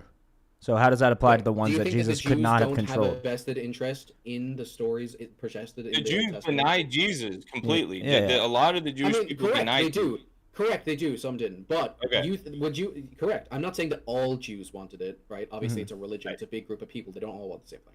Yep. But I think you would agree that at least some of them wanted the Messiah Yeah. to come about at some And point. that's why when they tried to create fake messiahs, they could maybe get 5 or 6. The most they ever got was How do you know 8 this wasn't the prophecies. successful one? What's that? Well, Oh, once because you it's get the one, you don't want any more. because it's hundreds, and it's over 100, and it's also things that he That had means this is even zero control over, like for instance being crucified, or for instance being born in What do you mean, Galilee. being crucified was a popular way of being murdered at the time. Also, if Being we're referencing crucified the didn't piercing- exist If we're mentioning the piercing, yeah, I mean, if we're talking about the piercing thing, as I'm When saying, the prophecy was if written, only piercing. Popular. if we're talking about the piercing thing, that he will be shunned, etc., I hate to tell you, anyone who's That's not pierced talking usually about isn't shunned. crucifixion. That's not talking about crucifixion, though. The piercing isn't talking about nails going through his hand. John goes over this in great detail. So in John says that. So if we look at John, right? John chapter 19, verse chapter. Sorry. Let's see, John. It's chapter 18, I believe. Oh. Yeah, but okay, so I'll look this up right now. But in John chapter 18, it says, I think it's 18. I'll look it up right now. But basically, it says that they broke the legs of the people who were crucified Right. with Jesus. I just read that this morning. Right? And Actually. then Yeah. So when they looked to Jesus, they saw that he was already dead. Mm-hmm. So they didn't break his legs. They just took him off the cross. Oh, Mm-hmm. sorry, they didn't take him off the cross. Instead, they stabbed him with a spear in the side of his body. Yep. Right? So that's what actually the piercing prophecy Right. comes from. It doesn't even I think come that's from, an interesting interpretation because it mentions that it's the exclusion of the other thing that's usually done in crucifixion. But I think Exactly. that- Yeah, because usually the legs are. I think that a person could say that it includes actually all three because if I'm being generous, I think that because that is an interesting point. Yeah. Is it could refer to the fact that he was only pierced. He wasn't bludgeoned. And I believe, I don't know if it's in Zechariah or Isaiah, I can't remember, but not a bone in his body will be broken. And interestingly, in John, I mean, a bone of his body was broken. His rib was fucked. no, I don't think so, actually. If you stab someone in the rib and No, because they hit his liver. The doctors have like evaluated this. Like, hey, I wonder what that was. Like, why would his fucking body? Yeah, because if we blood have and the okay, so we have we actually have the Shroud of Turin. Have you heard of that? yeah, he does this thing where he goes like, "Oh God," when he just doesn't want to I accept just some can't say piece of "oh evidence. God." I just can't say "oh God" on this channel because when I say "oh Yeah, God," because it's so like, condescending and like Fine, but- presumptuous. but To, like, It's fine, but it's literally, I mean, a lot of scientific data has come out of the Shroud of Turin, and it's pretty hard to deny now that we have it dated to when Jesus was alive. So it's not dated, as a lot of people used to believe, to the Middle Ages. It's actually dated to when Jesus was alive, and that, you know, What do you mean? it's not. The dated. Shroud of Turin Turin? the Shroud of Turin is dated to 1260 to 1398. No, it isn't. Look No, it up no, again. that was Yes, it debunked. is. No, you're not. It was dated to medieval creation. Infamous, you're not up to date on the science. That they debunked Super that late on because that. there was a fire in that time and that burned the shroud, and the piece that they tested to carbon date was from the time that it was in that fire. That's why they got that result on the carbon dating. Where do you have the evidence of the fire? What's that? They have the evidence, dude. Look, if you do the research, right? There's a lot of articles that just came out in the past year about it. So it's not like we're speaking out No, of our yeah, ass we're not here. speaking out of our ass. I mean, they have debunked that. So It was a seems that the 1980 shroud was study with damaged very fire in dubious practice. 1532 suggests some of the subsequent repairs could have introduced a younger carbon material. The experts say the 1988 radiocarbon dating samples were taken at the corner of the shroud that had been repaired with cotton patches after the fire. Critics say that this area may not have been represented as the original linen. Testing contamination. The labs used pre-treatment methods. Also, the designed to methodology reduce the methodology was just horrendous. I mean, they only took one subsequent sample, they did studies one of- test, it was closed, it was the results Okay. and I'll read about it. and the Subsequent methods were not studies at have all debated open to the whether or not public they to be were fully scrutinized. effective. In 2018 or later, some scientists proposed that the sample area was a rewoven section, but this remains controversial. Independent tests on other parts of the shroud are limited because of the preservation concerns. Summary: the fire and repairs may have been introduced some uncertainty into the radiocarbon dating, but the bulk of scientific opinion is that 1260 1390 date is accurate and that the shroud is a medieval artifact. No definitive evidence currently. Yeah, but it's proves the that bulk fire of damage scientific opinion invalidates the carbon sans dating. evidence. So it's just what their opinion. It's Well, like, I mean, that's the thing is that it seems to be a theory that it was like a rewoven piece of material, but Right. it's not proven. But still, it is super like if If you it was, if you sure, it watch would a lot outdo of it, but I don't know what the math. there's also no explanation for how the image Right. is there. Like that's the most important thing. so let's get back to the text, Mm-hmm. right? There's no So explanation when even you infer one, but sure. but let's get off this because we could stay Yeah, on yeah, this yeah. forever. We could I do mean, this there's forever, so many. That's like a totally different topic, Also, right? to So be that's like very getting fair, an art. I had to go. Remember when I said I came in here to like? Be I know, here for 5 I know, minutes? we have did to go in at capture least- you for I have a to go in while. 5 minutes. Yep. I've got to give you all Well, 5 let's more just- minutes. Let's just finish with Zechariah chapter 2, yeah, verse I like 7. Zechariah 2. Let's Kind do of that. going off of these prophecies that again there are messiahs in the Old Testament, but there is one Messiah that will be called Almighty God. So we know this by this example, Zechariah chapter 2, verse 7. I can read it. Anyone Yeah, can read go for it. All right, so come Zion, escape you who live in daughter Babylon. For this is what the Lord Almighty says. So God is talking. After the glorious one has sent me against the nations that have plundered you, for whoever touches you touches the apple of his eye. Sorry if you're reading it, I do jump, but it's 7 through like 10. 7 or through something. 10, But anyway, yeah. yeah, I will surely raise my hand against them so that their slaves will plunder them. Then you will know that the Lord Almighty has sent me. Wait a minute, I thought God was talking. Yeah. And then it says, shout and wait. Go back to the previous one because I was confused about that. And now I'm confirmed in my suspicions. Go back to what you read before. What? So Zechariah the or first from one. any for place? this, yeah. So Zechariah chapter 2 verse 7. Come Zion, escape you who live in daughter Babylon, for Yep. this is what the Lord Almighty says. This is what the Lord Almighty says. Yep. It sounds like someone delivering a speech written He is. by the Lord. This is Zechariah saying this. prophecy. He's Yeah, a so prophet. yeah, okay. So he's speaking on part of the Lord. For thus says the Lord of the hosts, quote. quote. Now this is the Oh, you quote see from the the quote? Lord I of was the confused hosts. because you said that the Lord is speaking, and I'm like, no, he's not. Dude, I'm showing you in the King God James is version of the. No, you're not. He's a prophet. He's speaking. No, the prophet words of says. the No, no, Lord. no. Wait, infamous. The prophet says, quote. "This is what God says." Quote. He sent me. So God said, He sent me.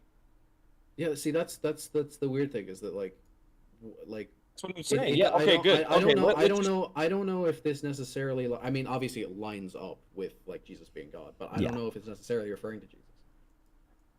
Let's Okay. keep on reading, right? So Yeah. look at this. All right. So I'll start from after the glorious one has sent me, right? So after the glorious one has sent me against the nations that have plundered you, for whoever touches you touches the apple of his eye. I will surely raise my hand against them, so that their slaves will plunder them. Then you will know that the Lord Almighty has sent me, right? And then it goes, shout and be glad, daughter Zion, for I am coming, and I will live among you, declares the Lord. Declares Wait the a Lord. minute. I thought that God was sent. Wait, so God is sending God? You see what's happening here? Then it says, many nations will be joined with the Lord in that day and will become my people.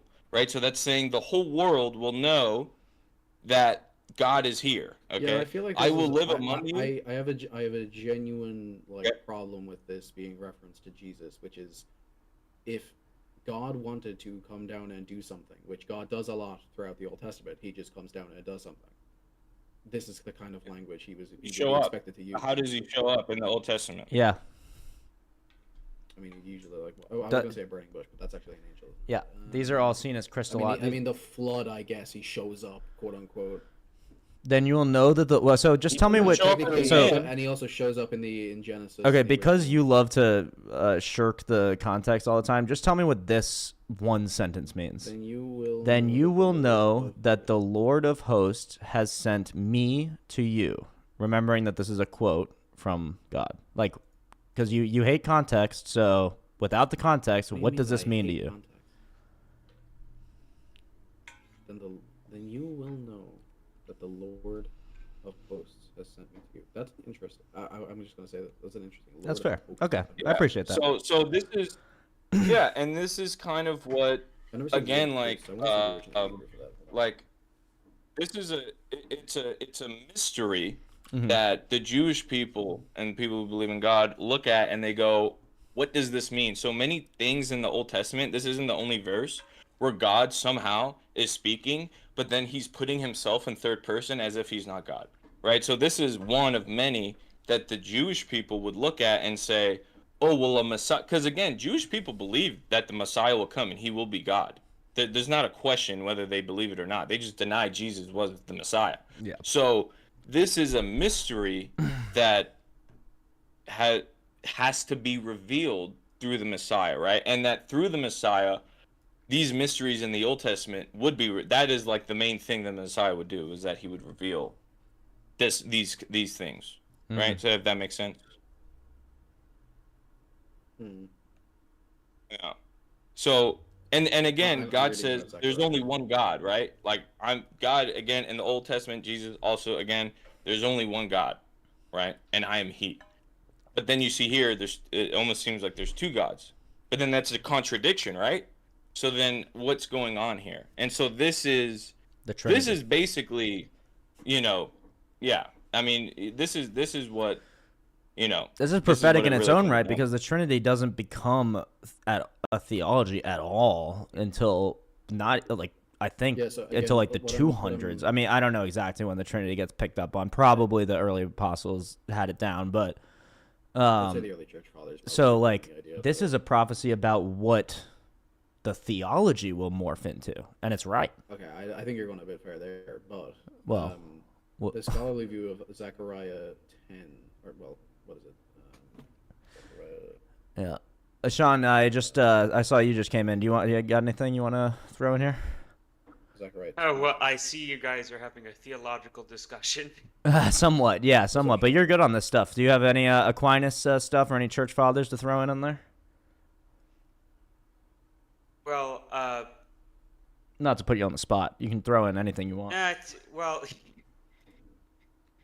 I can give you guys a link to where they, the divine. That'd be great. That'd be divine awesome. processions. That would be awesome. I'd love to read that. And Infamous, don't let us keep you, bro. I appreciate you coming. I didn't mean to get heated with you earlier, call you a sophist. It's okay, buddy. We all fall short of the glory of God. That's truer words have never been spoken. The one thing I want to say before I leave is that it seems that Zechariah 2:10 itself doesn't explicitly mention Jesus, which I think we can all agree, but as in explicitly, it doesn't explicitly mention Jesus. Yeah. Well, it doesn't say his name. Yeah, scholars generally seem to agree that it's a promise of God's presence returning to his people, but I don't think it's accepted other than people who believe in the theology that it is about Jesus. Oh yeah, It's saying I will live among you, right? So it's like when it's saying I will live among you, that kind of has a different connotation than God just being in the temple of God, right? So well, that seems to be the viewpoint, is that it means that when you enter the temple of God, he is among you. It still wouldn't explain that he sent himself to you. Yeah, it doesn't make any. It still is like a weird. It's like a. I agree. It's weird. It's like. Yeah, it's weird. So, and we see this a lot again. So, like for example, in the Psalms, which was written even 1,000 years before this, David, who is the Jewish people we believe that the Messiah has to come in the line of David. So David says, "My Lord says to his Lord, watch as I make his enemies a footstool for your feet. Your enemies a footstool for your feet." So again, this kind of shows up a lot in the Old Testament where it's like, wait, I thought there was only one God. Why is David saying the Lord says to his Lord, watch it? You know what I'm saying? So this is kind of interesting. It's on purpose very hard to understand, or sorry, not hard to understand, but a mystery, right? So, but we do know that God will eventually reveal this, right? So this is all coming. That's why these prophecies exist.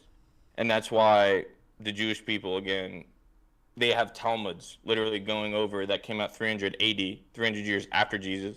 They came out with 2 Talmuds trying to figure out these mysteries because they're like, well, it's not Jesus. Jesus is not God, but there are 2 lords here. So we have to blah, blah, blah, blah, blah. And then you have weird teachings and weird debates among Jewish people that were written down. And the scholars you're reading are just the secular version of that. They can't confirm that Jesus is God, obviously, so they have to come up with some explanation for what this could mean. Well, okay, well, you're just saying that they have a bias. Well, that they have what? You're just saying they have a bias. A bias? Yeah. Yeah, they do. So that would explain why they wouldn't also not have a bias? No, we have a bias too, but I mean, I think just logically our thing makes more sense than theirs. I mean, if you say. It's like clearer reading. Well, it's like how can you have 2 lords, right? How can you have 2 gods here in this verse, Zechariah, and then but the whole book is saying there's only one God. Well, I mean, see, that's the thing is that like usually this is used to say prove like we said earlier, where it's like, oh, this is a reference to the Trinity later on, but like this seems to. No, it's a reference because Jesus fulfilled 300 messianic prophecies, so we know that Jesus fulfilled but these here's prophecies. The thing is that this seems to prove that it's actually 2. Like that's my point. Is this seems to prove that it's. Well, we've just shown you 2, but Jesus always existed. Jesus always existed apparently, and then he was always at the right hand of God. Yeah. He was always, both God and man. I don't know if you. Well, no, he wasn't always both God and man. Yeah, he was always God, but not man. Yeah, some people don't believe that he was always man, but. Well, he couldn't have been. Like, he wasn't. For example, when we see like God in the Old Testament, he would appear, and it says that his appearance would be likened to a flame. So that means he's spirit. We can't see him, right? So like when we see him in the Old Testament, God would appear in a cloud or appear in fire, right? Like for example, in Moses, the famous story of the burning bush, right? He was fire. I would argue that even those but this is inconsistent. inconsistent. but this is inconsistent in the Old Testament. Like for instance, in Genesis, it mentions that the Lord God walking in the garden. I have a pet theory, and Sean, you tell me if this is heretical based on the church fathers, that the person of God that walked with them in the garden was Jesus. That'd be crazy. Yeah. Okay, go ahead. Go ahead, Sean. That it wasn't Jesus. Jesus had a beginning in time. When he became human, he was first a zygote, then a fetus. Yeah. But I'm talking about the uncreated. But didn't he appear in? Is it your understanding that he's the angel of God in like the burning bush and in the other places that we find those references, or no? I mean, there is a pre-incarnate Christ, right? My understanding was that Christ did not incarnate before his actual incarnation. Yeah. Okay. Then who? I'll ask you this then: who did Jacob wrestle with? Right. That's another example of the pre-incarnate That's my point. Is Christ. that it seems to be the theology of Christians being like applied to the Old Testament. I have no doubt in my mind that I'm pretty sure that the God in the Old Testament is perfectly. Well, okay Jacob with wrestles with God. So the question is who. So the question of which person of God, because we know that God has three persons. So it's probably not the Holy Spirit. It can't be Jesus because he has a form. Like he began to be at one point. Well, no, Jesus pre-existed the Christ. The second person of God pre-existed the birth of Yeshua or whatever. Right, but when he became man, yeah. So I don't see why he couldn't become like an angel or something and wrestle with Jacob, though. Do you see that? Do you see what I mean? That I mean, I don't see why it's impossible, but it's never implied that that's the case. I think it is. Well, it's not. It's implied that. Well, he wrestled with a physical human being, right? So. And if Jesus was only a physical human being, like at the time of his birth, then who is that person then? Is there three lords now? Well, that's my point. Is that like it seems to be if you can view it in the context of Christianity and say that it's Jesus, but I think it doesn't match with the other views. Like for instance, people who read the Old Testament. Well, the view, you can have a view, but we're looking at the text. So God says, God is likened to a flame. We cannot see God. But then when we look at Exodus chapter 24, and it says that God came down, that Moses saw God, and that he saw his feet, and it was on something like lapis lazuli, and then he gave them the 10 commandments. Well, God doesn't have feet. So who is that? Well, I mean, there's another one as well where like God appears to Abraham in Genesis 18, where he's one of three men. Yeah, exactly. I would call that Jesus as well, because that's the point. Jesus is the Word of God. So in my view, face to face, like yeah, exactly. So anytime that God is manifesting like materially, that's the second person of God. That's His Word. That's what I think. I mean, and Sean, I don't want to get maybe refine my thinking here or point me to a church father that disagrees with that, but I mean we get a lot of this angel of the Lord imagery that refers to the angel of the Lord as the Lord in the Old Testament, with wrestling with Jacob, visiting Abraham, with the two other angels, and there's just so many more. I mean, there's like literally 100 of these instances. It's just weird because in John 1:14 it says the Word became flesh and made His dwelling among us, referencing the birth of Jesus in Mary. Yeah. Right? Yeah. So it's clearly not referencing him wrestling with some other Yeah, content. I just don't see why the Word couldn't have manifested as like in some kind of like.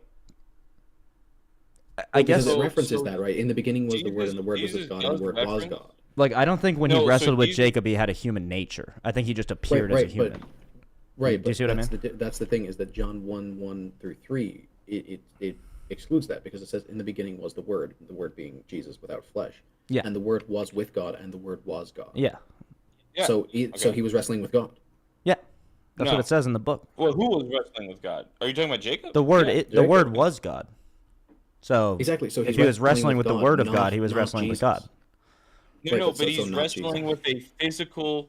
Again, God is spirit. We can't see him. But he only became physical right? Through Jesus' birth, which is mentioned in John Wrestling 1:14. No, because Jesus said also in John that he says that Abraham and the prophets looked forward and were joyous about my day, right? So what does that mean? That means they knew Jesus before he was before that, right? So they knew of him, Right, but knowing before, of him, and that they were looking forward to his knowing day. of him has nothing to do with his physicality. That's what I'm saying, is that his physicality seems to be linked to to Jesus' birth. Especially if we're considering John. John 1:14 specifically says that the Word became flesh and made his dwelling among us, referring to Jesus' birth. Let's go to Hebrews 1. Right, Let's go to Hebrews 1 but because that's like saying oh yeah, sorry, keep going. no. I mean, again, that's like saying like it's still there's still a hole in that thought, because again we have Old Testament scriptures that show that God is man. So that's a contradiction. If John wrote it as if he was saying that Jesus wasn't God before, and he just like somehow God just created, like he just created himself again, like it wasn't like an eternal thing, and that he became a human being, that I don't think John was trying to, he wasn't saying that. It just seems like if we're reading the Old He was Testament, going off of the Old Testament, because it well, says in the but if we're beginning reading was the the Old Word, Testament, but if we're reading the Old Testament by itself, just the Old Testament, right? Like just like they were back then, right? And we have all the information that's in the Old Testament. I don't care what context you give it. It seems to me that God has a physical manifestation without it being Jesus. Like the Lord appeared before Abraham. Yeah, I think it's fair to say it's not wrestles with like a man and later says, "I have I seen think it's God." fair to say yeah, it's not so the if we- man Jesus that was born to Mary, but it's the second person of the Trinity, the But I don't think pre-incarnate it's the second person. I Christ, think it's who God becomes. incarnate. Well, that's what we just showed you. We know that man that Jacob wrestled with had a name, and that he didn't give it. So at the end, Jacob said, "What is your name?" And he says, "Why do you ask me my name?" Why would God say that? What do you mean? Like, I think God would say that because it's like, isn't it fucking obvious? I got it right here.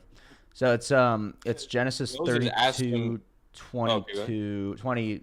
Well, let's start at 22. And he arose. So the subtitle, this isn't scripture, but wrestling with God. And he arose that night and took his 2 wives, his 2 female servants, and his 11 sons, and crossed over the ford of Jabbok. He took them, sent them over the brook, and sent over what he had. Then Jacob was left alone, and a man wrestled with him until the breaking of day. Now when he saw that he did not prevail against him, he touched the socket of his hip, and the socket of Jacob's hip was out of joint as he wrestled with him. And he said, "Let me go, for the day breaks." But he said, "I will not let you go unless you bless me." So he said, "What is your name?"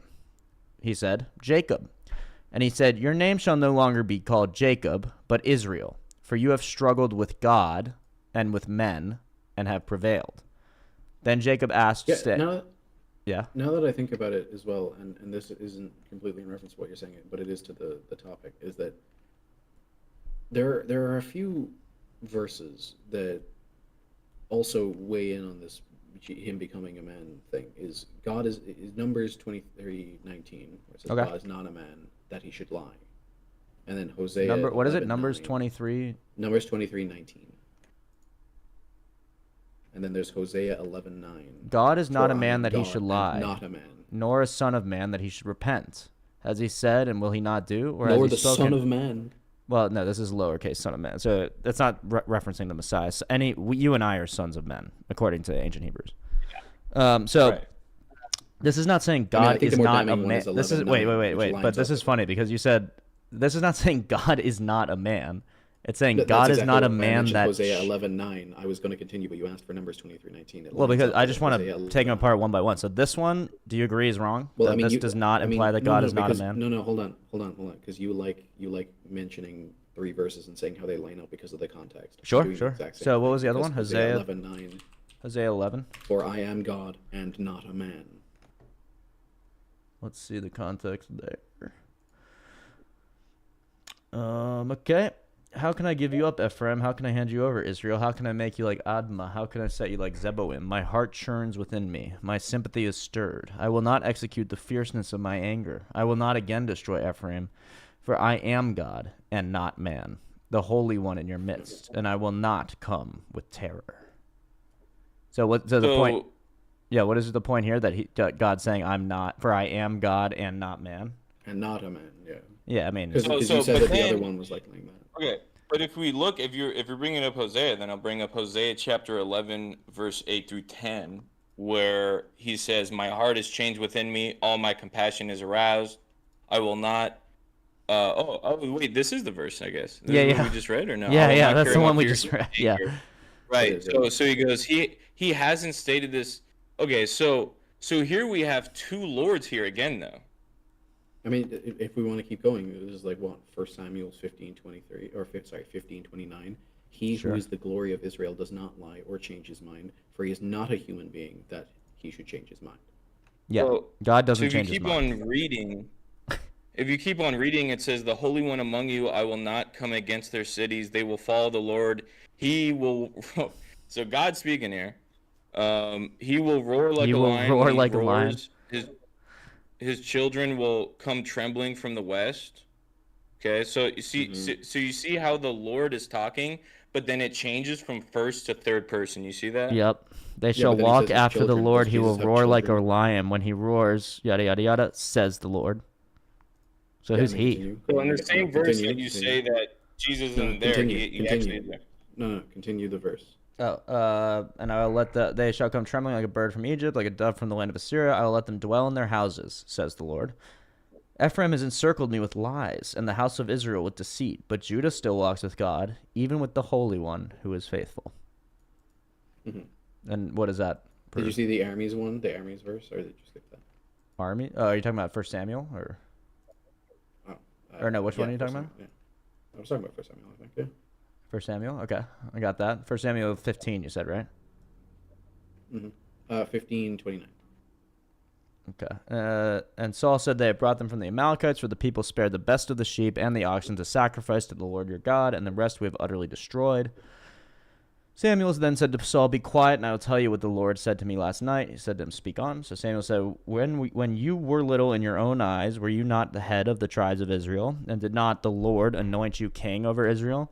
Now the Lord sent you on a mission and said, "Go and utterly destroy the sinners, the Amalekites, and fight against them until they are consumed." The Amalekites again. Yeah, I thought you were actually bringing this up to make that point, but are you making the? No. I mean, I can make that point, but. Yeah, I would slap that down if that's what you're doing, but we can keep reading. So why did you swoop down on the spoil and do evil in the sight of the Lord? Saul said to Samuel, "But I have obeyed the voice of the Lord and gone on the mission on which the Lord sent me, and brought back Agag, king of Amalek. I have utterly destroyed the Amalekites. But the people took of the plunder, sheep and oxen, the best of the things which should have been utterly destroyed, to sacrifice to the Lord your God in Gilgal."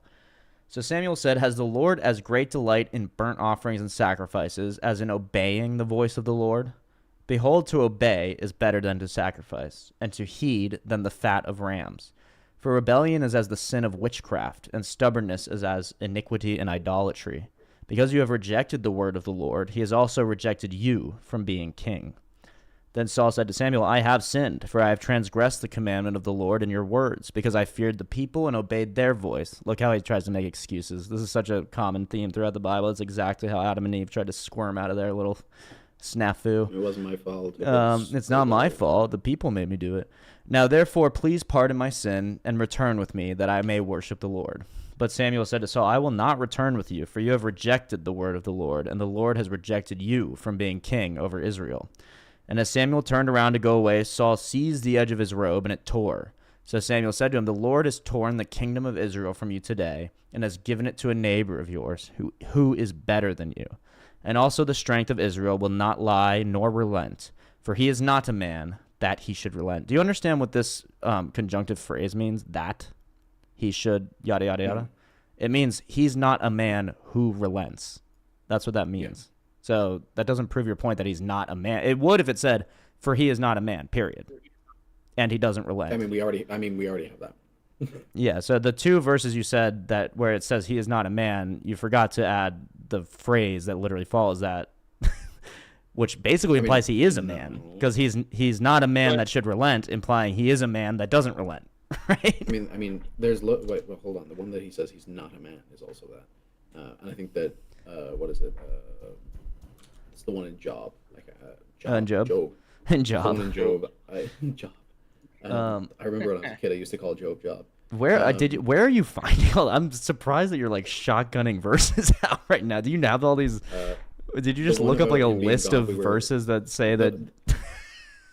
The ones about him being God, we had to learn when I was. Yeah, I mean, I'm happy to do it I because only- so far you haven't presented a single one that like disproves that God has three persons or that he is a man and also not a man. I mean, it definitely affirms that he's not human. I mean, yeah. I mean, like God the Father is not a man, for sure. Right, but that's what I'm saying. So, like, if he can't be a man, if he can't But incarnate as also a when he's human, wording this, he's saying that, like, again, it's like, it's not. He's not saying that it's impossible for me to become man. Yeah. God is not saying that. Yeah, he never says that once. In these verses. Yeah. Well, if I said that I'm not blue, sure, it's not saying that I'm, not. But then if you said in a bunch of other verses, also in the future I will become blue, and then you did become blue, I'd be like, oh, that's a pretty damn good prophecy. I wasn't refuting. I was saying that. Yeah. I was agreeing. I was bolstering your point. No, I know. I was saying that if I'm saying that I'm not blue, that doesn't mean that in the future can't be. What's the Job? What's the Yeah, Job? what's the Job? I'm curious now. I love reading the Bible, so I'm down to just like go through and like. It was like 9:30. Job 9 something. You can start. It was 9:30. 9:30. Yeah, it's a long the verse. specific one. If I wash myself with snow water and cleanse my hands with soap, yet you will plunge me into the pit, and my own clothes will abhor me. For he is not a man as I am, that I may answer him. So there you go. I mean, it's the same exact formulation. It's almost like he's saying he is a man. He is not a Right. mere mortal like me that I might answer him. Yeah. Right, and we know There's no Jesus that, isn't right? mortal. Yeah, Jesus isn't a mere isn't- mortal. He only has. He's not immortal. Well, Jesus is mortal. That's the whole point. He has a mortal isn't. nature. Well, actually, yeah, he's He not is mortal because he doesn't die. He's mortal because he can die. Yeah, he He's doesn't mortal die. because Yeah. He's eternal. Yeah. Yeah, So, he's No, eternal. he's Again, mortal because he can die. He became mortal. No, he was No, he assumed didn't into heaven. He did become die, mortal. but so I get your point. Maybe Mortal you could, and man are used interchangeably. this is a dangerous moment where Infus could make a extremely semantic point and be like, "Well, he did technically die," but like, you know that he's not. That's what it means to be mortal. mortal. Like, unless you want to undermine that he died. Exactly. Like, it has to be within it has to be in tradition that he died. Yeah. Well, Jesus has a Right, human but nature then and a he divine rose nature. from his own power. He resurrected himself, right? So Sure. And the it- Hindus believe so- that we're resurrected in some other fucking place, but it doesn't matter. You can still die. You're still mortal. Right, but mortal means you can't just raise yourself from the dead. I mean, it can if you can die. Mortal just means to be able to die. Yeah. This If is you what I can meant. raise Brian. yourself from the He- dead, He's gonna are stick you- on this. Are you We like? don't have to get into this. He's arguing it too. Like, I'm just saying. It's a semantic That's argument. the whole point. Yeah. Whatever. Yeah, it is. It's fine. It's fine. Yeah. But yeah, sure. Okay. But again, these verses don't really say that God will not fulfill the I 300 don't know, man. messianic prophecies. Between God Yeah. is not a man, I am God, not a man, not being human. Wait, did you like, really it- not it get seems- the It conjunction? just seems like phrase? it just seems to be like a huge thing where it's like God is not a man, I am God, not a man, not a human being. Like, He's saying it, but he's not saying that. It's not insinuating that God and not a mortal. will fulfill the 300 messianical prophecies that say, I will be a man, I will live among you, I will be called Almighty Father, I will be called God, I will die with nothing, I will be pierced, right? So it's not like that, this super thing, you're trying really cancel hard out. to make it seem like it's not that. Yeah. Right? But I mean, we already we know. went over it last time where like when he's living among you, that could also be the church. Like especially when we talked about like the says, I will be, especially he when will we be talked about the pierced, and he Lord. will, again, but we already showed you verses that says, he will come from a virgin. It will be a son. Yeah. The son will be called Almighty God. Yeah. Right? So where's we this? already know But this. then also like even the verses do you that. did just quote as if like that actually proved your point were all just descriptions of how God acts. So like for instance this one, we can go back to all the other ones too, but like for he is not a man as I am, that I may answer him, and that we should go to court together. So this isn't saying God is not a man and can never be a man, and it's actually contradictory for him to be a man. It's saying God isn't like me. Like, I can't take him to court like a person. What do you mean? Which is Hosea, what do you mean? obviously true. You're I saying mean, that like this applies to the rest of them. It doesn't apply to things like Hosea 11:9. it applies to that "For last. I It am definitely God applies to and Samuel not a man." 15. So wait, what was the other one? Hosea 11. Yeah, I know that you're again semantical thing applied to the one we talked about, but it definitely doesn't apply to the other three. Okay, this So, one for like, I am Hosea God and not a 11:9. man. But to be fair, that was true at the time, but it still doesn't preclude him from ever being a man, or that it's contradictory that he will be a man. But he also says, "I will not come against their cities," and he does when he goes against the city, or not the city, but like he goes against Rome. Goes against all of Rome as Jesus. Well, Yeah, Christians well, do. I mean, don't- but I that mean, are you yeah. talking about? Are you talking about Job, a verse in Job? No, Hosea 11:9. Hosea 11? Then shut. 11:9. Yeah. Is that- Dwell in their houses. I don't see where it says he won't come against Rome, but or any city. Well, no, it says, "I will." It's after that. The holy. So it says, "I will not carry out my fierce anger, nor will I devastate Ephraim again, for I am God and not a man, the Holy One among you. I will not come against their cities." So he's saying that He's talking about Ephraim. because he's saying that human beings do this. He's saying that human beings take revenge and completely desolate their enemies. God absolutely that's takes what he's revenge saying. and decimates enemies. Look at the Amalekites. No, I'm just saying in this verse, he's But that's a just huge saying. contradiction. What do you mean What about the Amalekites? That he The destroyed Amalekites, the Amalekites? the Amalekites offended God so much that he ordered their destruction so much that they're fucking like, Two different people. Are, You are know the who Amalekites from Amalekites- Ephraim? Are the Amalekites from Zeboim? Are the Amalekites from But Admah? okay, he's No. not saying specifically against Ephraim. He says, "I am I am God. I am not a man. The holy Yeah. among Yes. you." And I will not As in, come I, with like, I don't terror. hold vengeance. Right. He does, though. Yeah, no. He's saying, okay, yeah, because he's taught. But this is what I'm telling you with the verse is saying that usually in these sorts of situations, human beings would. But he's God, But he Yeah. has. so he's not. So you get what? But he's you just get what he's it's saying? but referencing he's God and this he has. scenario. He didn't say he's never done that. Right, Yeah, which is my okay, point. so is that there's so many it's like verses- me. It's like Yeah, me what saying. do you It's mean? like me. It's like me saying. Right. What Yeah. do you mean? Yeah. What do I mean? What Yeah, do I yeah. explain? Go for it. It's like me saying, I would never chop someone up and bury them in the fucking garden. Yeah. But you watched me do it last week. Like, No, it's more like you saying, "I will No. I will not chop you up and bury you in my garden, even though you'd done it last for week." I am the Lord. It's like, well, Well, forget that. No, to stick with your own analogy, I'm saying it's more like if you said, "I will never it's chop because I you won't do it up because of my specifically." character. Because of my I won't ever chop you up because of my character. But you watched me do it to my friend the other day. Like, So, but that doesn't mean that God is always going to be gracious and merciful to everybody. Like it's the same situation, right? So when we talk about the Amaleks would sacrifice their own children in fire. You mean Some the of them Amalekites? there was. Sorry, what? you mean the Amalekites? Yeah, Are you talking about the Amaleks or the Amalek? Oh, the I think they're the same. Are they the same? Yeah, I think they're they're the the same. I've same. never heard of the Amaleks, or whatever. Well, Amalek. They came from Amalek. Yeah. So Yeah, they were the yeah, Amalekites. also- yeah. So those people were literally like cannibalistic people. They would eat human beings, and then and sacrifice babies. your Yeah. children in Yeah. fire. Yeah. So again, Which there's no you're historical comparing- evidence about, actually. Yes, there is. Dude, they That they- found. Okay, so Well, yeah, where the there's archaeological Amalek is evidence of all from- that. There's archaeological evidence that there was in these towns that we know that they worshipped and they were cannibals in these towns. They Mass found child altars where graves.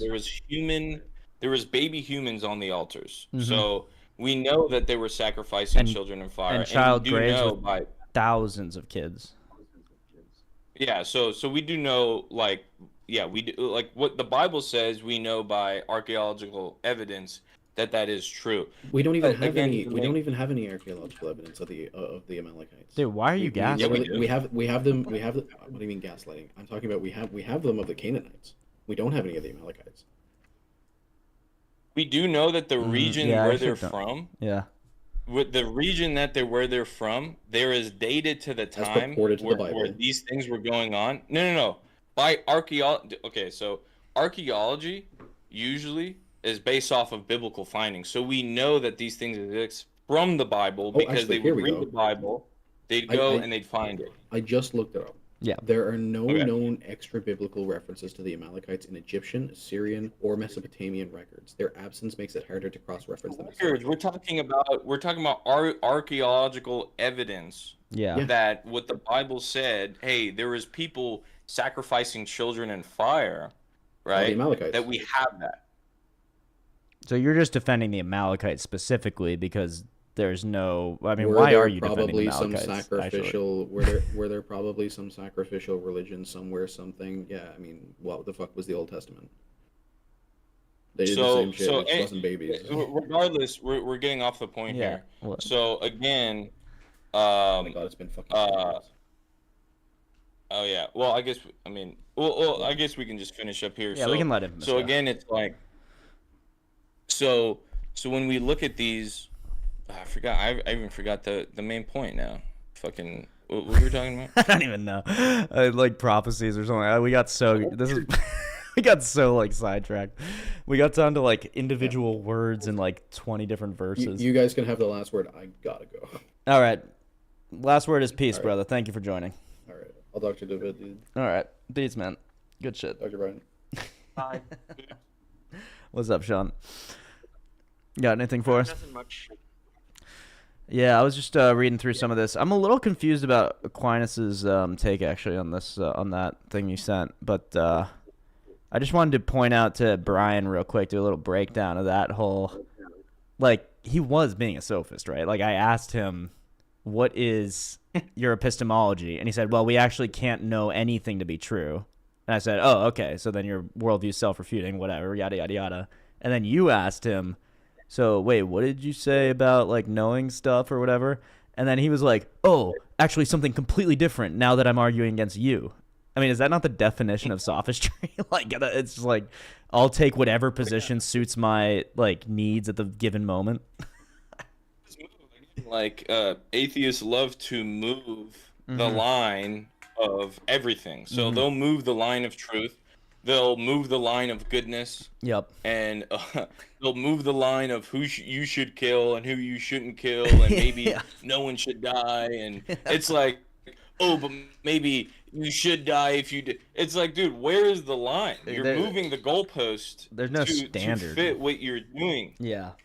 Because it's fluidity. It's nothing is Yeah. set in stone with someone who doesn't believe Yeah, it's true. and in God. There's nothing. It's always moving, right? know what and that that's what reminds me of? science. That's what they say. It reminds me of that What? the verse where that if you build your house on sand, then when the waters come and the winds from the left and the right and crashes up above, down, then it yeah. comes crashing down. And that's what they're doing. They're building their Yeah. house on sand. And sand, if you think about what it is, it's a bunch of particular, separate, non-cohesive, like non-cohered, just like objects that make no one sort of like structure. So like if you build your house on sand, it just like falls away when the waters come and the winds and stuff like that. Yes. Whereas rock 100%.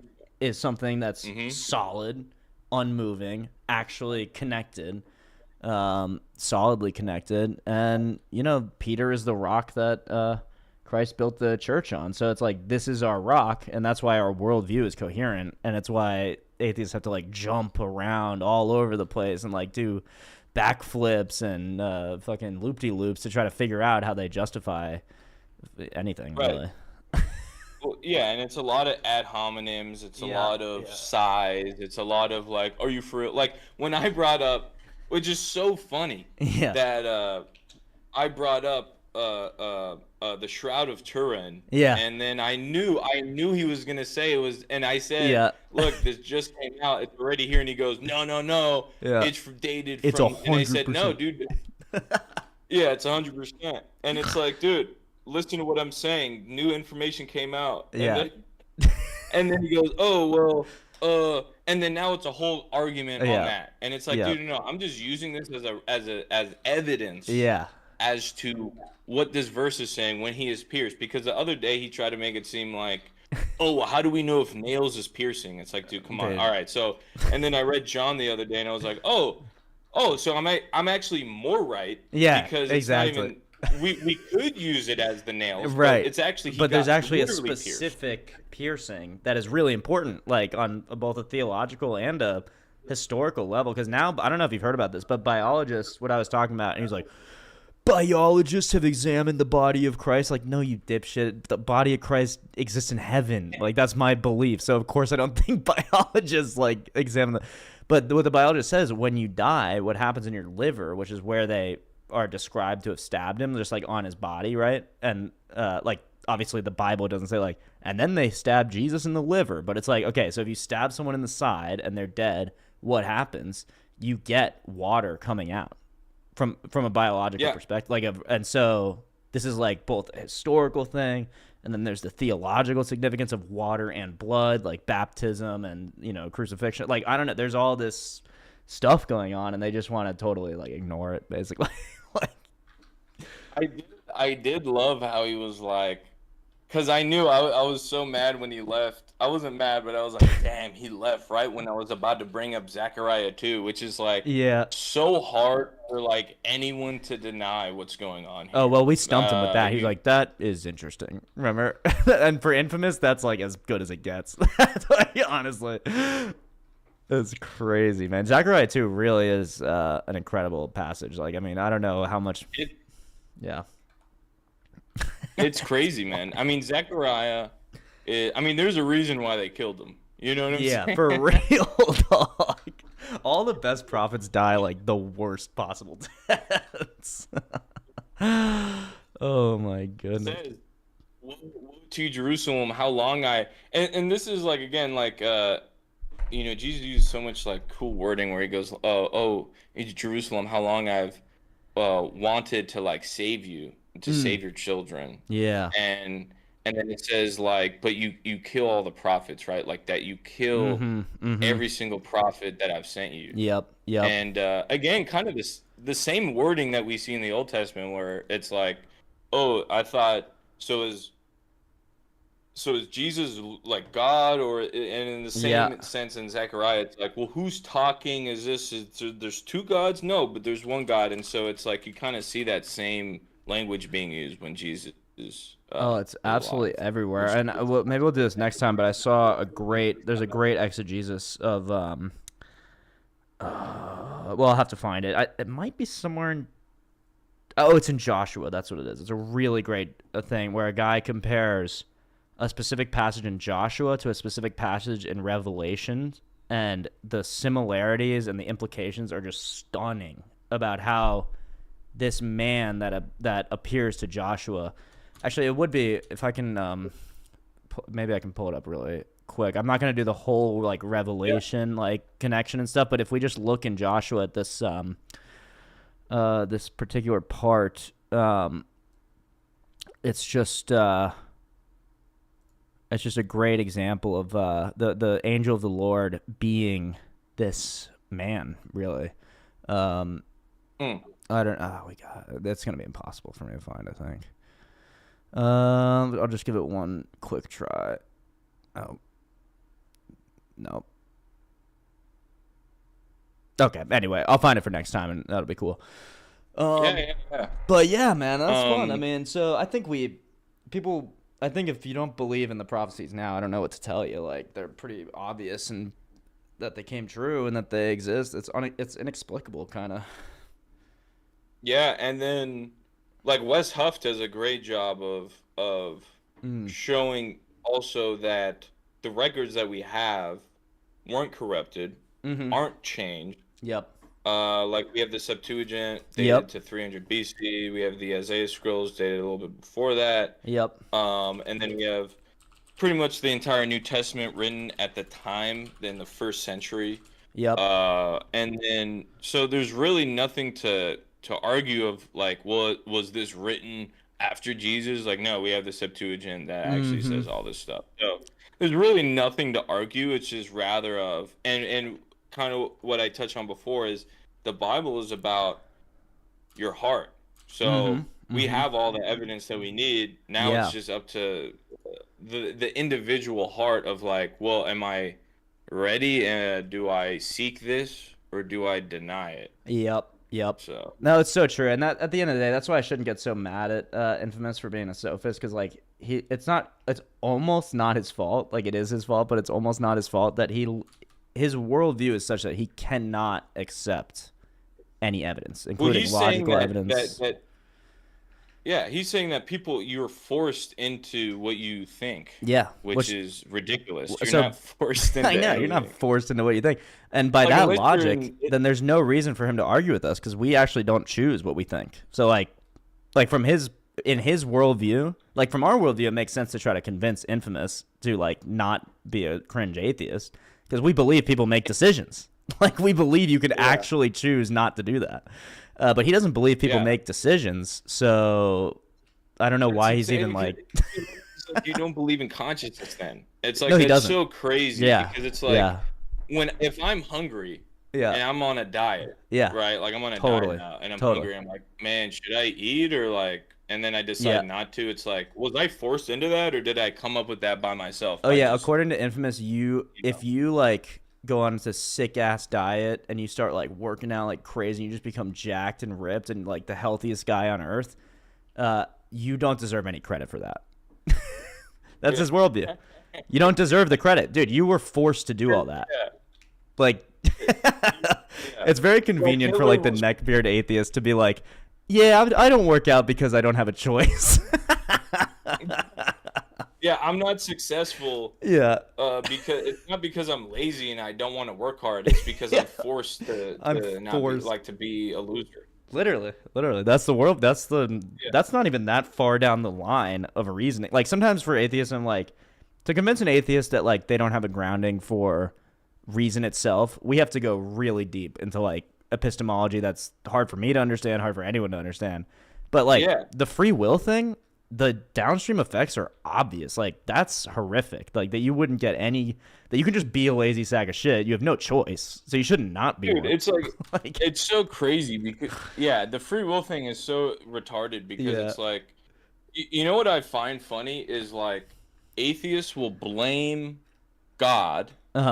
And they'll say, well, why is the world like this? Yeah. Well, why are babies dying? Why do like why is this all here? And it's like, well, you're assuming that God wants this and that God keeps it. You're assuming that God isn't saying don't kill people. Right. You're assuming that the law doesn't deny what's going on right now. Yeah. And that if we did follow God and no one denied God and we said, oh, let's look at these laws and do them. Yeah. You're assuming that wouldn't be a perfect world. Yeah, exactly. No, it's crazy. So it's crazy because it's going, they're saying, oh, I blame God. Okay, but then God says, hey, follow these rules. What are the rules? To love God and to love your neighbor. Yeah. Okay. Well, that's the reason why there's death and evil in the world. It's like, loving your neighbor. Yeah. What are you saying? In fact, if we did follow what God said instead of going against God, we would have a perfect world. We would, Nothing would be happening. Yeah, it's really hard to make the argument that loving your neighbor causes war. Like that doesn't even make sense. Like it doesn't even. It's a horrendous argument. It makes no sense. Real quick, I have this Joshua 5, if you want to take a look at that. I'm not sure if you've seen this one. So Joshua, he's the great commander of the Israelite forces leading into Canaan, march around Jericho, all that cool stuff. And it came to pass when Joshua was by Jericho that he lifted his eyes and looked, and behold, a man stood opposite him with his sword drawn in his hand. And Joshua went to him and said to him, are you for us or for our adversaries? So he said, no, but as commander of the army of the Lord, I have now come. And Joshua fell on his face to the earth and worshipped, which you would never do to an angel like Michael, and said to him, what does my Lord say to his servant? I mean, and then you get a cute little reference back to the burning bush. Take your sandal off your foot, for the place where you stand is holy. And Joshua did so. Wow. Yeah. Isn't that great? Wow. I mean, that's amazing. Especially when you look at I love Joshua. I love the book of Joshua. And I just love that his name is Joshua. Yeah, it's kind of sick. It's kind of sick because that's a lot of people don't even know that's actually Jesus. Right. That's not how it's Joshua, son of Nun, was Jesus, but that the name is the name is the same. That's what they would have said back then or whatever. Joshua. it's so interesting to like touch on this too. Is like when you look at uh Moses and Joshua. Moses, a lot of probably people who don't read the Bible, even Christians probably don't even realize that Moses he never completed the job. Right. So he never actually fully delivered Right. the Jewish people into this promised land, which we know is heaven. So Right. it's foreshadowing what is going to take place. The whole thing is a prophecy within itself. It's so crazy. It's so when cool. you can wrap your head around this concept of God taking people and bringing them to this land filled with milk and honey, this holy place that is supposed to be what is God's kingdom on earth. So like we know that Jerusalem is a shadow, and I think in the New Testament it says that maybe it's the Old Testament, but regardless, is that Jerusalem would be a shadow of the kingdom of God. So it'd be the exact, and that people would like stream to it. They'd see it and stream. And then we see that in Joshua, that God chose Joshua, and that he says, you will deliver these people. And the connection, his name. Right. And which It's I the believe same his thing. name means salvation from God. I'm pretty sure that name. I'm not sure exactly, but something along those lines. It's something like that. Yeah. And it's like, it's so interesting because it's like, oh, well, so this is what Jesus does. This is what God is doing. He is God in a symbolic version. Is Moses. And God in a symbolic version is Joshua.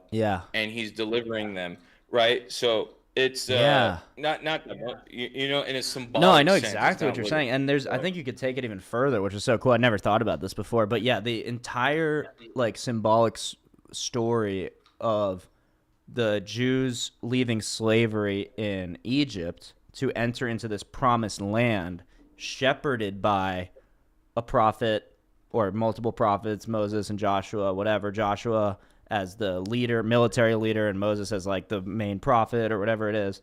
But like, so what is our Egypt now? Our Egypt, what are we enslaved to now? In other words, we're enslaved to sin. Who's going to lead us out of sin into the Holy Land? Jesus. And he's the type of Joshua and Moses and all the other things he's a type of. So, and I'm sure this analogy could be like infinitely complex, but it's amazing and also like, okay, so you're enslaved to sin. What happens if you remain enslaved to sin? Well, horrific plagues come and ruin you, ultimately leading to death of innocence. And that's exactly the story. Perfect. Yeah.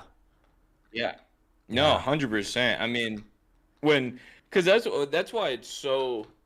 It's like it's just so important for like Christian people not just to read the New Testament, because you really don't understand how massive this is. The story is that Jesus did this. Because if you have even if like some of the old time prophecy and stuff like that, to get the really big picture of like Moses and who Joshua is and what is happening, like what is happening here. It's super weird because why wouldn't God just allow Moses to complete the job? Take him in. Moses went through so much. Like at one point Moses had the full Holy Spirit of God. And Moses at one point he tells God, and this is a really cool thing. He goes, "This burden is too heavy for me to carry." Right. This burden is so heavy for me. I can't do it. Wow. Which is interesting because God chose him to deliver the people, but then this human being, Moses, says, "Bro, this is nuts. Like no human can do this. Like, this is crazy. Like I can't do this, right?" And then so God listens to him again. I mean, this even goes back to the slavery thing and all this stuff.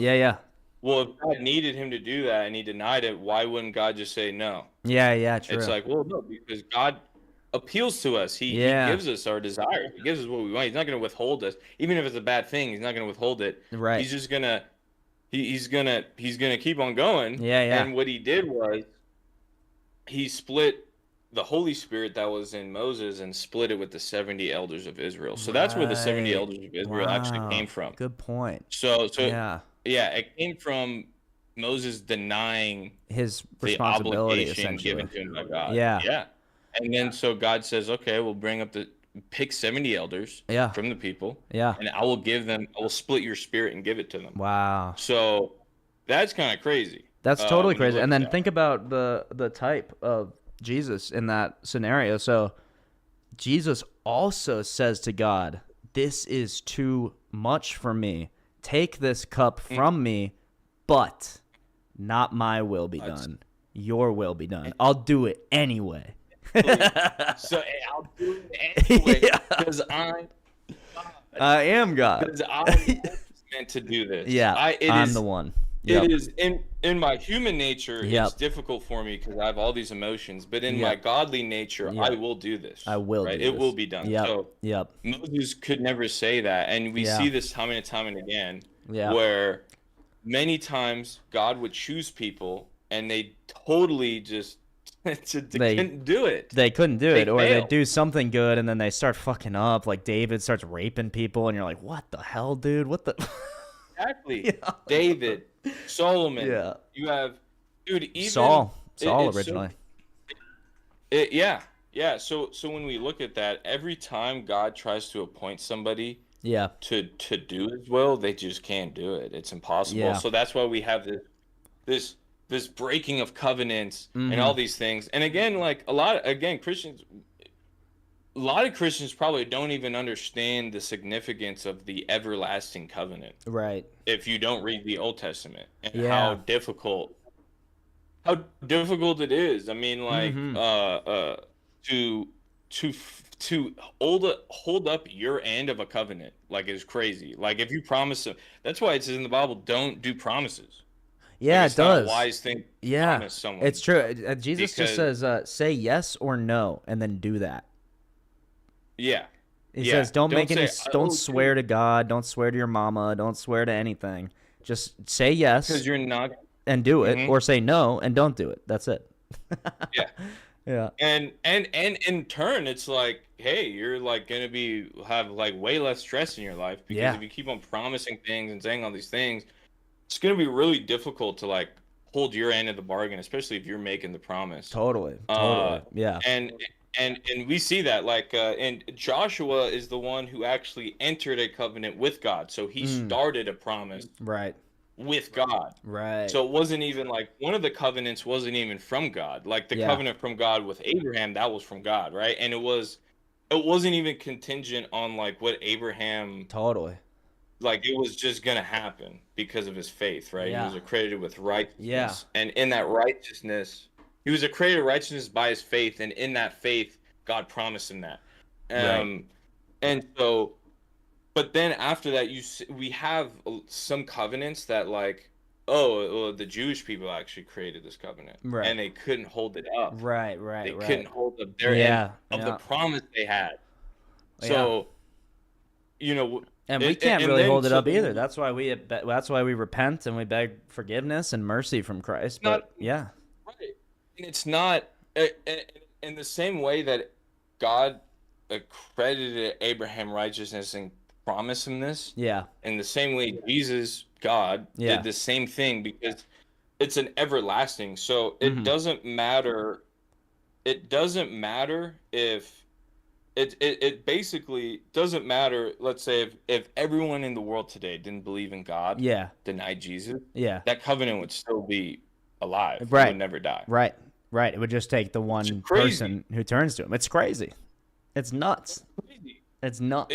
And you really wouldn't understand how crazy that is, Yeah. unless you read the Old The Testament full too. So context. yeah, because I don't know how many people really read the Bible. Most be- don't really. Most don't really. I recommend. Yeah. So I have this. I got a case of like 30 of these. I don't know. Can you even see my face? I'm not sure. Yeah, I can see you on because like I have you pulled up on my YouTube. Oh, on the so I YouTube can't stream. see. Okay, yeah. I don't know how to Yeah, do yeah. Discord and this, but so anyway, this is a nice little thing. It's just the New Testament with some Psalms and Proverbs. So it's great. Like I was talking to Chris Osborne, who's like total atheist mode, kind of like at first he was kind of like infamous, and then I was like, not really like infamous, actually more like the first two guys were like, well, why doesn't God answer all my prayers? And I was like, well, why should he? Like when you demand shit of him.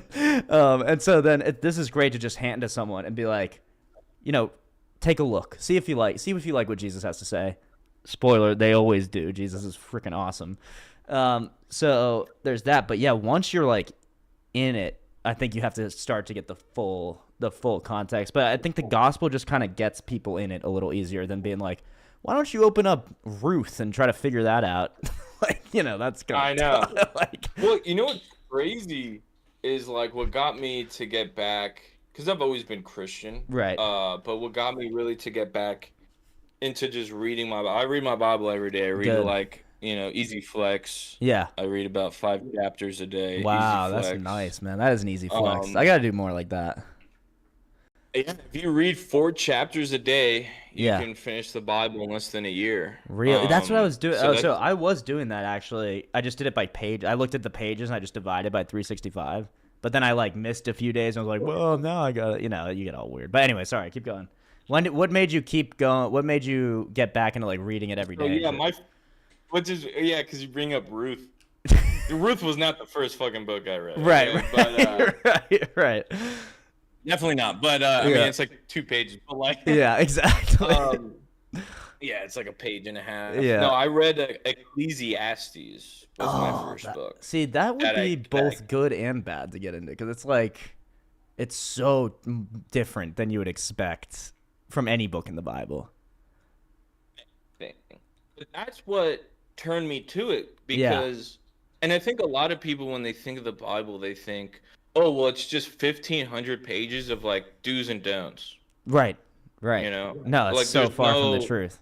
Yeah, there's so far, but a lot of people far. just think like this whole book is just about God saying what he likes and not, and then he's punishing people and blah blah blah. And it's like, well, when you read Ecclesiastes, it's actually insane when you think about it because crazy. Solomon says that everything in this life means nothing. Yeah.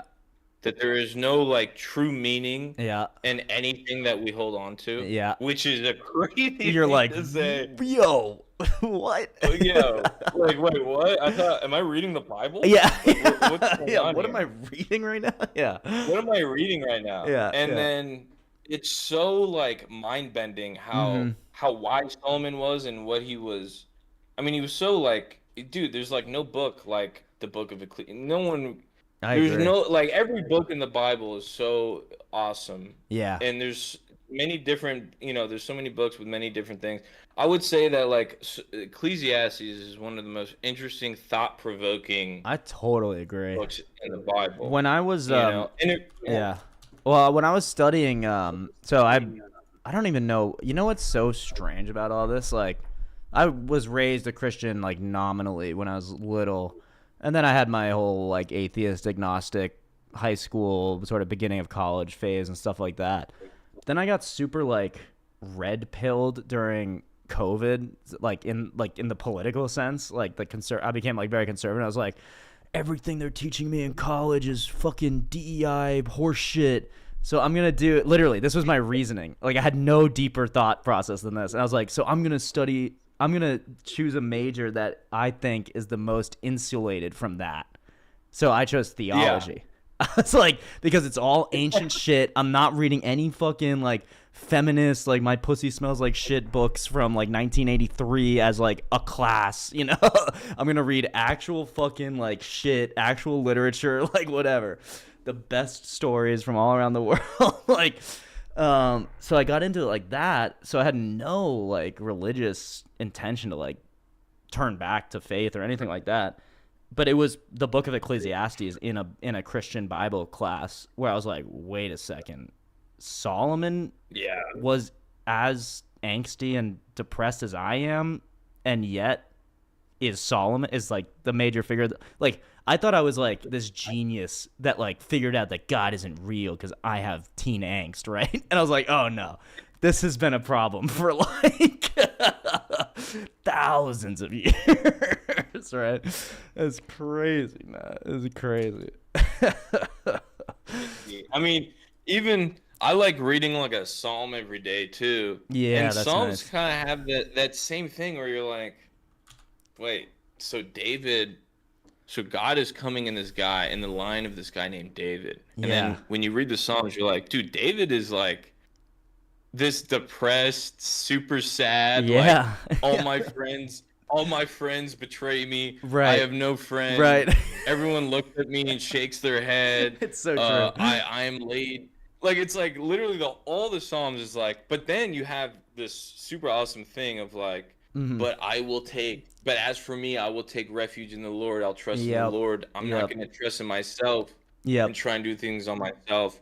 Yeah. And but then you have that completely different take in Ecclesiastes where it does eventually lead to, well, then what is the one thing that we can do? What is the one Exactly. thing that Yeah. has some sort of, and it's, he ends it in Ecclesiastes by saying the only thing that we can do is love God and fear God with all our heart, Yeah. soul, and mind. These, even the headings of Ecclesiastes, which I'm in right now on my computer, it's like, it reads like Greek philosophy. So it's like the first chapter is the vanity of life and the grief of wisdom, and just a few quotes. It's like, vanity of vanities, says the preacher. Vanities of vanities, all is vanity. What profit has a man from all his labor in which he toils under the sun? One generation passes and another generation comes, but the earth abides forever. And then he goes on and on. You know, things never change and this. It's like, and what that. what does he even say? That is the intro. Yeah, that's the intro to the That's book. the intro. That's the intro That's to the the book. intro. Hey, Yeah. hey, by the way, everything means nothing. Everything means nothing, dude. Everything means nothing. And this Hey, is man. exactly what the Stoics were saying. But this was like hundreds of years before the Stoics and completely separate from them traditionally. So it's Yeah. like, this is real wisdom we're getting. But then the Stoics, the Greek philosophers, never finished the story. They never finished the wisdom. They didn't round it out like Ecclesiastes Never does round. here.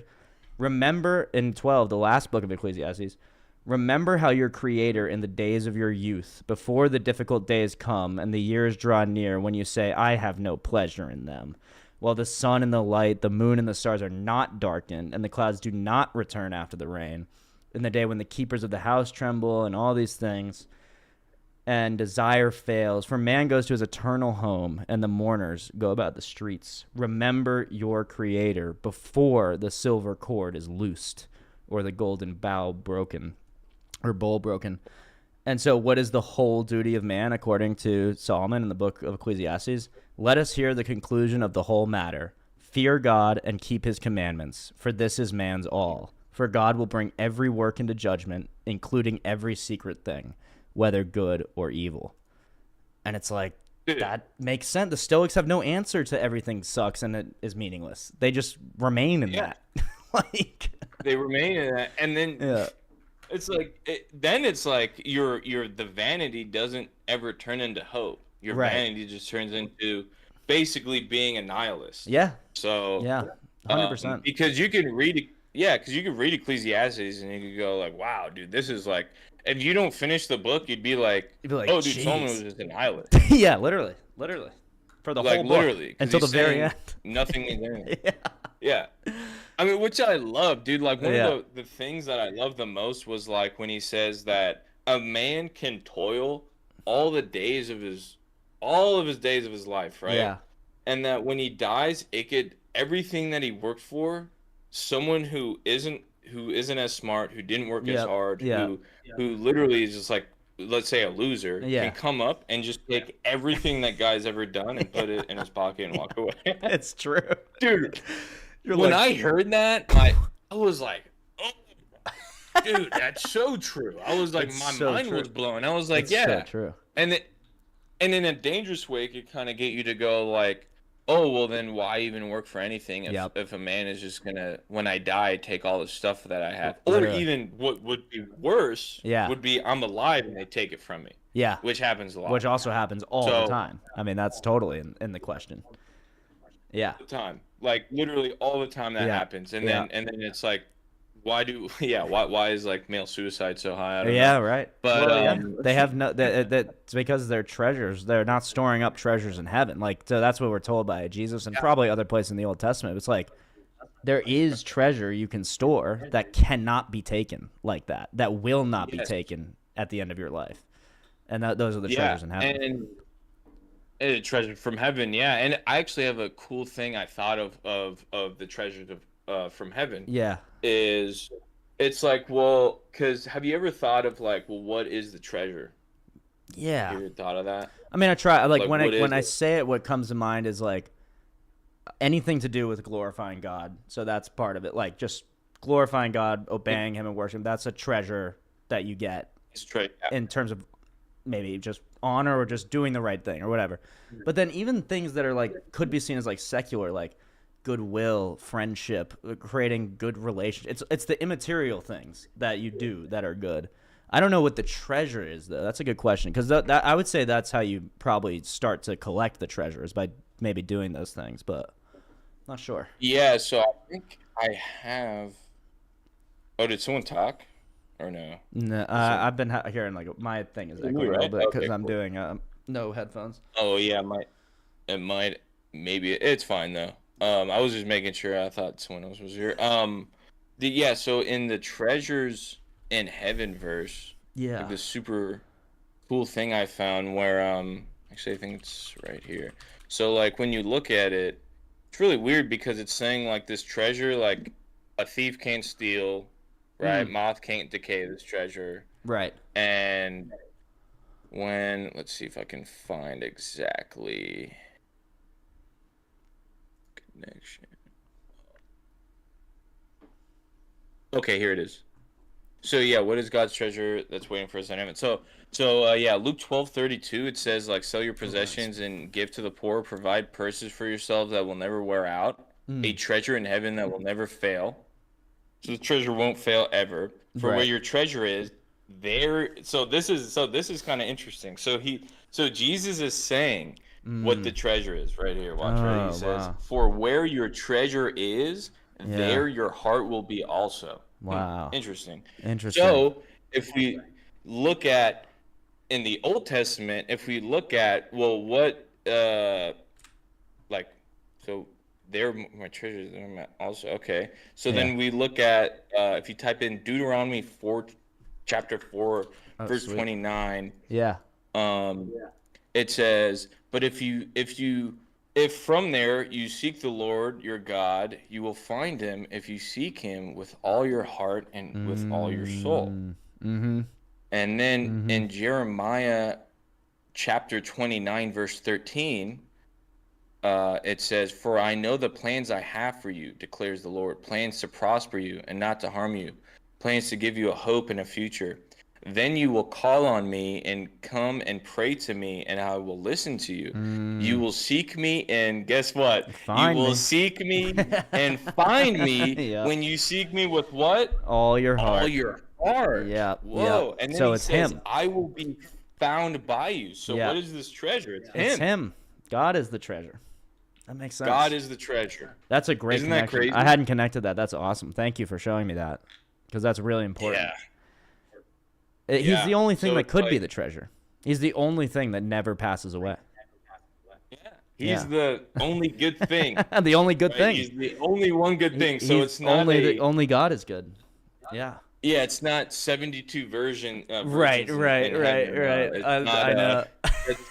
it's not Dude, my of favorite, Lamborghini. as a sidetrack, my favorite infamous like fallacy argument that he always does is like, he starts bringing up shit like, well, do you also believe the Muslim prophecies? And it's like, no, dude, all of that is so fundamentally different. Like, the Muslim theology is antithetical to. Oh, actually, it's a funny thing. Where Infamous once asked me, he was like, "Oh, so do you think Muhammad is like predicted in the Bible?" And I was like, "Yeah." And he's like, "What? What do you mean? Are you a Muslim?" I was like, "No. You ever read the verse about the Antichrist?" Yeah, you ever... Because we're told there'll be many Antichrists. Oh, sorry, you're like cut out. I can't hear your. yeah. Oh, there you go. There you go. Okay. Can you hear me now? Yeah. I got you.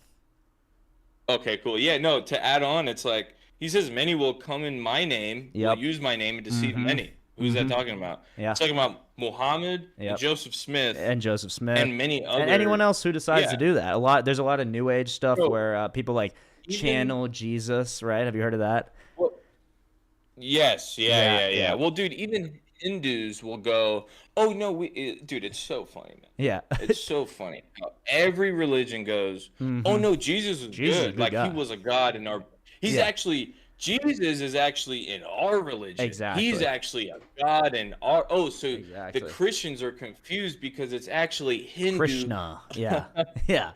It's actually Hindu and Buddhism, Right. Right. stuff like that. And then the Muslims go, "Oh no." And they always say this. They go, "Jesus is great. Yeah. He's the best, But he's not right? God. But he's not God though." And it's that's like, okay, well, exactly how you then know. show me where in the old or the new Yeah. that you're right. Yeah. And they go, "Oh, that's corrupted. That's corrupted." It's corrupted. That's what they say. And Okay. you know what? If this is called the Islamic dilemma, because if the Quran is true, then Islam is false. And if the Quran is false, then obviously Islam is false. So what the Quran says is that the people of the book and the Christians should abide by their texts and their laws. Yeah.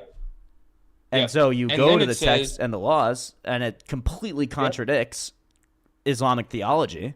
And so if we abide by that, then we should actually reject Islamic theology. And then, of course, if the Quran is lying, then it's lying and it's false anyway. So it's like, you know. Well, it's the same thing that the rabbis have, like today, the Judaism of today. Yeah. Which is not like anything like as it was like No, 2,000 years nothing ago. like it. Yeah, yeah. But the same thing as Islam wasn't even the same as it was back then as in today, because the rabbis and the teachers lie. Mm-hmm. They're allowed to. They just flat out lie. Yeah. So literally in the Quran it says that no one can change the words of Allah. Right. Right, and I think it's Quran chapter 44. Yeah. No one can change the words of Allah. Right. And then it says in chapter like 75, it says, I have given the Jews the Torah, Yep. and I have Yep. given the Christians the Injil, Yep. which is the Injil. gospel. Right, right, right. So but then they go, "Oh, but it's corrupted, and all this stuff." But it's like, oh no, but so then why would Allah allow his own word to be changed then? Yeah. Because it just says his words cannot be changed, Yeah. right? Yeah, so yeah. Because that's why It's a Muslims believe Total their contradiction. book. Yeah, it's a crazy contradiction. crazy especially when you ask them where the sun came from. Yeah. Well, and You also ever the ask fact a- that Jesus in the Quran has more power and more honor than Muhammad by like a lot. So like in the Quran, they took this. It's called the Infancy Gospel of James. It was written in like we know historically, it was written in like 330 or something like that. So it has nothing to do with like a real gospel. Like it's a Gnostic gospel written way later. And there's this story where Jesus, as a little child, creates a bird out of clay and then makes the bird come to life, right? In this like Jesus-y way. The Muhammad heard that story, thought it was real, and just threw it in the Quran, not realizing that makes Jesus a creator of life. Idiot. That makes him God. Because they also say that only God can create life. So what do you like? It's so inconsistent. It makes no sense. Muhammad grabbed a lot of things from like all religions and then just mashed it into one, and he says, "I'm the messenger of God." That's why it's kind of crazy they call it an Abrahamic religion. It has nothing to do with that. No, because I mean, he literally gets like stuff from like Hindu. Yeah. Like if he matches everything. Not to into mention one. the shit Like, he I just swear. makes up. Like the shit where it's like, Bro. oh yeah, you'll get a bunch of virgins in heaven. Like who has ever said that ever in any religion, really? That's like it doesn't even make any sense. It doesn't. Because the God of Israel, who you claim is the same God, would never do that. He would never go, "Hey, you're gonna get a physical thing in heaven." Yeah. Like women. Yeah, like sex. Like something he explicitly forbids us on earth. He's like, but it'll be cool in heaven. Even though Jesus says we won't be like humans, we'll be like angels. Yeah. We will not be given in marriage. Oh, well, that's corrupted. Well, Oh, that's that one's corrupted. corrupted? Oh, so Okay, more. So yours isn't. Yeah, exactly. So yours So isn't Allah's word corrupted. can Which be is- corrupted, which means the Quran is false. Oh, interesting. Yeah. Also, if you know, do you know like Mecca? Do Yeah. you know where like the tradition of like The Kaaba. them going to Mecca? Yeah. And, Circling you know, the running around 7 times, right? And black then kissing the stone. Do you know where like that comes from? I have. Did you see Sam Shamoon talk about this online? Yeah, I definitely seen that. Yeah. It's so crazy, man. It is a Baal artifact. It's a pagan worship. It's from Baal worship. Baal worship. And when you look into, because I did some research on Muhammad, he came from a tribe. That's right. Was Baal. Was Baal worshiping. So he just took his Baal pagan worship and was like, yeah, we believe in monotheism and also this fucking black box thing. What? Yeah. It's kind of interesting because even though Muslims and Jewish people kind of hate each other, yeah, they literally Muslims took from the Talmud. So a lot of the things that the Muslims do is just copied from the Bible, but more specifically the Talmud. So like, you know, like literally a lot of the things. So they're really similar in a lot of ways, but they just really hate it's each kind of other, like how which is kinda brothers funny, fight but- the most. Like, I don't know, like things that are most similar kind of like fight the most in a way. People that are too alike each other fight the most. Yeah, man, it's crazy. It's crazy, and not to mention because the I Aisha also shit, but... well, because that's when it's so funny because even the argument that because Muslims love to come against the Bible and to laugh at Jesus and but at the same time they love Jesus but they hate him. Well, okay, so then what's your opinion? Oh, but he's not real, but he is. And it's like, okay, well, you seem really confused on who Jesus is. Totally. But when you look at and I think Shamoon touched on this. Yeah. A lot of people kind of touch on this now. Yeah. But if you look at the Caliph Uthman, who was like a caliph, right? And then he goes, "Hey, we're starting to have a lot of arguments, like the Christians and the Jews have, and we can't have that. We can't be seen arguing. That would look like terrible, right? Because again, a lot of Islam is not really what they're doing actually, but just getting around the law and getting around things, just like the Jewish people do too. They get, instead of looking at what the law is and what it's trying to say, they go, oh, well, how do I kind of get around it so I'm not breaking it? And it's like, you're going completely against like, you think God is dumb? Yeah, you think God won't know that you're trying to get around it? So, actually. Right? And so, they were like, okay, we have to create 5 different, or sorry, didn't create 5 different. They said get 5 of the best scholars and have them write down their version of the Quran, and he got 4 of them. Yeah, and one of them, and I did a research on this. This is crazy. One of them was literally the uncle of Muhammad. Okay. Wow. And the uncle of Muhammad, I forgot his name. Yeah. But I have the document. Is he goes, and one of his Qurans got burned, so he was one of the 4 that the Caliph was like, burn this shit. Yeah. And he literally says, the uncle of Muhammad says, hey, Islam is dead. He literally says Islam is gone. Oh, is he the one that converted to Christianity? I don't know more than this. What he said. Yeah. What he said is, he goes, Islam is done. This is 900 AD. So he goes, Islam's gone. It's done. If you want to worship Allah, if you want to worship God, worship him in the hills and in the mountains. Sure. Yeah. So I mean, so basically everything that Muslims say today, which is just a lie. I don't even blame Muslims for believing it. No, I blame the teachers for lying and guiding them away from what the truth is, which is your book isn't eternal. Yeah, no. It isn't.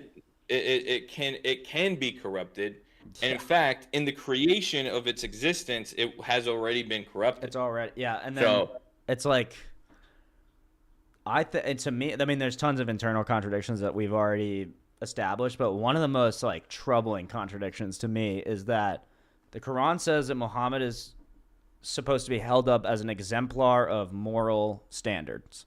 So like, if you have a moral question, look to Muhammad. What do we know from the Aisha hadith? That he married a 6-year-old and consummated the marriage when she was 9, according to her. She said, while I was playing with dolls, he came in and took me. And so, that's the moral exemplar. So pedophilia, totally cool. Like, no, you idiots.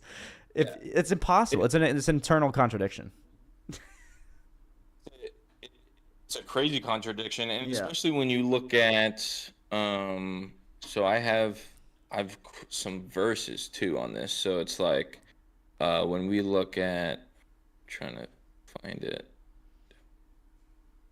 Oh, okay, here it is. So so I have this cool thing. It's a picture, but it basically talks about how talking about the book in the Bible. Yeah. This guy named Al-Bukhari. Oh, yeah. Al-Bukhari is like a super famous. He's like one of the first like commentators on the Quran, and this Gotcha. is like from like really old stuff. So Yeah. so he says Al-Bukhari reported that Ibn Abbas said that the ayah means they alter and add, although none among Allah's creation can remove the word of Allah from his books. Whoa. They alter and distort their apparent meanings. Wa bin Manubabi said, that's not how you say it, but Yeah, whatever.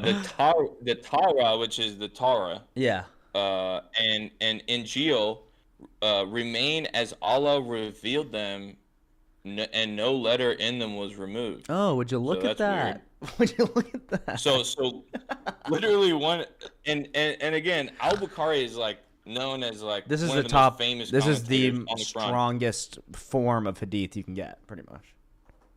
This is the guy. Yeah, Like yeah, this is yeah. like Paul saying something. Yeah, you know, exactly. or- Yeah, or- 100%. Yeah. So it says, however, the people misguide others by addition and false interpretation. Oh, interesting. Yeah, Relying on books they have wrote themselves. Oh, wow. Oh, do they really? Okay.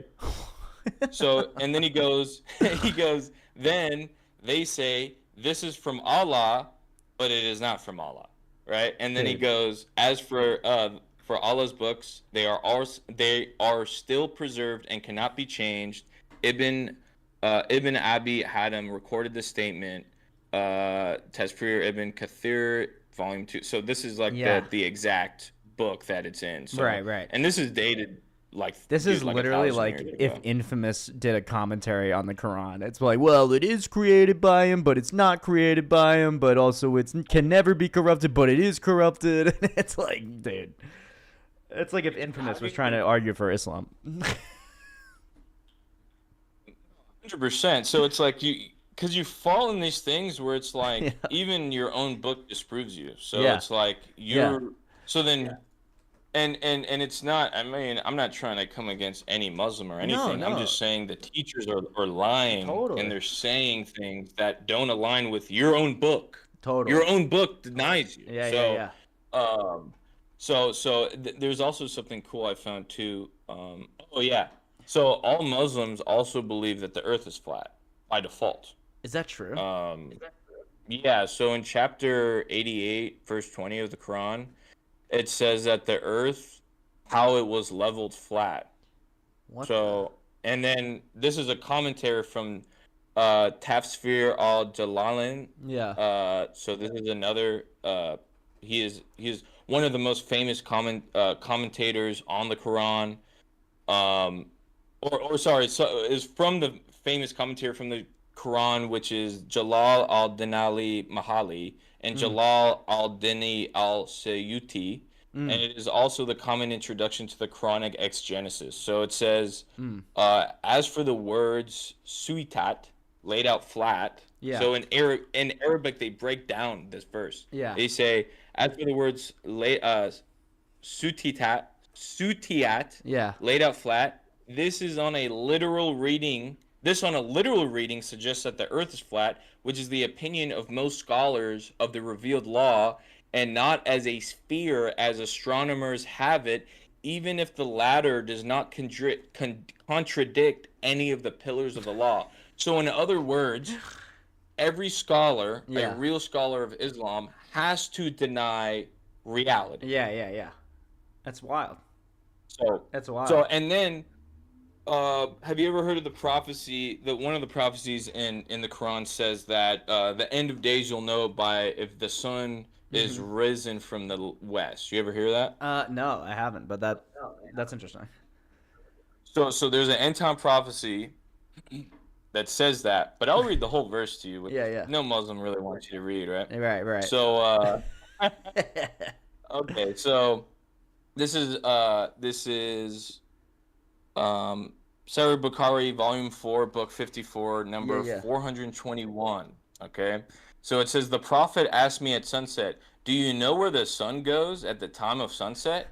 I replied, "Allah and His Apostle know better." He said, "It travels, till it prostrates itself underneath the throne and takes the permission to rise again, and it is permitted." Okay, so it is permitted, and then it says in parentheses, "A time will come when it will be about to prostrate itself, but its prostration will not be accepted, and it will ask permission to go on its course, but it will not be permitted." So in other words, Allah will be like, "You will not rise today." Okay? Dude. And then, but it will be ordered to return whence it has come, and so it will rise from the west. And that is the interpretation of the statement of Allah. And the sun runs its fixed course for a term decreed, and that is the decree of Allah, the exalted in might, the all-knowing. So anyway, Yeah. I mean, it's literally like a this pagan is- religion with like Apollo or something. Like the sun is like this being that like answers to Allah or whatever. It's like crazy. and man, atheists would love for this to be actually in the Bible. For this to be the word of God. Because dude. then This it is in would the just Bible. be easy. Yeah. It would just be like, oh, so you just deny all science? Because what the Quran tries to do is it tries It to makes be scientific a statements. Yeah. It's trying to be scientific, but Yeah. fails. So Yeah. it's like the funniest thing. It's like, oh, so you believe that the stars are in front of the sun, and Right. that's how it's like, dude. Like when you start to actually, because again, the Quran is the literal meaning of the word of God. It's meant to be really easy to understand. So there is really no it's not the same way as when we say, hey, look, Jesus didn't say he is the literal door. Yeah. He's just saying He's that I'm as a symbolic door. meaning, It's as a metaphor. It's a symbolism, and there's ways to take Genesis. I think Genesis is largely literal in many ways, but also very symbolic, like such that the best way to read it is symbolically. Yeah. But the Muslims don't actually have this option. So they don't, because it's saying like, dude, Muhammad said it like, hey, you don't know where it goes? Yeah. Like, I'll tell you where it goes. He's saying a fact. It's not a metaphor. Yeah. Literally, he's saying the sun will go under the earth in a muddy pool, and that like a turtle back and then thing. prostrate himself before God, which is so weird because it's like, wait, so is God like under the earth? That's Yeah, kinda literally. weird. Like, why would God? Well, it seems like they think God under is a high above it. Yeah. It seems like they think God is a being, a non-necessary like competitive being within the universe or within creation or something like that, which is why they don't have a Trinity. Yeah. Why the Trinity is necessary for us because we believe God is love, but love is also relational. And so if before anything was created, before any creation, God already had the fullness of love because he had three persons within him to share love with, which is real love. But but according to Islam, Allah actually needs creation to experience certain emotions and certain things, which is crazy. I mean, that makes him dependent. Yeah. So it's not monotheism. He's not. Yeah. Yeah. He needs people. Yeah, he needs us, and he needs Quran, and he needs enemies, and all these things that. I mean, Muslims will, it's because your book is corrupted. It's like, no, dude, like, you're missing the whole point. Why would God need anyone? You know what's so God funny just be about the complete on his corrupted own? book thing? It's like, it's projection, isn't it? Like the atheists project their shit onto us, and Islam, like, it projects their shit onto us, and like. Yeah. Well, I mean, because according to Allah, it's like Allah's the best at everything. He's also the best. So if he's the best at everything, that means he's the best at deceiving. So true. They believe, like Muslims legit believe, which is kind of crazy. Yep. When you think about it, that Jesus never died, but they believe that Allah deceived everybody. It's so deceptive. Into thinking that dude, they actually believe like Judas was like probably the guy that they actually killed. Wow. So I mean, it's So like they believe, fanfic. like- That's why I call it fanfic all the time. And Infamous and those guys, they go like, the Bible's fanfic. I'm like, no. You guys don't understand that this thing is retarded. It's like a Harry Potter book. Makes no sense. yeah. Well, when you start looking at other religions, and Yeah. like in the beginning when I was growing up, I was like, I'm not gonna read the Quran. I'm not gonna like read Yeah. the Vedas and like, Yeah, all yeah. these things. Like, why would I do that? I might get Like tricked or whatever. I might Yeah, start yeah. believing. Yeah, I yeah. don't want to do that. But Yeah. then when you start reading it and you go, What? wait, the sun prostrates itself under the throne of God every day, and God says, you will go. Yeah. I'll go up. Yeah. And that the earth is flat, and Yeah. you go, oh, wait a minute. Oh, this is retarded. This is horseshit. Why was I ever afraid of this? Yeah, well, it's because the only reason people stay Muslims is because to apostatize is like a death sentence, and literally in many countries, in most countries. And when people learn about it and they come to America, they simply stop being Muslims. They say the internet is the greatest opponent of greatest Islam. thing. Yeah. Well, yeah, I mean, like, dude, you literally just. Well, the thing is, and this is kind of like touching back on the thing, like I said before, where like Christians like should be you gotta read it because You gotta read it. everyone in their own religion, Yep. even atheists, they don't even do their own research. So it's No. like really important to like, like Muslims, I'd be like, yo, you don't need, like Jewish people really get stuck in this thought of like going, well, you got to see a rabbi to understand Yeah. it. It's like, dude, can't I just read it on my own? Yeah. And then just come to my And own just- conclusion, because God made me in the same way that He made a rabbi, and that we Right. both have a rational brain and I mind that we can- comprehend what's yep. going on. Oh, It's true. No, but then you'll be deceived. But deceived by the word of God. The How words, can I be yeah. deceived by the word? Yeah, I think when I it's go to like- tradition is only when I can see two different interpretations, or just to make sure I'm making the right interpretation. Then I'll go to a church father or something like that and be like, what do they think? And even then, it's not like they're infallible, but it's like, okay, well, I trust Augustine, or I trust, I don't know, Aquinas to tell me something of value about this text. Not that his word is infallible, but yeah. Touch on that again. It's like to have multiple sources is wonderful. Yeah. The thing with the Jewish religion and the Islamic religion is they don't have multiple sources. They say Right. go to your rabbi. Like Your when rabbi. you talk to Henry has one rabbi. Yeah. He doesn't have many. Right. He has one. Yeah. And he has to go to that one. And guy. that guy might have a way different opinion than the rabbi Than some other rabbi in Hollywood. Yeah, totally. Or whatever. Yeah. And so, hey, It's a problem. that doesn't matter. Your rabbi told you what it is, and that's the truth. It's crazy. So yeah, it doesn't make sense. It doesn't make sense because then the rabbis go, don't go. Yeah. Don't go to anyone else. Don't go to that other Right? rabbi. It's I've like- got the best advice. It's like it's like a scammy drug It dealer is who's like- like putting fentanyl in your coke, and he's like, don't go to anyone else. So it's just I like, got the best shit. okay, Yeah. okay, I got the best stuff. Yeah. I got the best stuff. And then you're dead in a week. Literally. It's the same thing. It is. It is. So yeah, so that's why it's like if anyone can do anything, you just do research, just read everything. Just That, don't this stop was the point I was reading. going to make. So it's like Christians, we should all read our Bibles in order to learn the truth. Muslims should all read their Bibles in order to learn what's not true. Same with the Talmud. Really, if you get into that, it's fucking crazy. But dude, the atheists Things on don't the read Talmud, anything. yeah. Their Bible is evolution, and none of them are scientists. Bible is like the History Channel.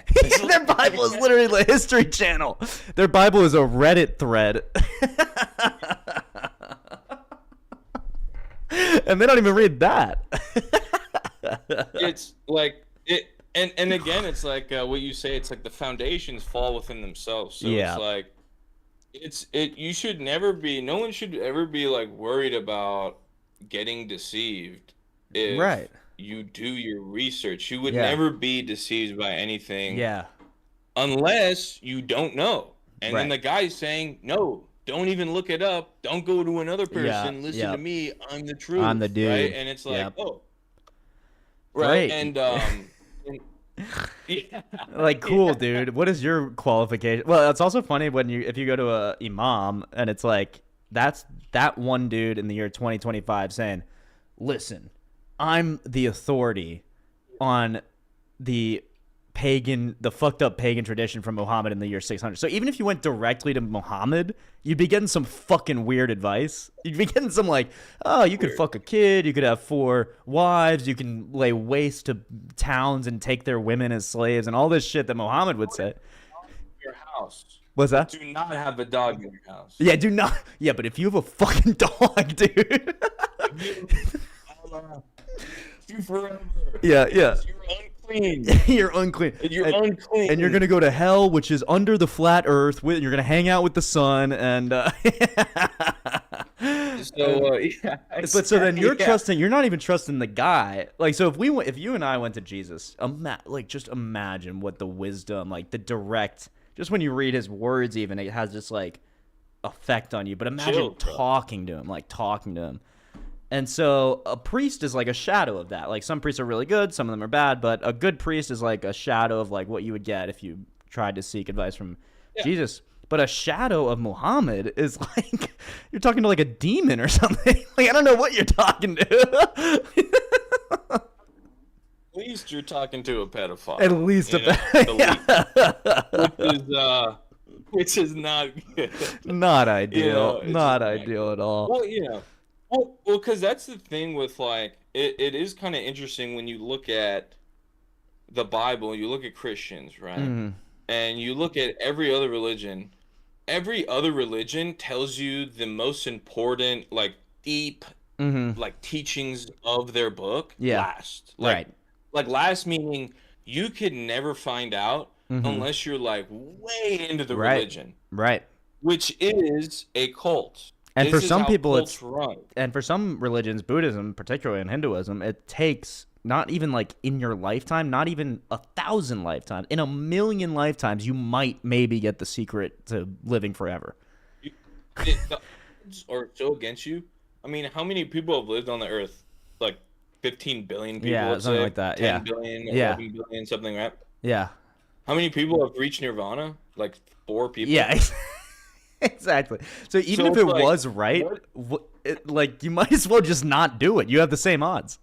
Well, reincarnate until the world is completely eviscerated. Yeah. So yeah. Because again, Hindu goes against science. Yep. Buddhism goes against science, and their theology changed like literally like way after Jesus. So like a lot of people will argue like, oh, Hindu's the first. Yeah. Hindus before you guys, and it's like no, Adam and Eve were first. Hindu. And Hindu literally changed. 300. It's so interesting how many religions kind of changed. 300 AD. One, everyone started realizing like, oh shit. Jesus is this like, guy is for real. This is pretty compelling stuff. This guy's got some heat. Because even people realized back then, they were like, oh shit, so wait, this guy like has prophecy? Totally. Oh fuck. Right? So because that totally will religion's based on human creation, which is every religion except the Bible, is going, oh fuck, we need to, okay, so what Hindus did was they went into Buddhism, because Hinduism and Buddhism both run on the same thing of nirvana and reincarnation. But Hinduism never had that before. It was only after Christianity came around, after 300 AD. And then Buddhism, people started like, oh wow, I can reincarnate. I like that.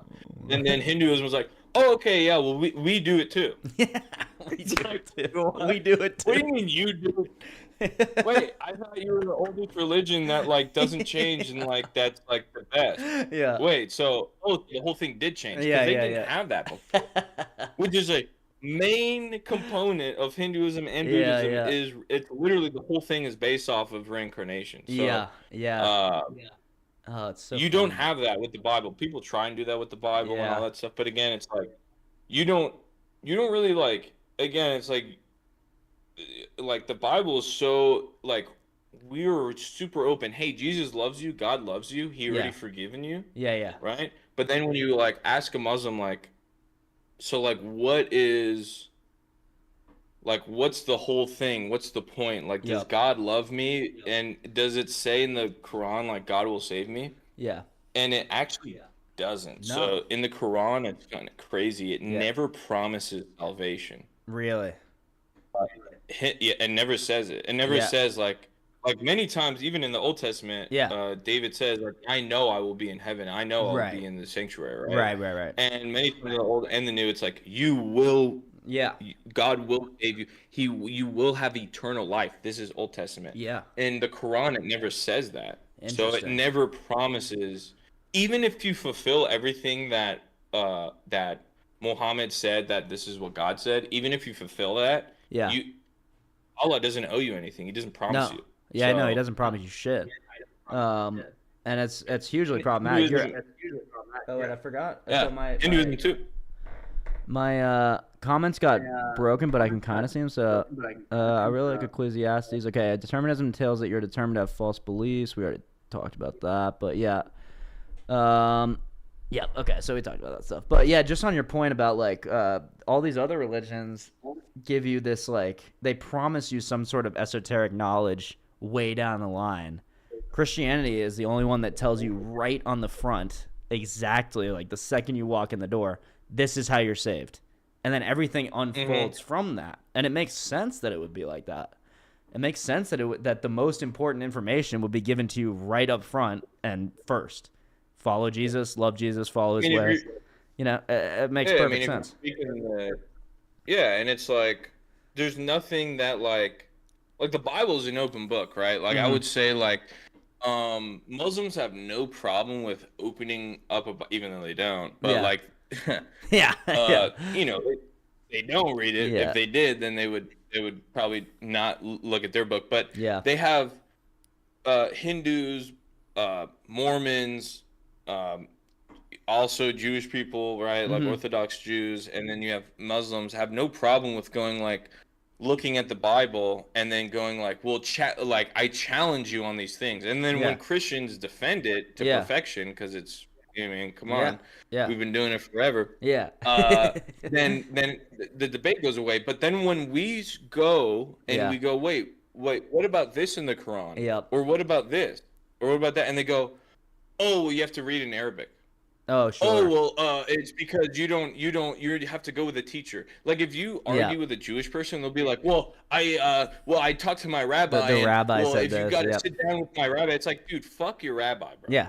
Answer me this fucking I'm talking question. just you and me and the text. Answer the question. And they can't do it. In the text, that's it. And they can't do it. But they evade, bro. Oh, they go, oh, well, you just don't understand because you're not Muslim. It's like, dude, I have a fucking brain. I can understand. I'm challenging you.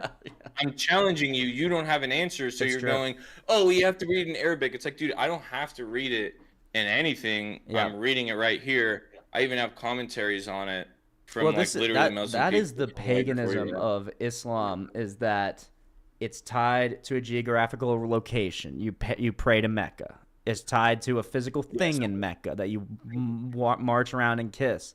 It's tied to a specific language. I mean, this is the definition of a pagan religion. It's like everything to do with it has to do with the material world. It's like centered around like random elements of the material world and calling those divine. Arabic is a divine language. The book is uncreated, even though obviously it was created and there were 5 different ones that were like going around at the same time.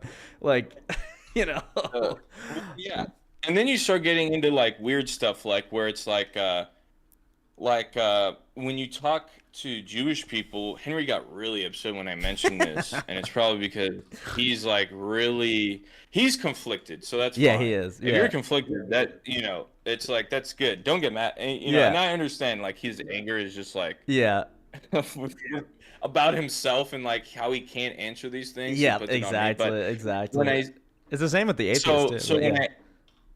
Yeah, exactly. Same thing. Yeah, they just put it out on you. It's like, look, man, I'm just pointing out like something weird's going on here.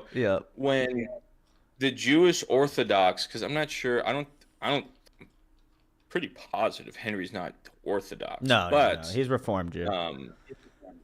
He's Reformed. Okay, so he probably was right in that he doesn't know what the oral tradition of the Torah is. Right. But that's what they have to abide with- by because the text is really problematic for them. Yeah, it makes sense. It's like, hey, wait, who is this man arguing with? Who's who this son of man? fights with Jacob? Yeah, exactly. God, and What's like, Isaiah how is that 53 about? how Yeah, the oral tradition is basically like the Old Testament, but they just like white out Isaiah 53 and like Daniel 6 and Daniel 9 and all the prophecies. And it's so crazy because they'll be like, oh yeah, no, we have our law, we have all that stuff, but then we have a passed down tradition from Moses Yeah, of the exact same thing, but goes into more detail. right. Okay. Interesting. So how really? So you have two words of God then? yeah, How do you have two words of God? yeah. And they fall into this same thing of like Yeah. like how can you have two in one?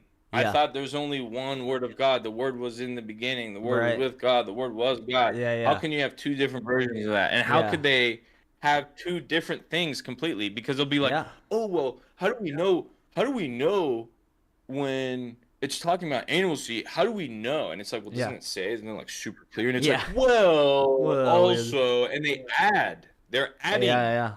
And they're saying, oh, no, this is passed down from Moses. Yeah. Well, why didn't Moses write it in the book? Yeah. Oh, well, because He couldn't fit it. that's how it He always couldn't fit it was. in or whatever. Yeah. Yeah. It's like, dude, are you fucking kidding me Well, right also now? it's like, are you okay. serious? Well, so then to that point, I play this move with the atheists as well, because when they tell me that everything's determined, and I say, well, then how do you arbitrate between two determined like propositions, like your determined statement that God does not exist and my determined statement that God does exist? What's the arbitrate? Like, how do you decide between those if you're determined to believe that and I'm determined to believe this? To the Jewish person, especially like the rabbinic Jew, Orthodox Jew that abides by the oral tradition, I would say, what happens when the oral tradition contradicts the written tradition? How do you arbitrate? Who's the arbitrator? There is none. There can't be one. To be one. Yeah. Yeah. Exactly. Yeah. So it's like, which one is the? Oh no, but the or one expounds on that. So you're adding. Yeah. So it's an addition. And also it contradicts. Oh, I thought you can't add. Yeah. I thought you can't take. Yeah. So it's this weird thing where it's like, again, it's like when you look at this stuff, it's like it's cultish, bro. Yeah. I mean, you can't have an oral fucking passed down version from 4,000 years ago, bro. It's just not possible. Yeah. I mean, well, especially that it's like it's just different than the written text. I mean, because it is contradictory. I mean, there are things that are contradictory. If you ask someone when the Messiah is supposed to come, and then you look at Daniel, well, I can't remember what it was, 6, I think, or 9, maybe, that we were looking at, where it says the Daniel 70 9. week, Daniel 9, and it's like, well, if you go to your rabbi and ask him, hey, did we miss the Messiah? He's obviously going to say no, but that contradicts what is in the text. So then you have to arbitrate, is the text right or is my rabbi right? I'm going to say the text is. I have a Christian bias, but I mean, like, your rabbi's just a dude. Are rabbis infallible? Like, no. You know? They're proven liars because they keep on saying, dude, they think that there's two messiahs. Yeah, right. So they believe in two, and then they believe that in a lot of the cases, you'll like, what we know is prophecy about Jesus. They'll be like, no, he's talking about a place. Oh, yeah. They'll keep saying that. No. Yeah, they'll say Israel is the place, or they'll say the Messiah is the nation. Okay. Yeah. And it's like, the nation's going to be pierced, right? Yeah, the nation's going to rise again. Yeah. Yeah, so a nation will be king? How is that possible? Yeah. I thought a king is like... The nation is going to be called God Almighty? Interesting. It's like that's... Oh, no, but that's... Actually, the real meaning, it's like, dude, the real meaning is right there. You're doing it's backflips. Yeah, they're doing backflips. Yeah. That's what ends up happening is like they end up going outside of the word and they're saying, well, this is and again, this is what Muslims do as well. Ibn Kathir literally said, a lot of Muslims will say this is what Allah says, but he never said that. So it's the same in the same way Yep. Jewish people say, "Oh, that's not really what the word of God means. It's this." Yeah. And so they're changing the meanings of words and the definitions. Yeah. Like they're changing the meaning of the definition of the word. And they're saying, In "Oh their no, holy that's not a text. physical Yeah. person, it's a land." And it's like, Right. well, where do you get that from? Yeah. How do you And derive they that? can't answer that. And how do you arbitrate between Right. my claim that it is the land and your claim that it isn't, or whatever, vice versa? But and it's like, well, my rabbi's always right. It's like, okay, great, sweet. Usually that's when the ad hominems come in. Yeah. And then it's like they get really defensive. Instead They of do. just staying in the pocket and just having a good conversation, Mm-hmm. it always turns into, oh, well, you're stupid. You don't understand. Well, you're not Jewish and blah, blah, Yep. blah, and Yep. this, that. Oh, well.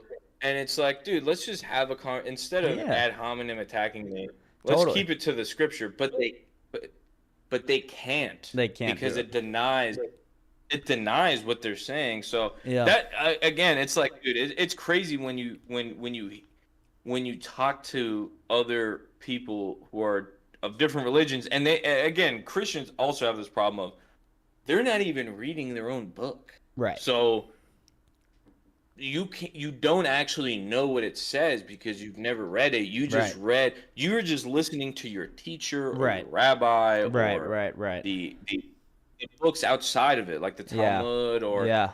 a lot of these things, and they Yeah. never really get to the actual The word of actual God. text, And, the context. Yeah. Yeah. It's Yeah, crazy and- stuff, man. you got to get out of here. Yeah, Are you me going too, to bro. a Fanatic tonight? I don't know. Are you going? I wasn't gonna, but maybe I I think I'm will. gonna go. You're gonna go? Yeah, I'm gonna go. I'm Okay. gonna go. All right, I might show up. All right. If you're go, that's the only thing that would make me maybe go. If you go, if you go, I might go. There was no chance I was going to if you don't. But all right, bro. man. Either way, thank you so much for don't. coming on. It was really helpful. All the textual stuff, and just a great conversation, regardless. So I really appreciate it. Same, man. Same. Sweet, Thank you for dude. having me on. man. Sweet. Anytime, man. Absolutely anytime. And to the stream, thank you.